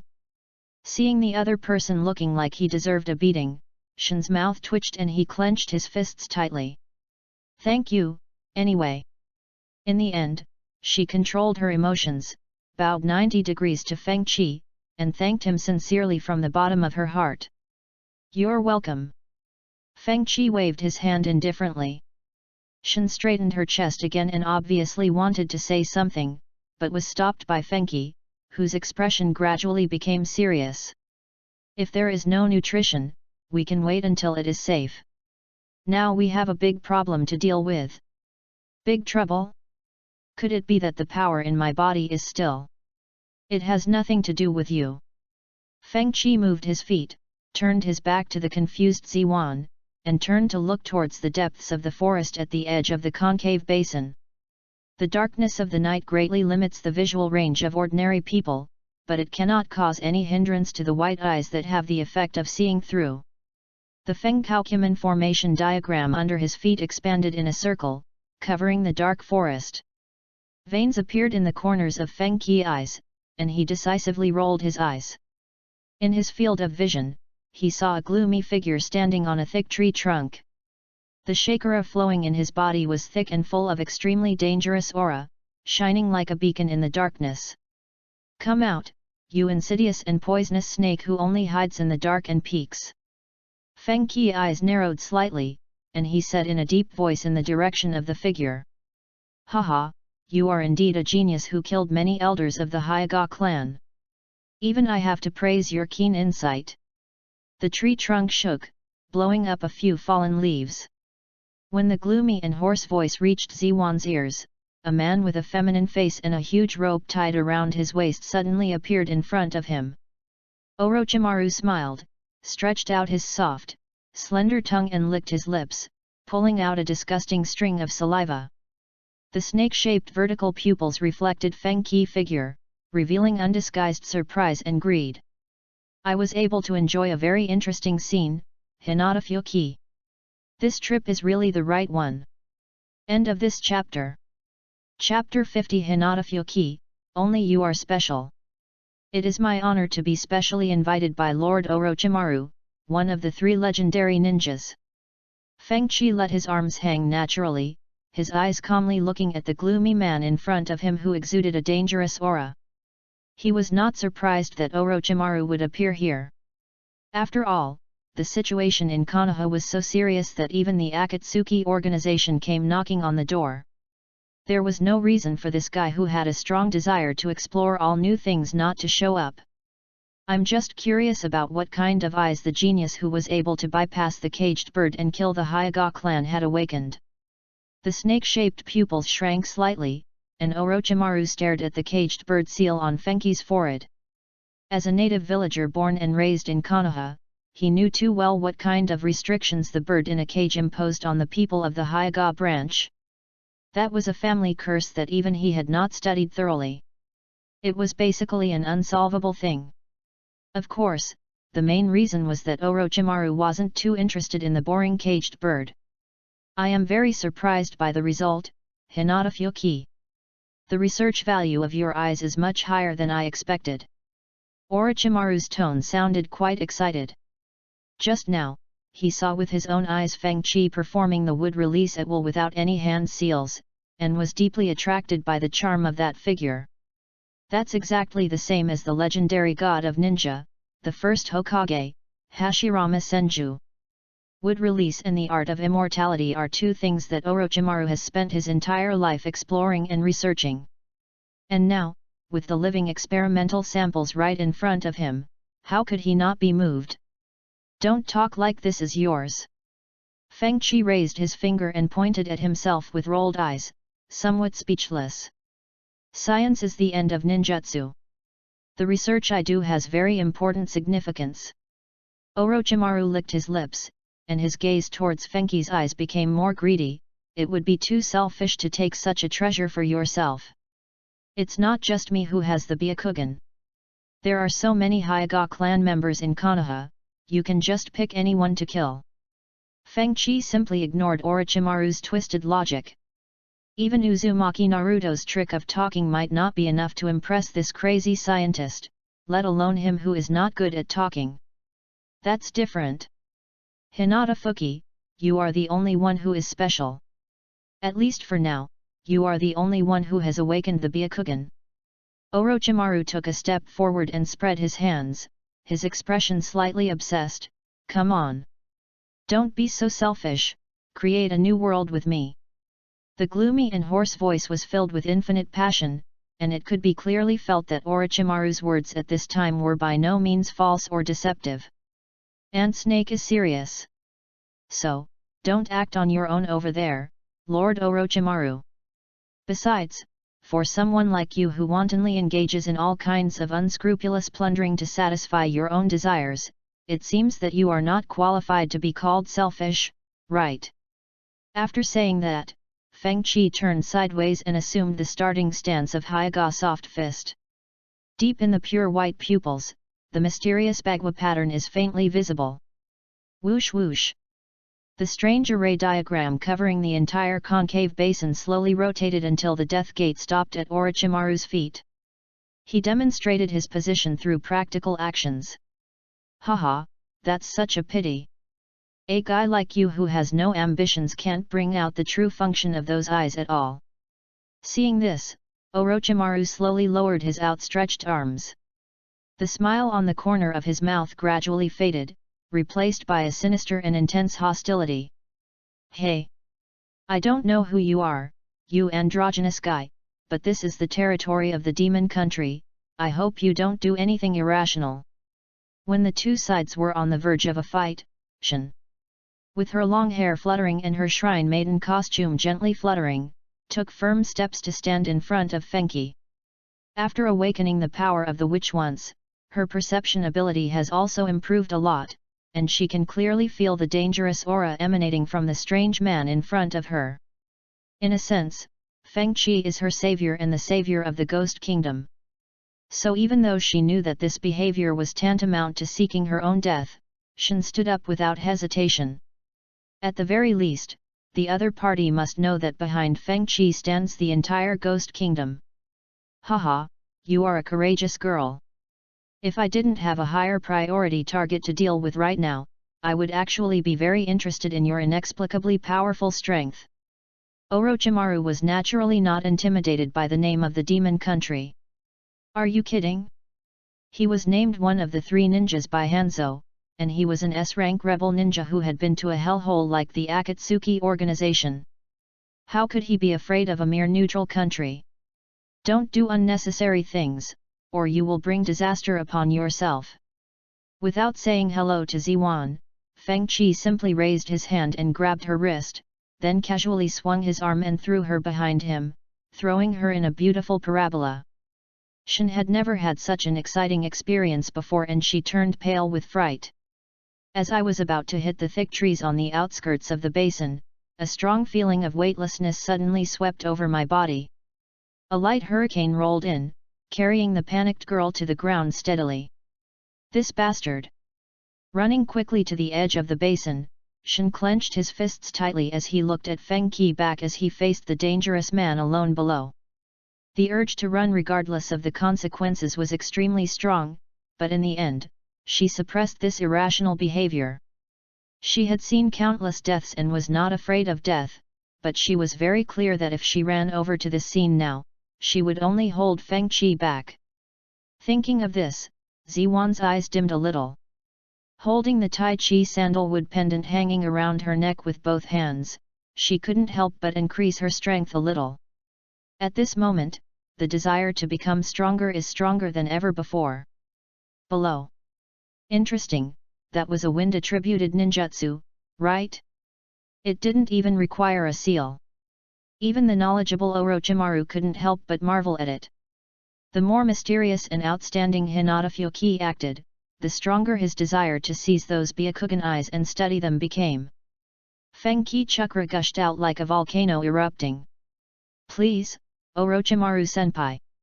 He stretched out his hand towards Orochimaru in front of him. They are all from the village, some of them are S-rank ninjas who have defected, so it is reasonable to call them seniors. Haha, I didn't expect you to be so polite. It's just that it's a little late. The cold voice slowly entered Fenghou's ears, and along with it came the feeling of his entire body being tightly strangled. At some point, a large dark grey snake had wrapped itself around him tightly, spitting out its cold tongue. End of this chapter. Chapter 51, Fuki vs Orochimaru. The grey snake wrapped tightly around Fenghou's waist, slowly reducing its strength, leaving him no chance to break free. 41.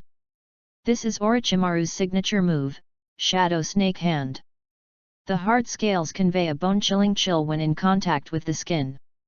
Fenghou did not resist, but calmly watched the grey snake spitting out its tongue, relaxed his whole body, and let the snake strangle him and lift him into the air.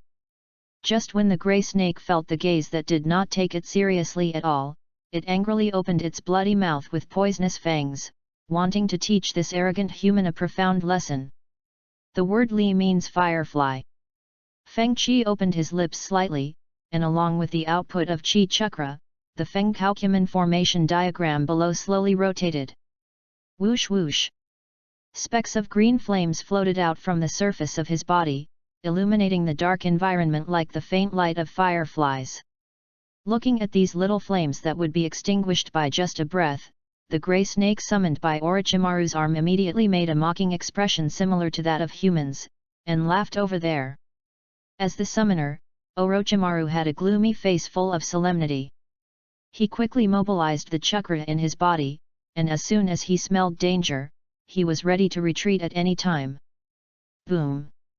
Sure enough, the firefly light slowly fell on the surface of the grey snake's body, and after a brief pause, it exploded, setting off an incomparably hot wave of flames. Hiss! Under the extremely high temperature burning, the grey snake let out a painful scream, then turned into black ash and became nutrients for the earth. I've never seen a fire escape before, it's really interesting. The blazing fire illuminated the gloomy look on Orochimaru's face clearly. At the moment when the fireflies broke out, he was well prepared and had already pulled away, evacuating from the range of the raging flames. There's something even more interesting, Orochimaru-senpai. Feng-chi, who successfully untied the shadow snake hand's restraints, landed lightly on the ground, and waved his fingers gently at his sides. In an instant, the naturally burning flames around spread rapidly towards Orochimaru's location as if receiving an order. Orochimaru frowned slightly, obviously not expecting that the opponent's technique had a second stage. Faced with the fierce heat wave of fire, he raised his hands, quickly formed seals, bent down and slapped the ground under his feet. Water escape, water formation wall. Swish! A surging column of water immediately erupted from the ground, forming a wall of water blocking Orochimaru and isolating him from being engulfed by flames. With his rich combat experience, Orochimaru had the best action plan, but unfortunately, being inside the Fenghou formation, the birth and death of all things are determined by Fenki. The consciousness he has accumulated from a lifetime of battles is almost ineffective. Boom boom boom! The flames cast by Feng-chi hit the wall of the water array. Instead of slowing down, they burned when they met the water, erupting with even more intense and powerful flames and heat. What's going on? The water barrier can't stop his fire escape.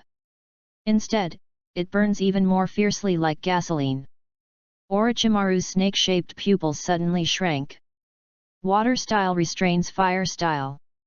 This is common sense known to all ninjas and is also the most basic rule in this world. And now, this restrained relationship has turned around. Ignoring the shock and confusion in his heart, Orochimaru did several backward flips to create a safer distance and avoid being engulfed by the firestorm. As he pulled away, his hands were still forming seals, and his cheeks were swelling up rapidly. Wind escape big breakthrough. A violent and powerful hurricane spewed out from Orochimaru's mouth, and in turn used the increasingly hot flames to push them all back to Fenki, cleverly turning the tide of the battle. The hurricane passed by, stirring up the flames and forming a powerful fire tornado. Feng-chi remained calm and slowly raised a finger in front of him. Sun means the merits of incense and sandalwood. The messy and dense wooden strips are intertwined to form a solid sandalwood wall.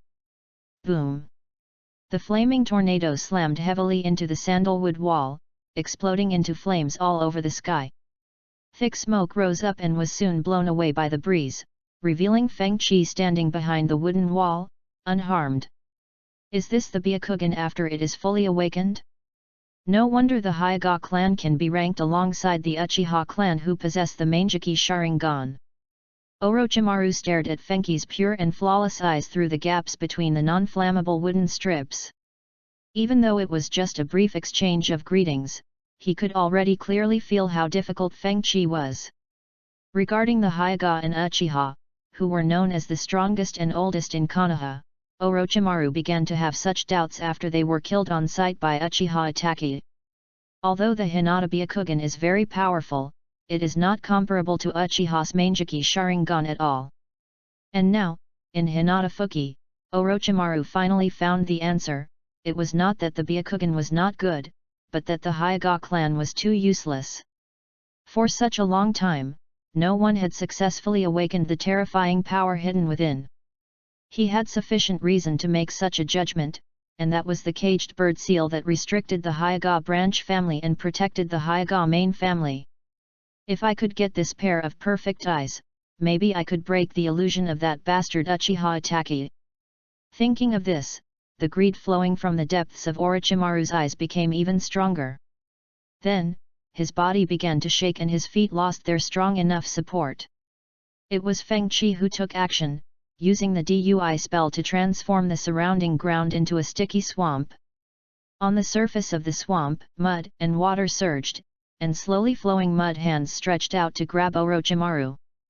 Orochimaru was startled, and his neck stretched out strangely and quickly, moving his entire body like a soft snake, swimming on the swamp, avoiding the encirclement of the mud hands, and twisting and turning to rush towards Fenghou on the opposite side. When they reached the attack distance, Orochimaru opened his mouth, and a small brown snake suddenly poked its head out, with an extremely sharp sword biting in its mouth. That is the divine weapon made of the hardest material in the world, the Kusanagi sword. The long sword reflected the moonlight, and a cold light flashed across Fengqi's face. The cold light came in an instant. Fengqi narrowed his eyes slightly. After catching the attack trajectory of the long sword, he fearlessly raised his arms to block in front of him.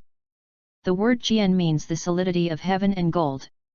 The sleeves of the grey robe slipped down, and the arms shining with golden light collided head-on with the Kusanagi sword. Bang! There was a crisp metallic sound, and scattered sparks flew in all directions. After successfully blocking the edge of the Kusanagi sword, Fengqi shook his arm and flicked it lightly, and the artifact along with the little snake biting the hilt was bounced away on the spot. Orochimaru was not surprised by this, or rather he had already expected this result. So, he saved his real killer move for later. Sizzle! A larger snake came towards him, opened its creepy bloody mouth, and swallowed Fengqi before he had time to dodge. The surroundings immediately fell into silence. At the edge of the basin, Ziwan, who witnessed Fengqi being eaten, was filled with fear. She was so filled with grief and anger that she no longer cared about whether she was holding back or not. She clenched her fists tightly and rushed over to kill the strange man and avenge Fengqi. Master Ziwan, please don't be impulsive. You must trust Mr. Fengqi. He will definitely not be killed so easily. Zuho rushed here and desperately grabbed Chen. Think about who solved the monster and helped you stabilize your ability to run wild. Out of concern for the safety of the Miko and the Ghost Kingdom, Fengqi had specially investigated their background and intelligence long before he moved into the Miko city. Knowing what great deeds Fengqi had done, he had full faith in the power that Fengqi possessed. Hearing this, Ziwan calmed down a little and stared intently at the huge python with its head raised high and spitting out its tongue. You're right. That guy will never die like this.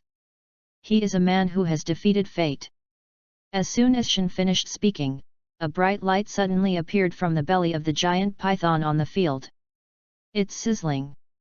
The surging and dazzling thunder exploded, instantly piercing through the giant python's flesh and blood body. Electric arcs kept jumping and flowing, and among the charred pieces of flesh that crackled and fell, Fengqi's arms hung naturally, and he stood calmly in place. Haha, everything is as I expected. The special white eyes are mine. The cold voice was filled with uncontrollable joy, and Orochimaru's slender neck turned several spirals in the air, and in the blink of an eye he was behind Fengqi.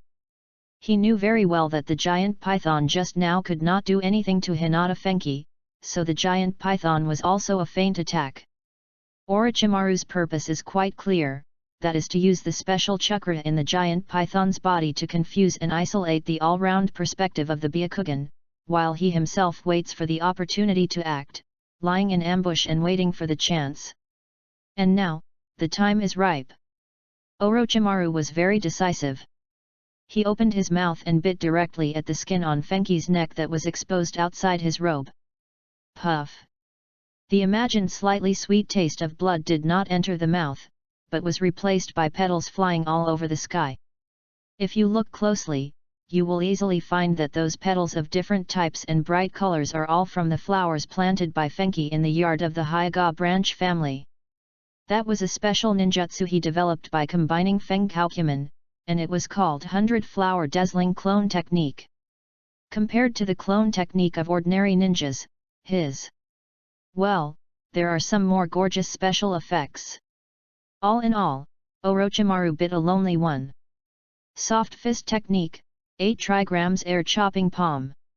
When Orochimaru was stunned, his palm wrapped in chi chakra hit out from the side and hit his chest solidly. Wow! Feng Chi smashed Orochimaru's body into pieces with one palm, and a large amount of brown mud splashed out. 42. Orochimaru used the earth stand, split and narrowly avoided the fatal blow. The two people kept their distance and looked at each other from a distance, sizing each other up silently. End of this chapter. Chapter 52 Feng Qi Spiritualism. Feng Qi glanced at the broken soil on the ground, his expression slightly moved. As one of the 3 ninjas, Orochimaru is obviously much more difficult to deal with than Tsunade, who is straightforward and relies on her supernatural strength to cause destruction. Orochimaru learned the comprehensive ninjutsu from Sarutobi Hiruzen, who was known as the ninja professor. In addition, this guy himself was a genius with a strong talent for research and possessed several forbidden techniques of his own, making it quite difficult to deal with him. If it weren't for the slight increase in his own chi chakra after sealing the monster, today's situation might be difficult to deal with. What makes Feng Qi even more headache is that Orochimaru has too many ways to save his life, and there is basically no possibility of killing him at the moment. After going through so much trouble to kill this nasty snake, it popped out from some unknown mountain corner the next second. It's really troublesome. While Fenghou was looking at Orochimaru, Orochimaru was also analyzing the special abilities of the 8 trigrams Byakugan. Whether it was the ability to release various attribute ninjutsu including would release without forming hand seals, or the magical means of forcibly changing the relationship between attributes, it made his previously quiet nerves jump with excitement. This is a special bloodline limit that he has never encountered before. In terms of the richness and flexibility of the means alone, it is even far superior to the Manjiki Sharingan. Moreover, Orochimaru had an extremely strong intuition in his heart. The abilities of the special Byakugan awakened by Hinata Fuki are far more than what he has demonstrated so far. After all, the above 2 pieces of information alone are not enough to kill the powerful Jonin of the Hyuga clan when there is a caged bird curse seal on his body. Let me see quickly what secrets those eyes are hiding, Hinata Fuki. Orochimaru's face showed greed, his eyes staring straight at Fuki. At this moment, the effect of Feng Qi's previous deliberate creation of the illusion of gossip and rolling eyes was revealed. No one would doubt that his ability did not come from rolling eyes.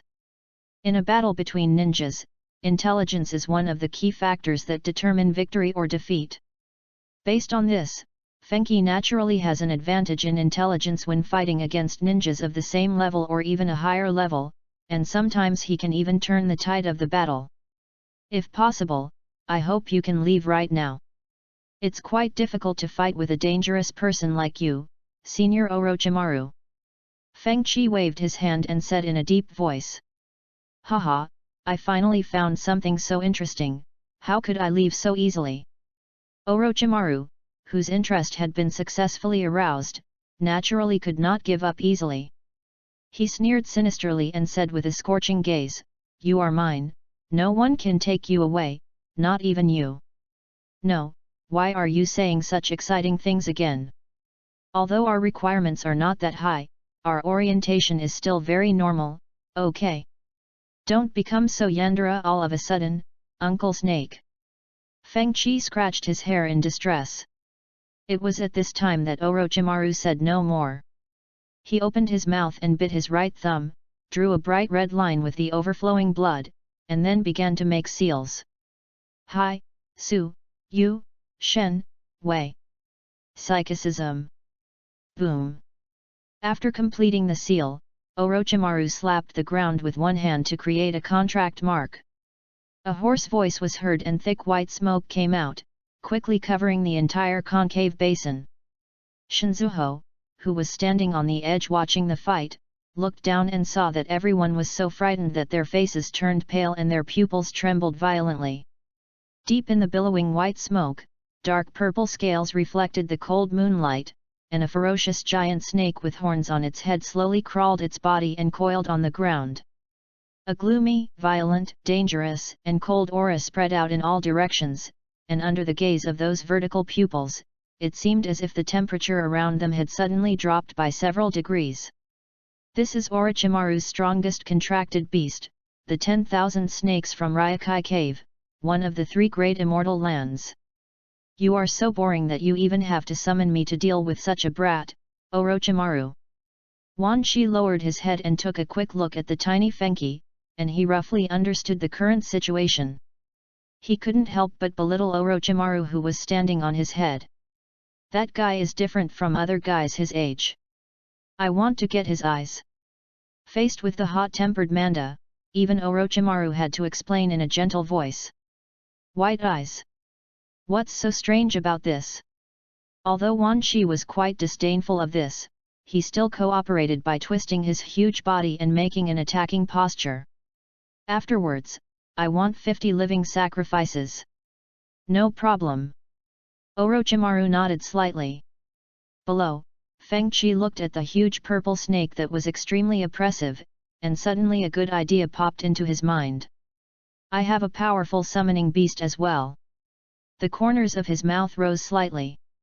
After saying this, Feng Qi bit his finger in an imitative manner, quickly formed seals with his hands, and slammed them on the ground, revealing a special bagua pattern. He actually formed a seal. Seeing Feng Qi so serious for the first time, Orochimaru's pupils shrank slightly, and he swallowed subconsciously, and his expression became solemn. I have never heard before how powerful the Hyuga clan's summoning beasts are, but from the exploratory battle just now, it is not difficult to see that Hyuga Fenghou, who has awakened the 8 trigrams Byakugan, is definitely very powerful. So, what kind of summoning beast would it be that required him to cast seals so carefully? One of the 3 great immortal places? Or is it a monster from some other mysterious place? Orochimaru was quite curious about this and stared at the contract pattern that Fenghou slapped on the ground. The next second, there was a muffled bang sound, and the earth collapsed and dust flew. In the darkness, a pair of dazzling scarlet headlights slowly lit up. The core body of the vehicle is constructed from dark black mud, with flowing high-temperature lava as the dividing line, carving out sections resembling carriages. The hot steam that kept coming out offset the coldness brought by the appearance of thousands of snakes, making the area as hot as a steamer. Kunli, the lava earth river cart. Feng Qi stood at the front of the Tuhi truck. The cold wind was blowing from high altitude, making his long hair flutter and his grey robe rustle. Orochimaru, who was full of expectations, said, "Isn't this just pure ninjutsu? You don't have to bite your fingers to seal it to release it, right? Hey Orochimaru, this kid does look interesting." Manzo stared at the giant lava creature in front of him with great curiosity. The opponent's body was a little taller than its own, which made it from Longdi Cave feel very unhappy. "Well, then don't hesitate, just do it," Orochimaru said with a gloomy face. Whoosh! After receiving the order, the thousands of snakes no longer hesitated, raised their heads high, and charged straight towards the lava earth river car, ready to crush it completely with brute violence. The body of the giant snake reflected in the depths of his white eyes quickly enlarged, but Feng Qi remained calm and slowly raised a finger in front of him. The lava earth river cart immediately exploded with power, like a fearless warrior charging against thousands of snakes. Boom! The loud noise of the violent collision of hard objects set off a violent shock wave, and the strong wind stirred the whole place. In an instant, gravel flew and trees swayed. Wan Snake let out a low roar of pain. The opponent's hardness was beyond its expectations. The high-temperature lava flowing on its surface burned it so much that it was in great pain. Even the snake skin on the surface shed a lot. Looking at the dead object opposite him that had no emotion at all, Wan Qi felt a surge of regret in his heart. Why the hell am I competing with a piece of stone? Orochimaru, who was standing on its head, didn't care about that and spit out a blazing fireball directly at Fenghou, who was close at hand. Art fire escape ho fireball. Feng Qi swung his arms, and the Bagua formation appeared under his feet. He stabilized the fireball that was rushing towards him, and after rubbing it for a while, he confined it between his palms. The fireball that contained terrifying destructive power suddenly became extremely docile and gentle. The Hyuga clan's soft fist can be used like this.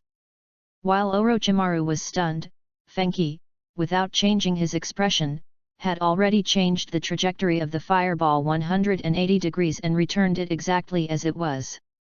The heat wave hit him in the face, and Orochimaru hurriedly threw out a shuriken from his sleeve and quickly formed seals with both hands. That is the unique ninjutsu of the third Hokage Sarutobi Hiruzen, the shuriken shadow clone technique. Whoosh whoosh. The shuriken split into two into four, and in the blink of an eye it evolved into countless clones, flying towards the great fireball technique whose trajectory had been changed. Boom! The two attacks collided violently in the air, sending sparks flying all over the sky. Behind the sparks, a black shadow quickly flashed out, and Orochimaru took the initiative to attack, leaving the 10,000 snakes and coming to the top of the lava earth river car where Fenghou was standing. Latent shadow snake hands. As soon as Orochimaru arrived, a large number of grey poisonous snakes gushed out from the cuffs of his arms and pounced on Fenghou from all directions. Close combat is my advantage, Orochimaru-senpai. Feng Qi gathered all of his chi chakra into his arms, condensing it into two ferocious dark blue lion heads, and stepped forward towards the countless poisonous snakes.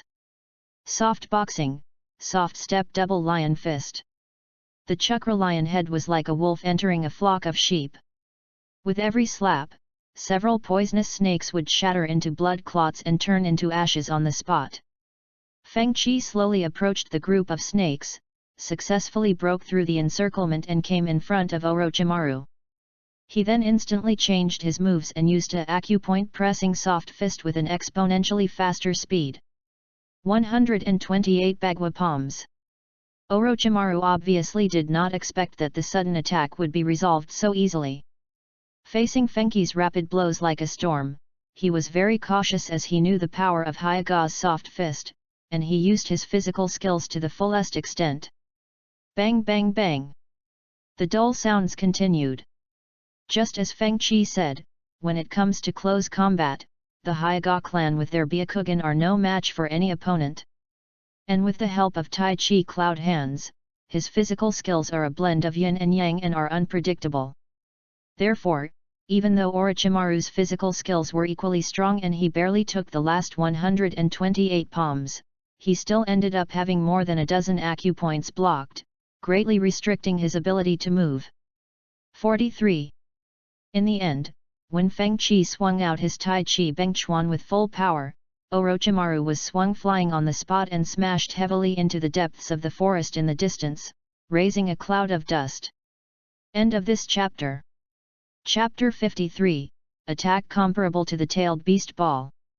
Orochimaru, physical skills are not your strong point. You actually want to fight in close combat with the Hyuga clan who possess the Byakugan. What are you thinking? The 10,000 snakes that were fighting with the lava Doheka turned their heads slightly and glanced sideways at Orochimaru, who was getting up awkwardly from the ruins in the distance.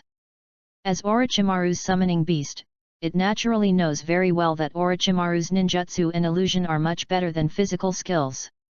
It was implicitly reminding Orochimaru that it was time to use the power that he was more proficient in. A stream of bright red blood involuntarily flowed out from the corner of Orochimaru's mouth. It took him a lot of effort to break through the unimportant acupuncture points on his body that were blocked. So I told you, this guy is not an ordinary kid. Orochimaru raised his hand to wipe the blood from the corner of his mouth. His snake-shaped vertical pupils stared at Feng Qi through the thin smoke. His tone sounded very solemn. From just now, I have been casting illusions on him, but it has no effect at all. Illusions are useless, and the attributes of ninjutsu can be changed and restrained at will. If both of these powers were unable to cause fatal harm to Feng Qi, how could he have taken the risk and used his own body to test the opponent's physical skills? The result was obvious. Hinata Fuki's physical skills were flawless. His combination of hardness and softness, mysterious and unpredictable skill, even surpassing all the Byakugan ninjas he had ever fought against. There were no obvious weaknesses in ninja, tai, and genjin. After several battles, Orochimaru successfully realized that Hinata Fuki was much more difficult than he had expected. Looking into that pair of indifferent, gossipy eyes, I felt a sense of powerlessness from the bottom of my heart. This feeling is just like facing Uchiha Itachi back then. But the look in Orochimaru's eyes gradually became gloomy, like a poisonous snake ready to pounce. I am no longer the person I was back then. 10,000 snakes. Just by exchanging glances, Manda understood Orochimaru's thoughts. He responded with a look that said, "I need more sacrifices," and then opened his bloody mouth and let out a brutal roar. The already huge body expanded again, and the purple snake scales flashed with creepy spots of light. With a full-strength burst, the 10,000 snakes actually forcibly broke the entangled lava and earth wheels, stirring them into countless gravel and magma. Zhen word, Thor's spear. As soon as the 10,000 snakes broke free from their restraints, the word Zhen on the Kimen formation diagram appeared almost simultaneously under their bodies. It's sizzling. Before Wan Shi could react, a spear made of high-voltage lightning fell from the sky, piercing straight through its horned snake head and nailing it to the ground. Bright and dense tiny electric arcs continuously burst out from the penetration point, and the resulting paralysis flowed through Wan Snake's body, making it unable to move. "Damn you little brat, how dare you treat me like this? Do you think you've lived too long?" Wan Shi's tone was sinister and terrifying, but the sight of him lying on the ground without moving was really not frightening. Feng Qi fell to the ground along with the shattered lava debris, his sleeves gently swaying without a speck of dust on him. He didn't even pay attention to the impotent and furious 10,000 snakes. After turning on his Byakugan to maximum power, his consciousness gradually sank into his inner world. Just as thousands of snakes were crushing the lava earth river cart, a very interesting idea suddenly popped up in his mind. A hazy Taoist temple emerged, and a giant white eye hidden deep in the mountain gate was suspended in the air. Purple lines inside were crisscrossing and hovering, vaguely showing the twisted face of the monster soul full of unwillingness and resentment. As if aware of Feng Qi thoughts, the ghost soul angrily questioned, "Little ghost, what do you want to do? Haven't you already guessed it?" Feng Qi had a blank expression on his face, and slowly raised a finger, "I'll borrow your power for a while, just consider it as rent for living in my body." Upon hearing this, the ghost soul instantly flew into a rage and cursed, "Fuck you! Did I move in here voluntarily? I am a demon that can bring destruction to the world. You are just a brat, and you still want to use my power? Don't be so wishful." Facing the curses of the ghost, Feng Qi remained calm and whispered, "Everything is possible in the Kimen Bureau. I'm not asking for your opinion. I'm just letting you know. You." Purple mist was surging violently inside the giant white eyes. The monster, having smelled a hint of something bad from the pair of pure white eyes, was trying to break the seal. As a monster that once swept across the entire ninja world, it absolutely could not tolerate such a ridiculous thing happening. Unfortunately, what Feng Qi imposed on it was the witch's seal that was specifically designed for it. If it were so easy to break through, the ghost's soul would have escaped and merged with its body long ago.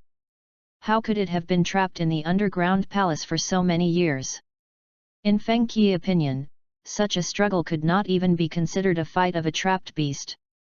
After taking a deep breath, Feng Qi slowly raised his arms, and the cuffs of his long grey robe fluttered.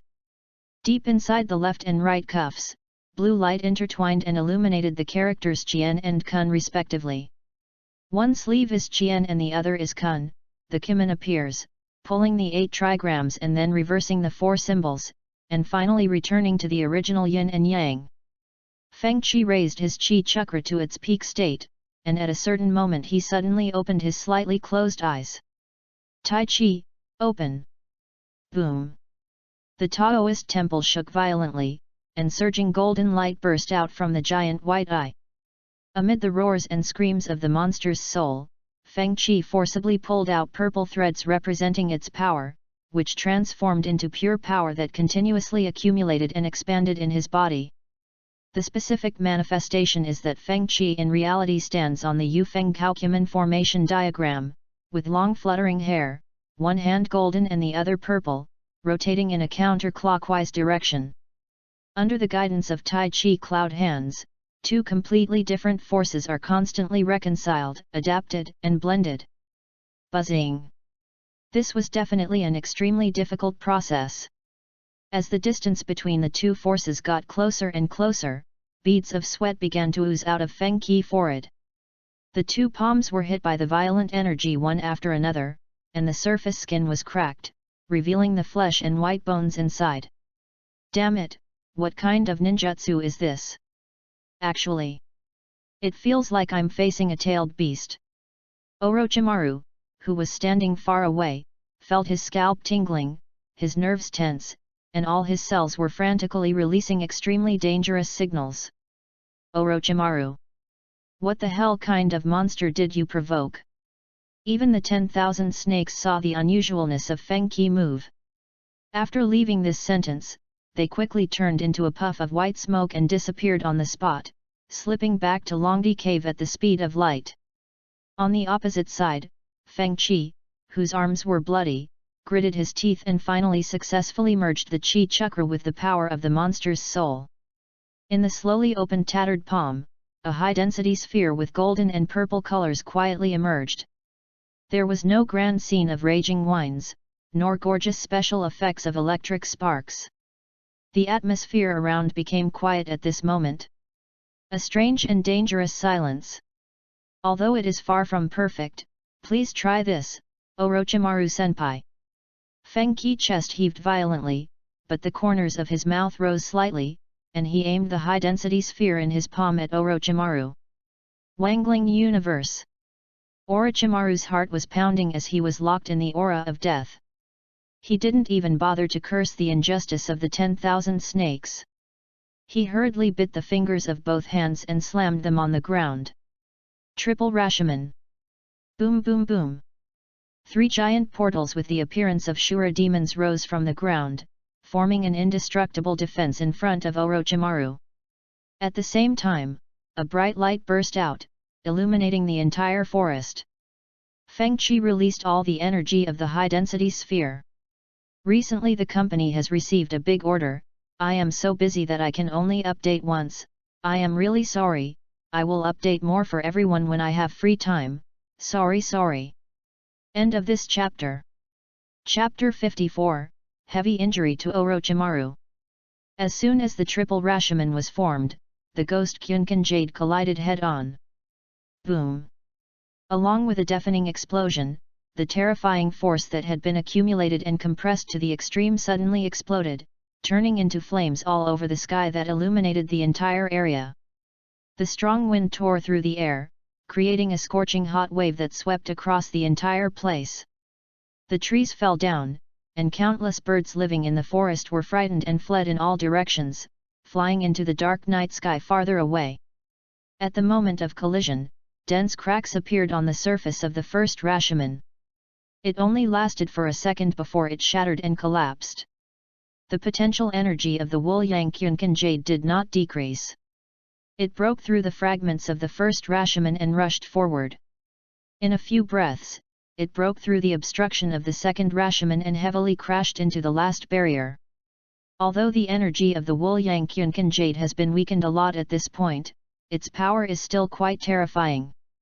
Looking at the third Rashomon whose cracks continued to spread, Orochimaru, who was standing behind, was filled with shock, and his snake-shaped pupils showed disbelief. Even the triple Rashomon, which is considered to be the top defensive ninjutsu, can't completely block Hinata Fuki's move? This level of destructive power is even more terrifying than some of the tailed beasts. In other words, Hinata Fuki, who has awakened the 8 trigrams Byakugan, possesses a powerful chakra capacity that is comparable to that of a perfect Jinchura ki.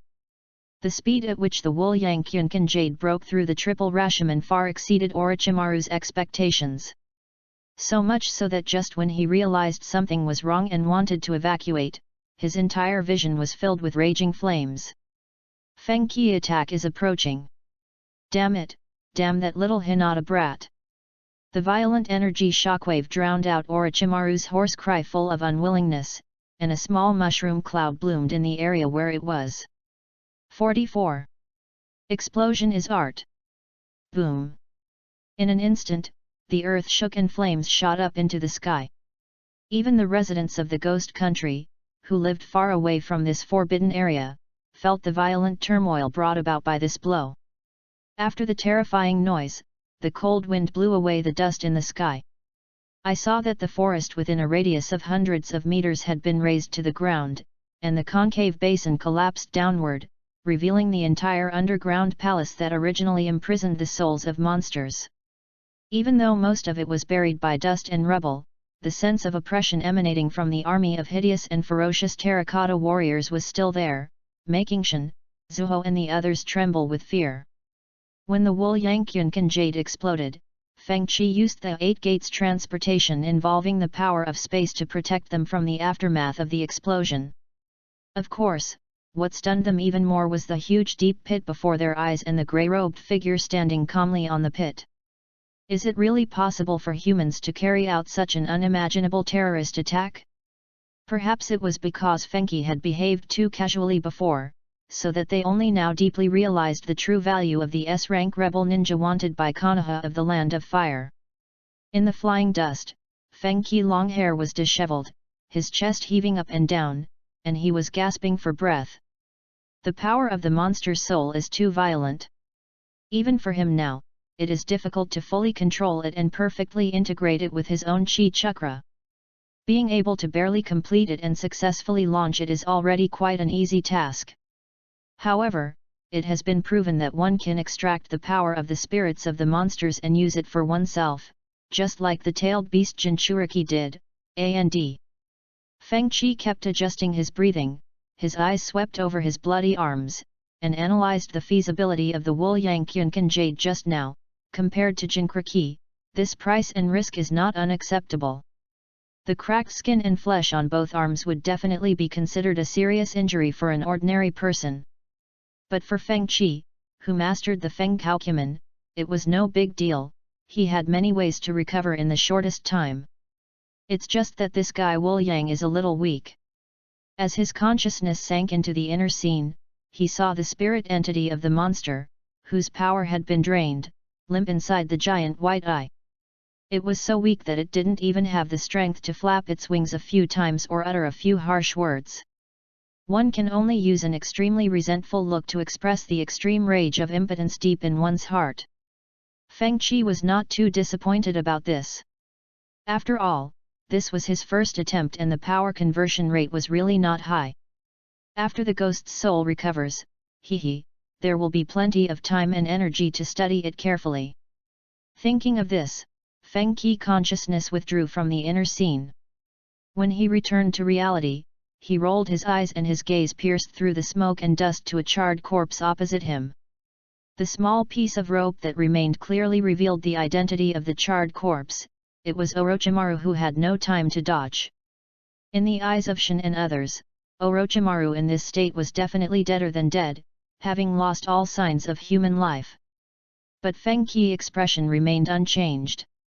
And he continued to remain solemn and alert. What Orochimaru is best at is not his rich and varied ninjutsu and strange methods, but his ability to be so stubborn that it is extremely difficult to kill him completely. Sure enough, with the perspective effect of the Byakugan, Feng Qi saw the slowly flowing chakra hidden inside the charred corpse. Puff! The mouth of the charred corpse kept opening in an inhumane way. The next second, a pale hand reached out from inside, grasped the chin tightly, and pushed it out little by little. Amid the disgusting and dirty mucus that continued to overflow, the snake-shaped pupils suddenly opened, emitting a strange, gloomy, and oppressive atmosphere. The brand new, unopened Orochimaru was reborn on top of the charred corpse, and he popped out with a light leap. This is a ninjutsu he created himself, the Orokai-style substitution technique. That attack just now wasn't just the result of your own strength, right? Orochimaru said sinisterly. Although he managed to survive with the help of triple Rashomon and snake-style substitution technique, the successive large-scale ninjutsu still consumed a large amount of his chakra, and his overall state was far from being as calm as at the beginning. Through the soldiers and mercenaries in the underground palace exposed to the outside world and combined with the information circulating in the demon country, Orochimaru quickly guessed a possibility. Hinata Fuki, I really didn't expect that you could even control the legendary monsters. Orochimaru's tone was filled with undisguised shock. He still remembers vividly the Nine Tails rebellion that happened in Konoha more than 10 years ago, which was most likely caused by the Mangeki Sharingan. The Mangeki Sharingan can control the tailed beasts, and the 8 trigrams Byakugan, which can even control monsters and goblins, obviously also possesses this incredible power. He would always subconsciously compare Fenki's 8 trigrams Byakugan with Uchiha's Mangeki Sharingan. The more this happens, the more excited I become, as it opens the door to a new world. Isn't the ability that Feng Qi showed, which seemed to be able to see through everything in the world, what a scientific madman like him dreams of? From this point of view alone, the temptation of the 8 trigrams Byakugan far exceeds that of the Mangeki Sharingan. While being excited, Orochimaru's eyes rolled slightly and fell on the strange formation diagram under Fenki's feet, which was different from the Hyuga Gentle Fist. Within the formation, there is almost no possibility of defeating Hinata Fenki unless one uses absolute force to crush him. Although it is very difficult to accept, Hinata Fenki, who is in the formation, seems to have really reached the state of omnipotence on some level. If he still can't find anything unusual after such a fierce battle, he would be unworthy of the title of 3 ninjas. So, let's give it a try. With an idea in mind, Orochimaru jumped out of the coverage of the Bagua formation, formed seals with his hands, drew the underground water, and used amazingly powerful classic ninjutsu. Water Escape, Water Dragon Bullet Technique. End of this chapter. Chapter 55, Kin, Water Blade returns.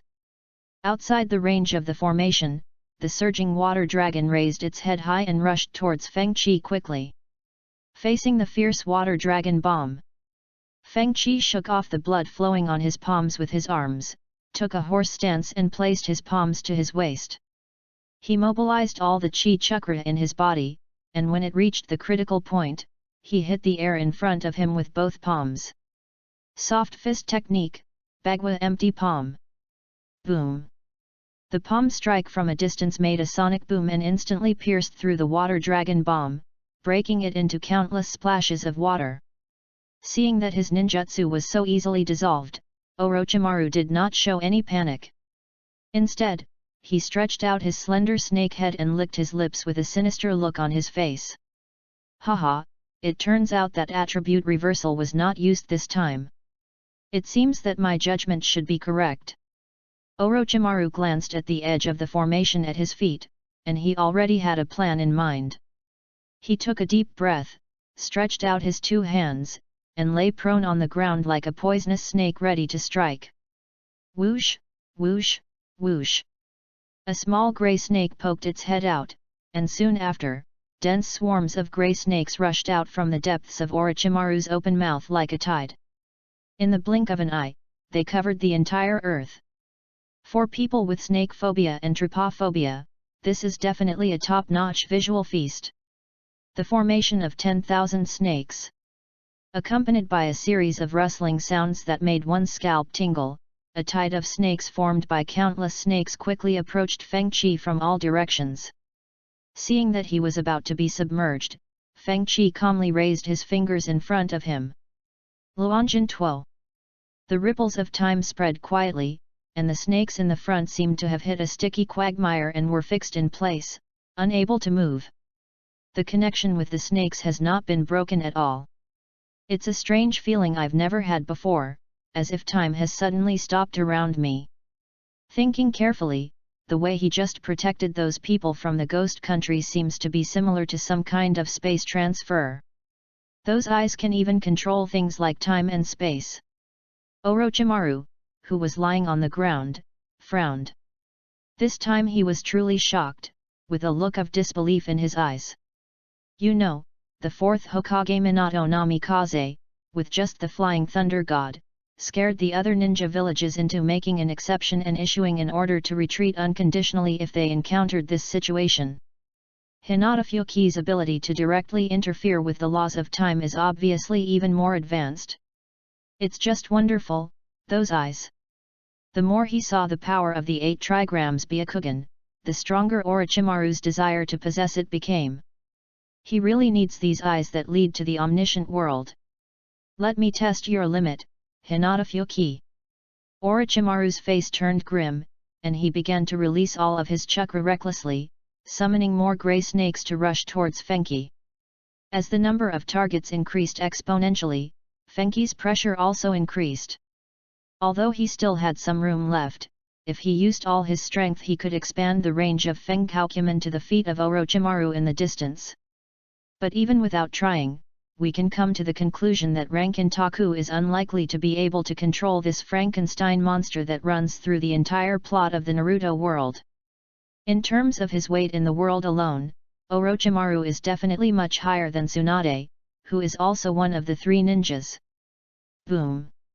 Finally, Luan Jinchuo reached its limit and was broken through by the surging tide of snakes. Seeing countless grey snakes rushing towards him, spitting out sharp swords from their mouths, Feng Qi simply released the Jinchuo and distributed the Qi chakra to the acupuncture points all over his body. Then he took a step forward, swung his arms and drove his whole body to rotate at high speed. At the same time, high-pressure water compressed to the limit spurted out from the depths of the wide cuffs of the grey robe. This is a move he developed by combining Fenghou and Hyaga Soft Fist, and its name is Kin character, Water Blade returns to the sky. Swish swish. Driven by the high-speed rotating Qi chakra, the high-pressure water flow is like 2 extremely sharp blades. As soon as the grey snake with the long sword at the corner of its mouth came into contact with the range of Hushin, it was cut and strangled on the spot without any suspense. Hyaga Gentle Fist's Kaden is known as the absolute defense, while Fenghou's water blade Kaden adds unparalleled terrifying lethality to this absolute defense. 45. Any living creature that comes close will be crushed into pieces. In an instant, blood splattered and countless snake remains flew out, filling the vast ruins after the explosion in just a few breaths. The scene, which exaggerated violence and bloodiness to the extreme, made Shen and others who were watching from afar shudder with fear. As the last wave of snakes was minced into meat paste, Feng Qi also stopped his high-speed rotation and looked calmly at Orochimaru, whose mouth was twitching constantly. The area of several meters where he stood was spotless, with the vague shapes of the yin-yang and 8 diagrams faintly visible on the ground. Outside this pure land, there is a pile of snake remains as big as a hill. The sharp contrast between the spotless ground and the blood everywhere created a visual impact that was so abrupt that it was almost unreal, constantly refreshing Shen and others' understanding of ninja. The sudden burst of firefly flames burned out a narrow road in front of the snake pile. Feng Qi took a step forward, his grey robe fluttering slowly, and he walked in the flames without being affected at all. Just give up, Orochimaru. There's no way you can defeat me now. He walked slowly towards Orochimaru. Orochimaru was extremely alert and quickly retreated, keeping a safe distance from Fenghou by sticking to the edge of the formation. He said in a cold voice, "Haha, isn't it too arrogant to make such a declaration of victory before the battle is over?" He has already found out the important information that Hinata Fuki's ability is limited by range. The opportunity to seize the Bagwa Byakugan is right in front of him. How could he give up easily? Hearing this, Feng Qi shook his head and sighed softly. Although there is currently no way to completely eliminate this invincible snake, if Orochimaru insists on seeking death, then he, who has made plans in advance, can only fulfill the other party's wish and kill him once. Take it, Hinata Fuki. Next up is the final move that will decide the outcome. Orochimaru took a special look at his feet, and after making sure that he was not within the range of the Bagua formation, he mobilized his remaining chakra and injected it into the Kusanagi sword in his hand. Whoosh! The Kusanagi sword extended at an extremely fast speed, breaking through the long distance in the blink of an eye and arriving in front of Fenghou. Feng Qi reacted quickly and made evasive action in time, avoiding the piercing sword with a light jump.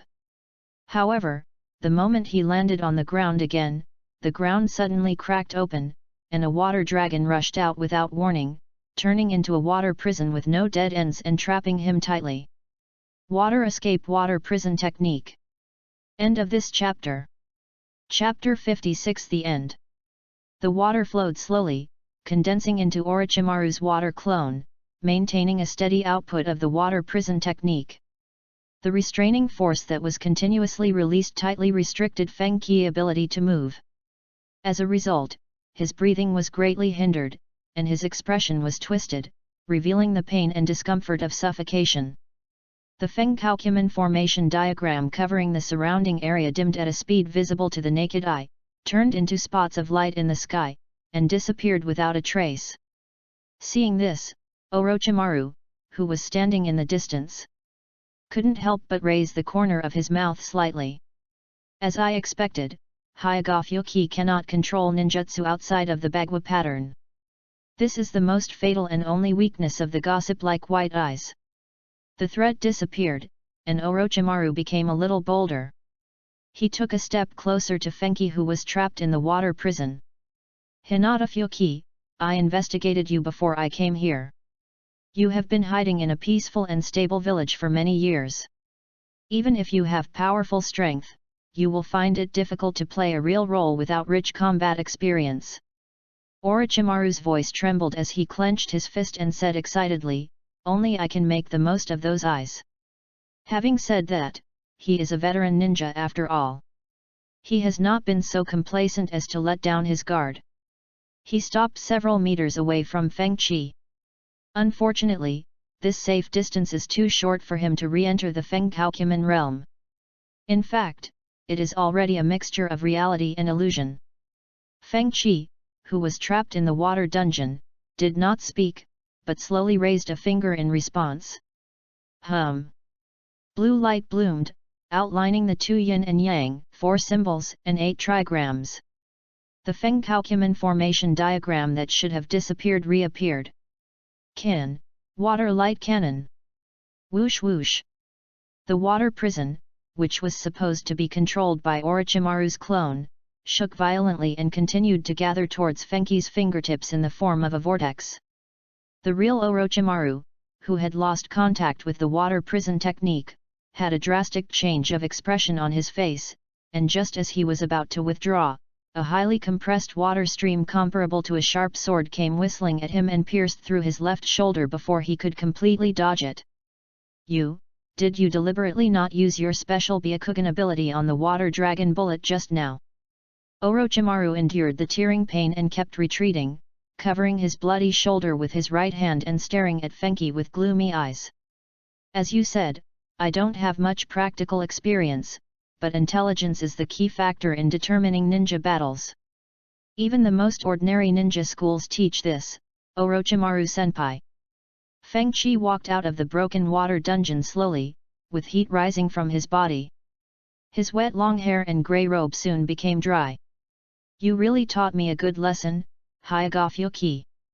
Orochimaru's expression was a little awkward. After so many years in the ninja world, he actually fell into the hands of this young brat. He couldn't imagine what would happen if Tsunade and Jiraiya found out. I can't help it. You are one of the 3 legendary ninjas. If I don't find some flaws, I won't have a good chance of winning. Feng Qi sighed and spread his hands, feeling troubled. so, your power can not only change the ninjutsu within the domain, but also affect the ninjutsu performed outside the domain. Even though he had already verified it by suffering a serious injury to half of his shoulder, Orochimaru, with a sinister look on his face, couldn't help but ask in a cold voice, wanting to get a positive answer from Fenghou. The reason is simple: this ability is too powerful and has almost no flaws. As long as he doesn't encounter an opponent with overwhelming strength, it is impossible for him to lose. He can be said to be invincible in the same level. Looking at the boy with white eyes standing calmly in front of him, Orochimaru even had an extremely strong illusion. If this kid is allowed to grow up completely, maybe he can surpass the legendary ninja god Senju Hashirama and become the greatest person of all time. Don't you already know the answer? Fenghou said calmly. The moment he finished speaking, his entire aura suddenly changed, and all the chi chakra in his body burst out and bloomed, creating a powerful aura that was extremely oppressive. Whoosh! Fenghou disappeared without any warning. By the time Orochimaru, whose pupils suddenly shrank, caught sight of his figure again, the opponent's powerful fist had already reached his face. Tai Chi Collapse Fist. Fenghou used Fenghou Chi Men Ba Men to teleport over a short distance and punched Orochimaru hard on the head. There was a dull bang sound and Orochimaru was unable to avoid it, and his head exploded on the spot. However, the horrifying scene of blood splattering did not occur. What splashed out from Orochimaru's head were tiny white snakes covered with white scales. The white snake was extremely fast. As soon as it landed on the ground, it dived into the broken cracks and rubble and disappeared without a trace in the blink of an eye. You really have a lot of ways to save your life, Orochimaru-senpai. Fenghou stood still, watching the group of white snakes disappear with a calm expression. Orochimaru's escape ninjutsu is extremely powerful. Even with the Byakugan, it is difficult to see where his true body is hiding. But it doesn't mean there is no solution at all, we just need to just kill them all. Kun means the earth's crust is moving. Buzz. As Fenghou exerted his strength, the broken ground within a radius of hundreds of meters around him shook violently. Countless irregular columns formed by compressed soil and rocks continued to rise, blocking all the white snakes' escape routes and pushing them out from deep in the soil. However, this is not over yet.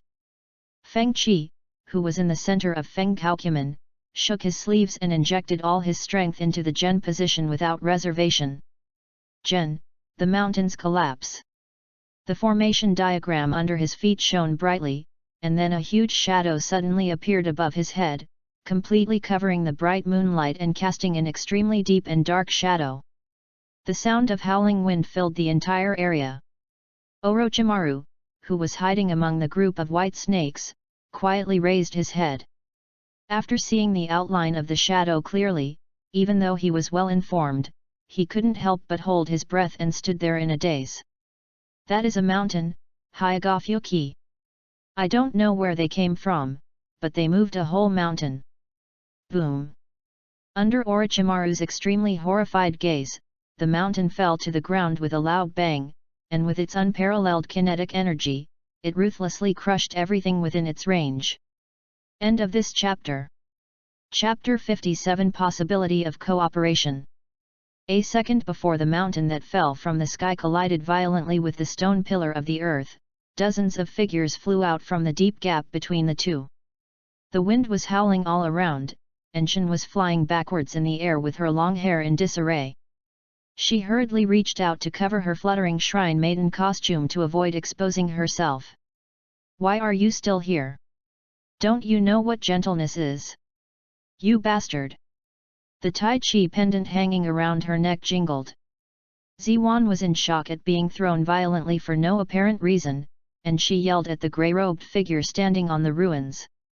Currently, she has no way to control the powerful witch power in her body, and her thinking pattern is at the level of an ordinary person.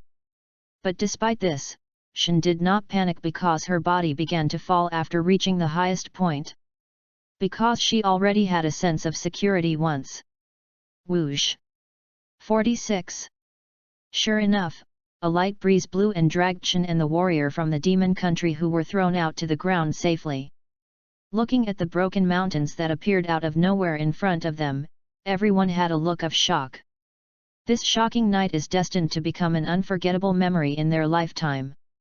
The moonlight fell on the land that had become a ruin, giving it a cold and quiet tone.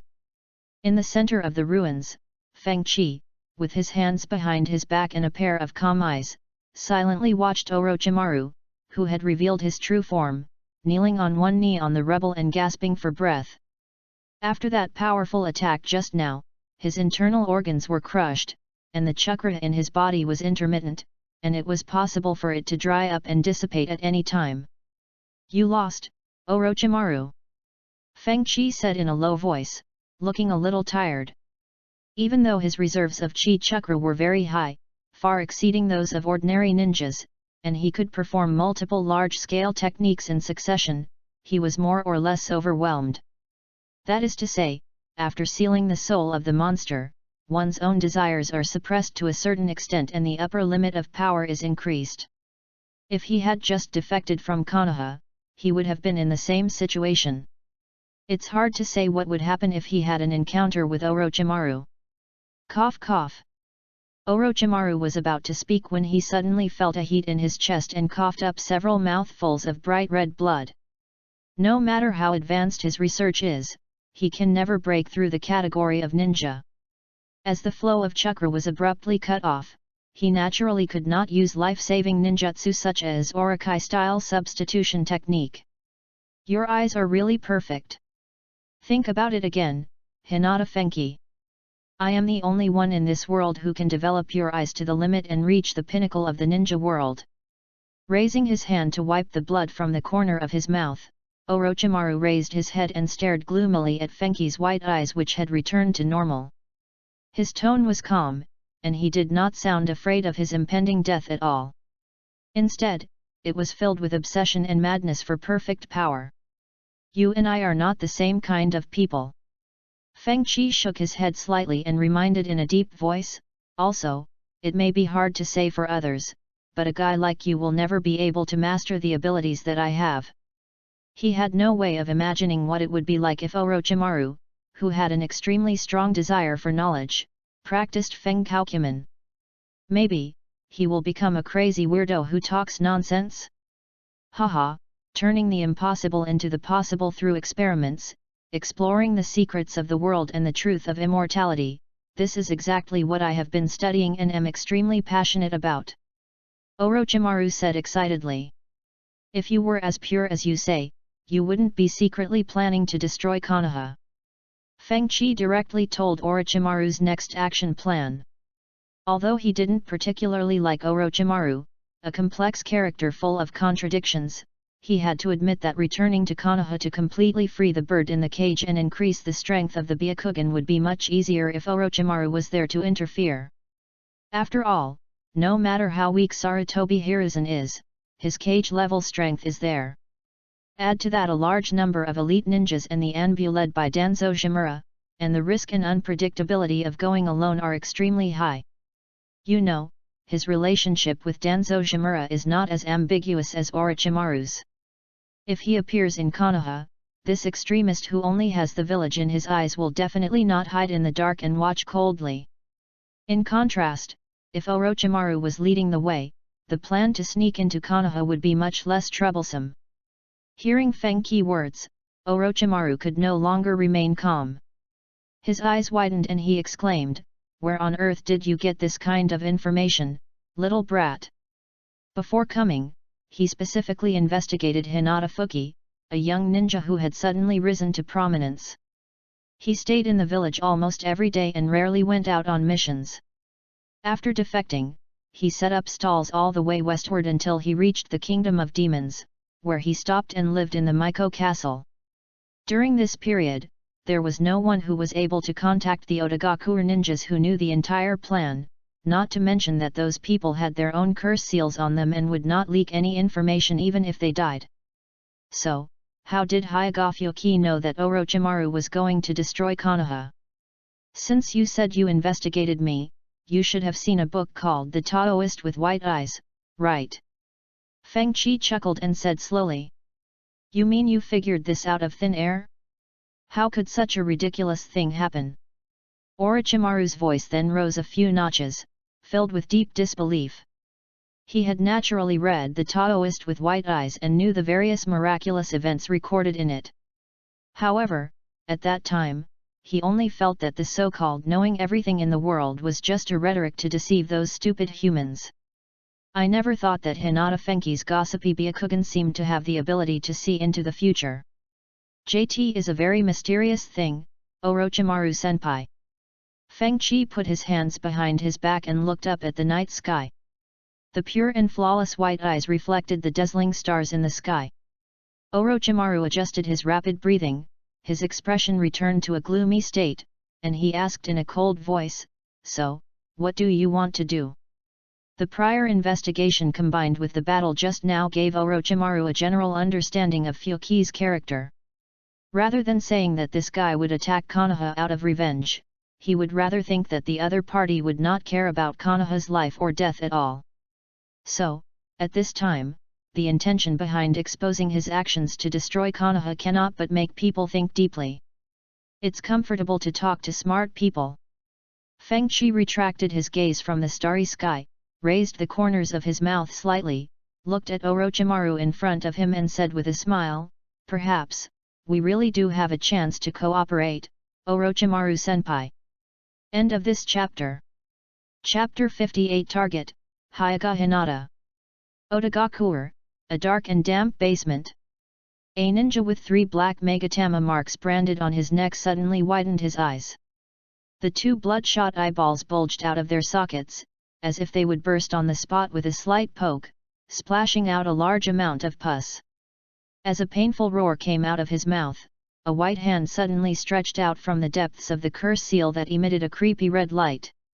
A sticky yellow liquid flowed along the corners of the sound ninja's mouth, and the next second, Orochimaru crawled out of the curse seal and fell to the ground with a thud. "Hinata Fyoki, that damn bastard brat, he cooperated with me and even said with enthusiasm that he would send me back quickly. How can a partner give away 128 soft fists and 8 trigrams?"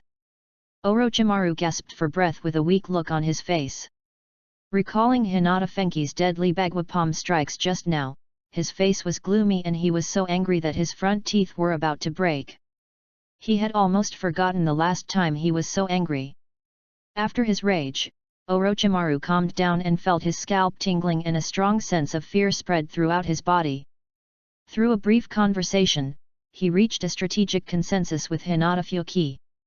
That is to return to Konoha as a rebel ninja, to take revenge and destroy what needs to be avenged and destroyed, to eliminate the caged bird where necessary, and both sides share the pressure for each other. However, under such circumstances, Hinata Fyoki still killed himself without hesitation. Obviously, the other party already knows that he has the ability to revive. This was one of his greatest secrets and research, and no one else would ever know about it. He was also certain that he had not been subjected to any illusion in the battle just now. So, where did Hinata Fyoki get this information? Orochimaru frowned, puzzled. Deep in my mind, the pair of white eyes engraved with the Bagua patterns, which exuded an aura of mystery and wonder, emerged involuntarily. Can the final form of the awakened Byakugan really see through and control everything in the world? Orochimaru muttered to himself. At this point, he no longer had any doubts about the contents recorded in the white-eyed Taoist. Even though he had been killed by Fengchi once, he still felt that the description of the special Byakugan that came from the Bird Kingdom was a bit too conservative. Those eyes are definitely the fastest and most important shortcut to the ideal world that one pursues. Whoosh whoosh. Several figures suddenly appeared here, interrupting Orochimaru's thoughts. They are the 5 strongest ninjas in Otogakuer who can skillfully use curse seals. They are Take Torai Kimimaro, Sakan Yukan, Kidomaru, Teiwa, and Jirobo. Lord Orochimaru, didn't you go to the land of demons to look for Hyuga Fyoki? Why did you suddenly appear here? Kabuto Yakushi walked out slowly from behind the 5 sound ninjas. His round-framed eyes reflected the faint candlelight as he stared blankly at Orochimaru, who was breathing extremely weakly in front of him. Kimimaro and the others also looked confused and concerned, and were somewhat worried about Lord Orochimaru's condition at the moment. I encountered a little trouble. Hinata Fuki's Byakugan is very powerful and has great research value. Orochimaru slowly stood up and said calmly, "Now, I have convinced him to become our partner. He should be able to provide considerable help to the Konoha destruction plan in a few days." Kimimaro thought for a moment and said in a deep voice, "To think that you take it so seriously, it seems that the pair of legendary awakened Byakugan is very extraordinary. As the owner of the Earth Seal and the former best container, he has a deep understanding of Lord Orochimaru. If it weren't for his extremely powerful abilities, Lord Orochimaru would never have been able to show such excitement." Cough cough. As soon as he finished speaking, the sickly Kimimaro coughed violently and a streak of bright red blood came out of his mouth. He was seriously ill and didn't have much time left. "So, Lord Orochimaru, do we need to make some minor changes to the plan we made earlier?" Yakushi Kabuto raised his hand and pushed his glasses up on his nose, showing no sign of caring about Kimimaro at all. "It needs to be, and it requires more than just minor changes," Orochimaru said coldly. "What do you mean?" Do asked confusedly. "The ultimate goal of destroying Konoha remains unchanged, but as my new vessel, Uchiha Sasuke is no longer the top priority." Orochimaru took a deep breath and silently adjusted the weak chakra in his body. His vertical eyeballs moved slightly, and he looked at Kabuto and the 5 sound ninjas who were kneeling on one knee in front of him. "As a ninja from Otogakure, I will be taking part in Konoha's Chunin exams. The target I need you to investigate is..." After a short pause of a few seconds, Orochimaru's expression suddenly became extremely serious, and he said earnestly, "The eldest daughter of the Hyuga clan, Hyuga Hinata, who possesses the pure Byakugan." After the battle with Hyuga Fuki, Orochimaru deeply experienced the horror of the 8 trigrams Byakugan. 47. With the power he currently possesses, the possibility of capturing Hinata Fuki is extremely slim. Not to mention, this is under the premise of not hurting the gossip-mongering people. Since it is difficult to obtain ready-made 8 trigrams Byakugan in a short period of time, Orochimaru can only settle for the second best and choose to take the ordinary Byakugan with the highest purity for himself first. After that, I will slowly explore the way to awaken and open my eyes. Considering the supreme charm and temptation of the 8-pointed eye, Orochimaru felt that this attempt was necessary. Anyway, since he can achieve immortality by constantly changing his body containers, the thing he has the most is time. Between the Manjiki Sharingan and the Hakukup Byakugan, Orochimaru finally chose the Hakukup Byakugan, which better suited his pursuit. Of course, before we can make an accurate judgment on what decision to make, we have to wait until we successfully sneak into the Konoha Chunin exam and carefully observe the physical condition of Hinata Hyuga. End of this chapter. Chapter 59, Organize the outline and resume the double update tomorrow. Things at the company are finally coming to an end. I will sort out the plot of the Chunin exam tonight and update as normal tomorrow. I am really sorry that I encountered the busiest time not long after opening the book. I am very grateful to all the bosses for being able to tolerate the scumbag and follow me to this point. Thank you very much. End of this chapter. Chapter 60 Practice. 3 days passed quietly. The land of demons, the mountain behind the Miko castle.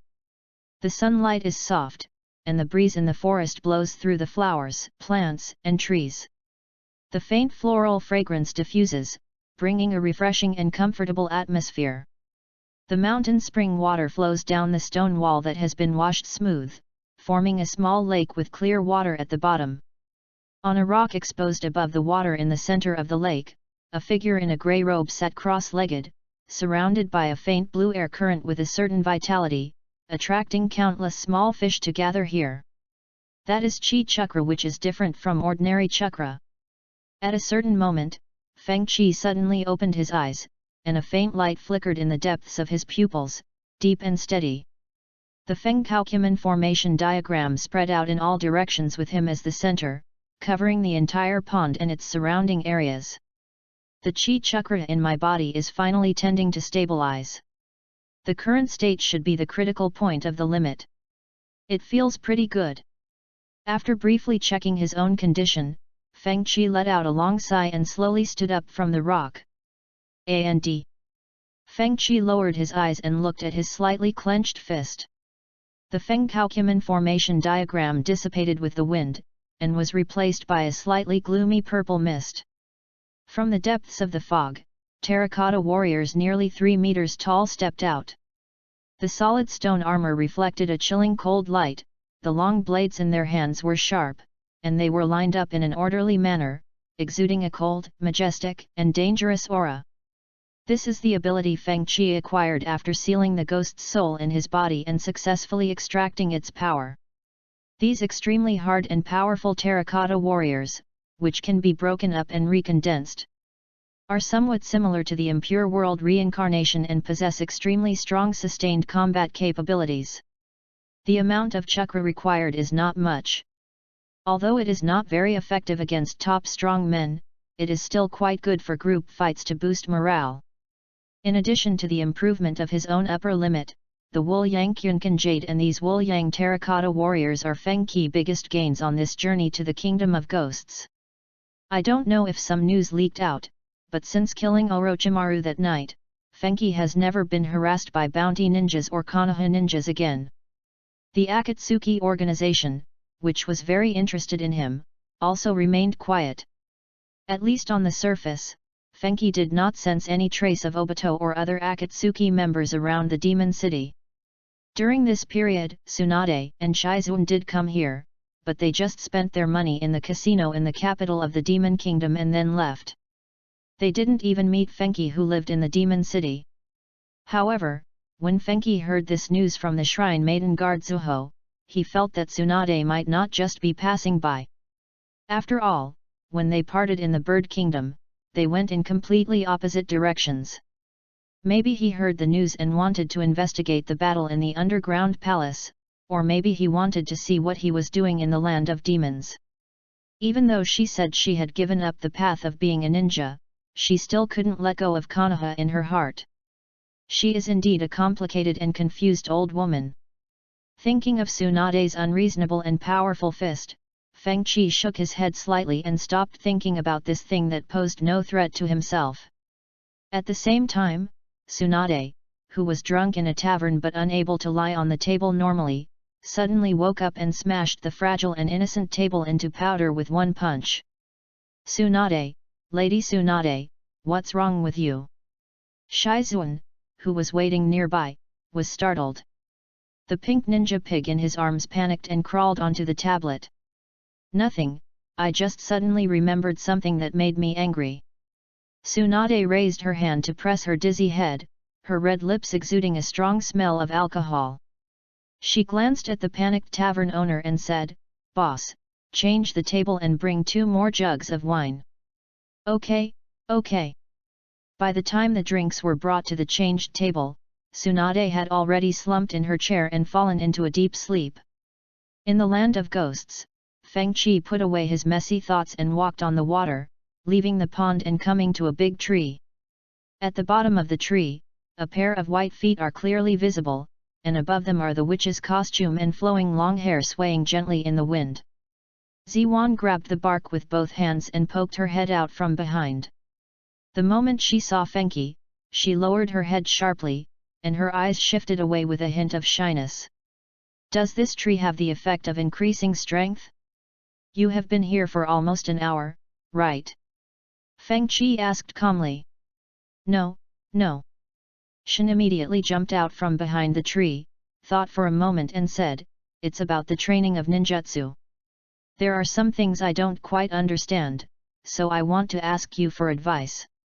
Shen's Miko power is firmly suppressed by the Bagua Bell pendant, and she will basically not go out of control anymore. Feng Qi deliberately left a gap in the seal of the pendant, so that Ziwan can now gradually master that powerful power through practice. The road has been paved, and for Shen, it is only a matter of time before she fully adapts to the power in her body.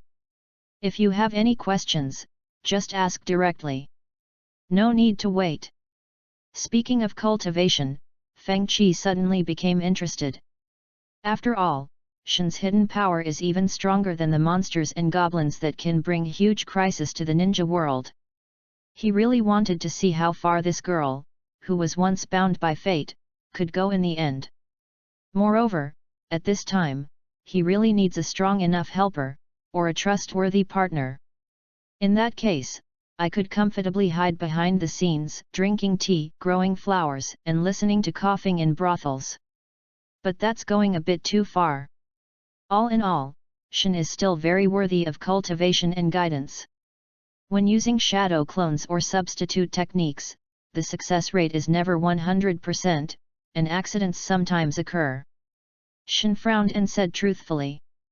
Although the manifestation of the power of the Shrine Maiden is different from that of ordinary ninjas, its essence is still inseparable from chakra, so the practice method that Fuki taught Shen to communicate the power in the body is ninjutsu. And Shen did not disappoint him. In just 2 days, she was able to use the most basic clone and substitute techniques. Compared to a certain loser in Konoha, she was easily defeated in seconds. The reason for this is not only that Shen already possesses the power of a Shrine Maiden, but her own talent and hard work also played a crucial role.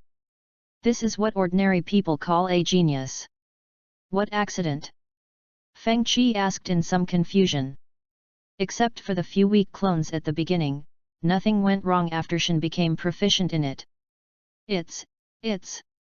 Ziwan's face suddenly turned red for no apparent reason, as if there was something that was difficult to talk about. Seeing her hesitant attitude, Feng Qi frowned slightly, waved his hand and said, "Just use it once and show me." Ah! Shen nodded, and the weirdness on her face became more obvious. After standing there for a few seconds, she took a deep breath, slowly raised her hands, and used her index and middle fingers to make shadow clone seals. Shadow clone technique. End of this chapter.